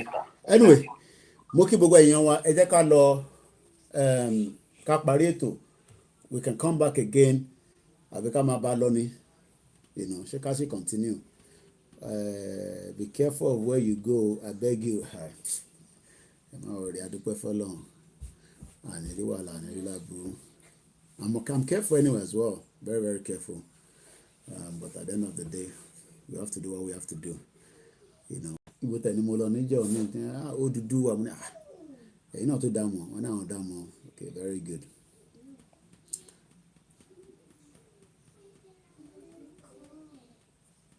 àwọn èèyàn wá fẹ́ really support àwọn tó wà nílé gan but I just hope that they can get these things together as quickly as possible. Thank you very much, Baba wa Adebayo. People want to support, but they're just concerned that owó kan lọ sí different places. They would rather want it to come in one purse, and then from that purse, distribution àmà lọ, a fẹ́ ṣe this, a fẹ́ ṣe that, you know, á jẹ́ kó easy. And then ẹni tó bá ní brain tó irú àwọn mọ́mí wa tó pè níjọ́ ní iṣẹ́ tí ń lọ nísàlẹ̀ lẹ́yìn àní láti sọ jù bẹ́ẹ̀ lọ. Tẹ́ bá rántí ìyá wa kan tó pè sórí program ní wíìkì náà ni. I'm so happy that the conversation is going on very good. Pẹ̀lú àwọn àtàwọn tó wà ní ìlànà ní ọ̀dọ̀ àwọn bàbá wa Akíntóyè. Anyway, mo dúpẹ́ lọ́wọ́ gbogbo yín o. Ẹni tó bá tí rí fídíò yẹn hopefully okay bàbá yìí ti pè padà mo ti pè wọ́n lẹ́ǹkan náà pè wọ́n padà. Àwọn èèyàn máa gbọ́n nǹkan tá à ń sọ ẹ má worry just a matter of time. Ó pẹ́ bóyá ni. Okay. It says okay. Èyí tí bá ti fún ní code ẹ má worry màá rí then I'll be able to activate you ẹ má worry ó máa show lórí system lọ́dọ̀ mi. Okay, I think about 3 people waiting. Ẹ lọ download pàjáwìrì à ń bẹ̀ yín ni. It's one of the game changer. It's a security platform kìíní òun lélẹ̀. So tí bá gbọ́wọ́lé SOS yẹn nísìn I can't do that because you know that means gbọ́wọ́lé ó máa send message lọ sí command center ẹ ní láti mọ ibi tí yẹn wà. ẹlẹ́bí àwọn ọ̀rọ̀ kèmí àbá tó sọ̀bìtì command center but what has happened is then nísàlẹ̀ ó ní emergency number irú ìṣẹ̀lẹ̀ tó ṣẹlẹ̀ nísìnyí tó wá Adékúnlé tèmi nìkan àwọn ti Texas báwo ni weather lọ́hùn òjò ń rọ̀ lọ́dọ̀ wa níbí báyìí ni o so ní Èkìtì ó ní emergency number irú àwọn tó ṣẹlẹ̀ sí ní Ọ̀yọ́ yẹn nísìnyí tó bá yẹ pé wọ́n ti download the app sí right all they have to do is just press the SOS or also it's called the emergency number wà níbẹ̀ àwọn ti France lọ́hùn àwọn ti Macron kọ̀mátà pẹ̀tù àwọn ti Macron. Hello. Hello, Mr. Koiki. ṣé ń gbé sí lẹ́nu ni tẹ́tẹ̀tẹ̀ sọ̀rọ̀ àbẹ̀ṣẹ̀ fẹ́ yọ ni. Mr. Koiki káàárọ̀. kí ló ń pa yín lẹ́nu mo ní ṣé ń gbé sí lẹ́nu ẹ dáhùn béèrè yẹn ná.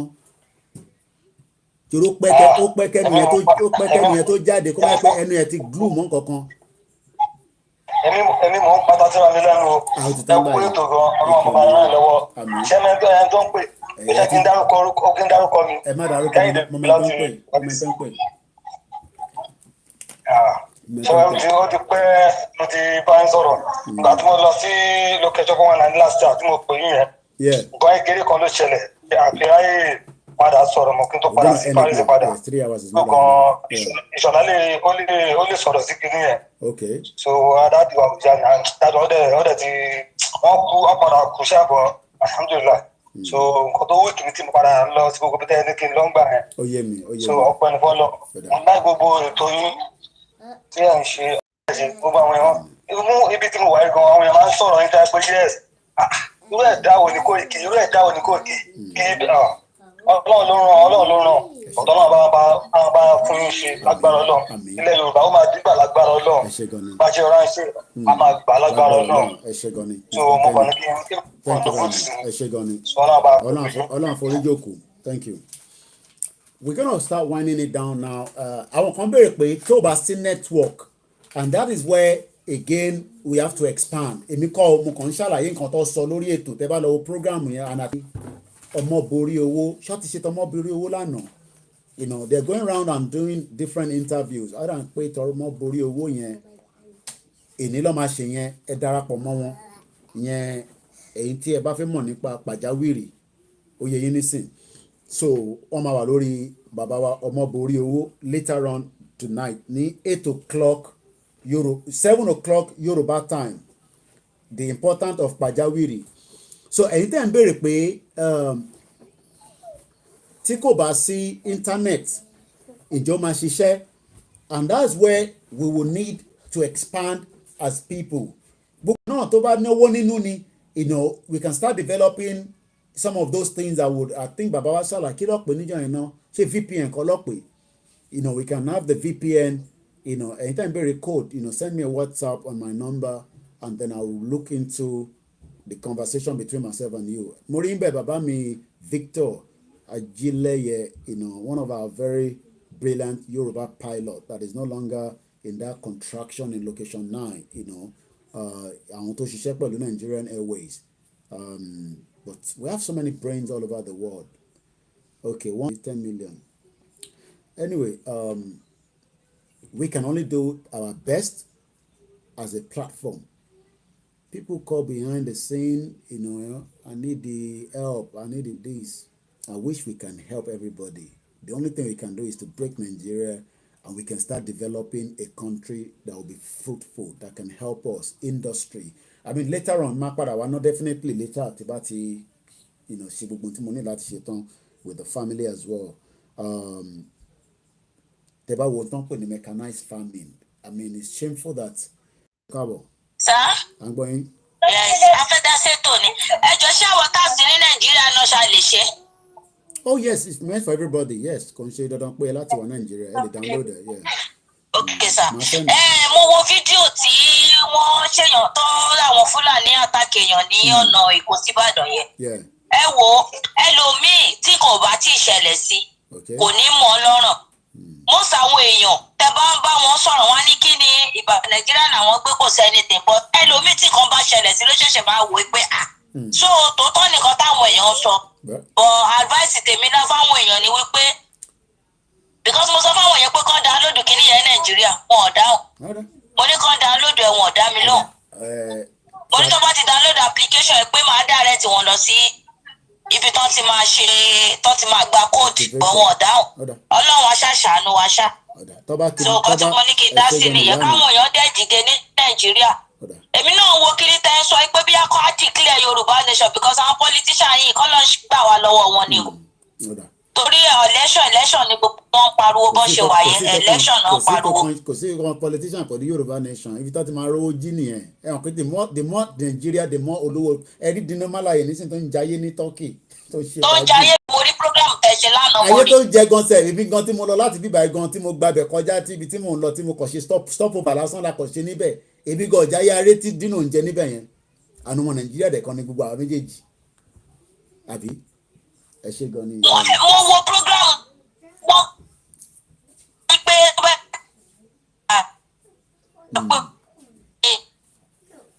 network ẹ̀ ti ha ẹnu ìjẹun fi wọ́n sílẹ̀ a ti ṣe 3 wọn náà ti ṣe 3 ṣé pa ti ṣe 3 hours ọjọ́ kì í pẹ́ o kábíyèsí ẹ̀ anyway ẹ jẹ́ ká dánu dúró báyìí ká tó lè ẹ̀yin tẹ́ wà nílé ẹ má fi ṣeré ẹ lè nu máa wúlò Mr. Moses ayẹni ẹ send WhatsApp sí mi ẹ lè sọ pé kò ní wúlò fún yín kó wúlò fún yín eléyìí ò ń ṣe zazu o tó bá jẹ́ pé zazu nísìn ẹ lọ download zazu Ọlámídé Davido àti àwọn ọlẹ́tí máa ń gbọ́ tẹ́ni kìnnì kan tẹ́ni tó máa ń yìí tó lómi lára ó náà kọ́nà fẹ́ jí gbé ní Port Harcourt ẹ̀dìmọ̀ tí mò ń sọ àti where can I watch the video ẹ bá send message sí mi ẹ̀yin tẹ́ ń béèrè video mo lè post ẹ̀ sórí any of our platform 7594050979 VPN can't work without data okay that's why we need all our engineers.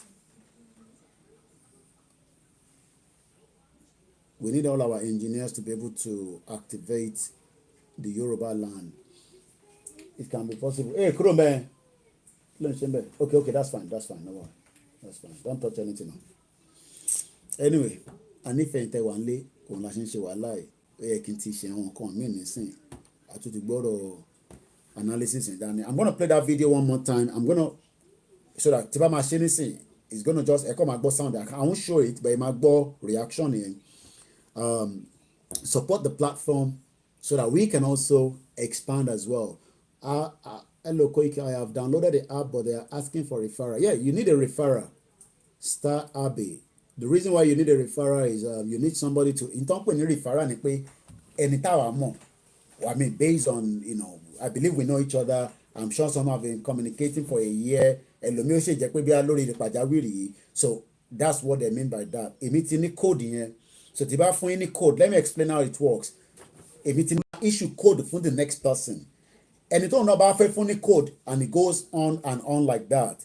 Ìdí tó ṣe bẹ́ẹ̀ kò ju pé because if there's a problem, they will eliminate kò ń ṣe pé wọ́n máa pa ènìyàn, they will eliminate that area tó ti wá náà wọ́n máa kọ́kọ́ disconnected. Wọ́n máa wá trace ẹ̀ padà ta ni ó fúnra wọn ní code yẹn, and they can come back until they find out who the person is. Mr. Tony, you all have about just 2 minutes. Please go ahead as quickly as possible because I want to bring the program to an end. I'm coming now. I'm waiting for the moment. Yeah, go ahead, please, quickly. I need to bring the program to an end. You are listening to yourself now. Atman sọ pé kẹ́ má gbọ́ra yín. Tẹ́ bá ń gbọ́ ètò wà nínú ilé yẹn wà delay. Hello, okay. Because mo kàn ro program ni pé mi fẹ́ wà lórí afẹ́fẹ́. Ẹ máa sọ̀rọ̀ later. Ẹ jẹ́ ká sọ̀rọ̀ later. Ẹ máa hold mi nìyẹn. Ẹ jẹ́ ká sọ̀rọ̀ later. Ẹni tó bá fẹ́ sọ̀rọ̀ lórí afẹ́fẹ́ then ẹ ní láti pè jẹ́ kí n ṣe tán. Anyway, so I hope you understand what that means. The code referral means that you need somebody. It could be from my end. It could be from Babawa tó wà ní South Africa. Àwọn náà ti ní I might be very, to give you the code because I don't have a relationship with you. You might be watching me later, but if you haven't sent a message in the past, I think communicate. I might be reluctant. Send message. What group are you? Maybe I might send you to somebody that you know. I think Babawa Omoboriowo should have the code as well. I believe Heritage would have the code because Heritage interviewed them yesterday. So you must have somebody that you are conversant with. Kò mí pé torí pé ẹ like me ẹlòmíì kan wo program yẹn kò mí pé torí ó ń wò mí ó láti bá mi sọ̀rọ̀ lórí WhatsApp. So I might be, you need somebody to refer you to give you the code. How can we generate the code for the next person? It's very, very easy. All you have to do on the app, this is the app, as you all can see, right? So Nibiba, I'm not going to choose because if I press it, show you details, which will also reveal my own code. And I don't want to reveal my code. So right there, this is the SOS. If you press on it, it vibrates, it doesn't ring out, and automatically it goes straight to the command center. The command center automatically with the back end team, Towani, location 9, they will send people out straight away. Only within the Yoruba land, Mawani not go activate Abel, no. And that is why they're asking that later on, I think they'll be paying 500 naira. So that wale ma fi ra ọ̀kadà wọ́n máa rẹ epo sí mọ́tò àfẹsẹ̀ bí àwọn tí it doesn't matter if you're in UK, you can still have it as well. I am in UK, I have it as well, so it doesn't matter. The reason tẹ́yìn ṣe wà ní abroad ṣe need ẹ ni pé ẹ fẹ́ fún àwọn family yín nílé, so link ti yín lẹ máa fi fún àwọn family yín. So the question the person asks is, how do we get the code after you have downloaded it? Ẹ lọ sí profile. I'm not going to click on it. If I click on it, it's going to expose my own code. So you go on profile, and on that profile straight away ó máa sọ Ọláyọmí Kóìkì Ogun State lè mímú ẹ̀wọ̀n Ìjẹ̀bú-Òde Ìkọ̀kọ̀rẹ́ Ìjẹ̀bú-Òde nóde wo eré ta gbé dání mo sọ fún yín èmi ọmọ tẹ́lẹ̀ ẹ̀gbọ́n kan pè láàárọ̀ ní oúnjẹ tó bá dìjà mi máa lọ́lé èmi tí mo fẹ́ kó dì ìjà gan sí ìjà gan lèmi fẹ́ kó dì wọ́n máa ní kí yẹn máa sọ yẹn mọ́ gbẹ́nu mi dákẹ́. Then ó máa wá sọ pé referral identity. So irú ẹ̀gbọ́n mi tí ó wà ní UK nísìn tèmi bá ti fẹ́ yín ní code ẹ̀yin lẹ máa lọ fún àwọn family yín ní code again. Family yín náà ní right láti fún the next person because èmi ò mọ family yín yẹn délẹ̀ tán ẹ̀yin lẹ mọ family yín. So tẹ́ bá bá mi sọ̀rọ̀ lẹ́yìn, the people that are doing evil also we want to collect it to know how it is working. Ẹ má worry nípa yẹn, let's be positive. Ẹ̀yin ò ní láti worry. That is why we need to get a referral. Ẹni tó jẹ́ aṣebi tó bá ní lọ́wọ́ á sọwọ́ ẹni tó ti gbà á. Tírò ẹ̀gbọ́n mi Star Abbey nísìn tó bá jẹ́ mo kàn give example tó bá jẹ́ pé mi bá fún wọn nísìn àwọn náà wá fún yàn kan but ẹni táwọn fún yẹn náà tó wá fún yàn kan but ẹni tó ń fún yẹn òun ni evil person. What they would now do is wọ́n kọ́kọ́ stop ẹni yẹn náà just the same way ẹ mọ̀ pé Facebook máa ń block yín á block yín fún 30 days á block yín fún 24 hours. Why do you think Facebook is blocking you? It's gonna be the same thing. So let us be positive about this. Nǹkan tiwa lélẹ́yìí. Okay, you're asking the same question, Mr. Taiwo. The same thing is you need somebody to give you the referral code. You're not going to put any code. Somebody has to refer you. So ẹ jẹ́ ká wà positive nípa Tẹ́ní Àpáta tó ń kọrin. Koiki, do you know that the woman musician star Tẹ́ní Àpáta's father was assassinated by an unknown soldier Fulani by his army officer back in the 70s? Wow, I didn't know that. Okay. Ìṣe ìtẹ́ni tó bàbá tiẹ̀ náà bó ṣe pa so many people. So chat me up, Mr. Abe. So ẹni tí kò bá yé ẹ ṣàlàyé ẹ pè mí lẹ́yìn màá ṣàlàyé fún yín. I love you all very well. We appreciate your time with us all the time, and we can only say Yoruba Nation no going back. We're trying registering for Pajawiri. It was saying referral. Ìyá mi Pastor Mo ẹ̀yin get in touch now. Ẹ tí béèrè code lọ́wọ́ mi ni tẹ́ bá send message máa fún yín ní code kò ń ṣe rẹ́yìn lẹ́mọ̀ máa béèrè code táà ní fún yín code. And same to everybody. Everybody is the same thing. So let's listen to that audio one more time. So let me put my phone on airplane mode so that no call is going to disturb it. And then we will just hear the sound. Màlẹ́ lọ tọ́jú àwọn ọmọ yín tí wọ́n ti ń complain. Wọ́n dẹ̀ ti jẹun wọn, but ọdún ti fẹ́ jẹ tọ̀sán. Ara Nàìjíríà gan ṣì wà létò tí jẹ tọ̀sán. Àwọn ilé ti jẹ tàárọ̀ tó ń béèrè tọ̀sán. Ẹlòmíì wà lé nísìnyí ó ṣẹ̀ fẹ́ jẹ tàárọ̀ ni. Ìlú òṣì. Ẹ jẹ́ àgbọ̀ lẹ́ǹkan sí. Okay, mo fẹ́ connect mọ́ speaker ni kó lè bá loud dáadáa.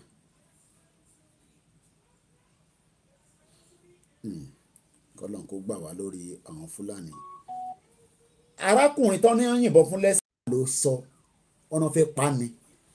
Duala wọ́n yìnbọn fún lẹ́sẹ̀ close range. Àwọn people yìí ẹranko gidi ẹ jẹ́ àtètè parí ètò. After onígàrí ẹ̀rù bá Fúlàní ṣe yìnbọn fún ọ. ẹ̀rù Fúlàní wọ́n ṣe yìnbọn fún ọ. ẹ wo mọ́tò rẹ̀ wọ́n ti pa dírẹ́fà wọ́n ti pa ní tó wa mọ́tò. Lagos Ìbàdàn express road. Fúlàní ni ó ní Fúlàní ló ti gbéyàwó ẹ̀ lọ. ẹ wo dírẹ́fà ni wọ́n ti pa. ẹ wo ẹ̀jẹ̀ ẹ wo dírẹ́fà àwọn Fúlàní ìyàwó ẹni wọ́n ti gbé lọ. ẹ wo mọ́tò ẹ wo ẹ̀jẹ̀ ní mọ́tò ẹ wo ẹ̀jẹ̀ àwọn Fúlàní ni o ẹ wo gan Jésù gbà wá o ẹ wo bọ́ọ̀sì wọn nílẹ̀ báàgì ní àwọn Fúlàní ni o ẹ wo mọ́tò ní wọ́n ti pa dẹ́fà wọ́n ti yìnbọn pa àwọn Fúlàní ti yìnbọn pa o. ẹ wo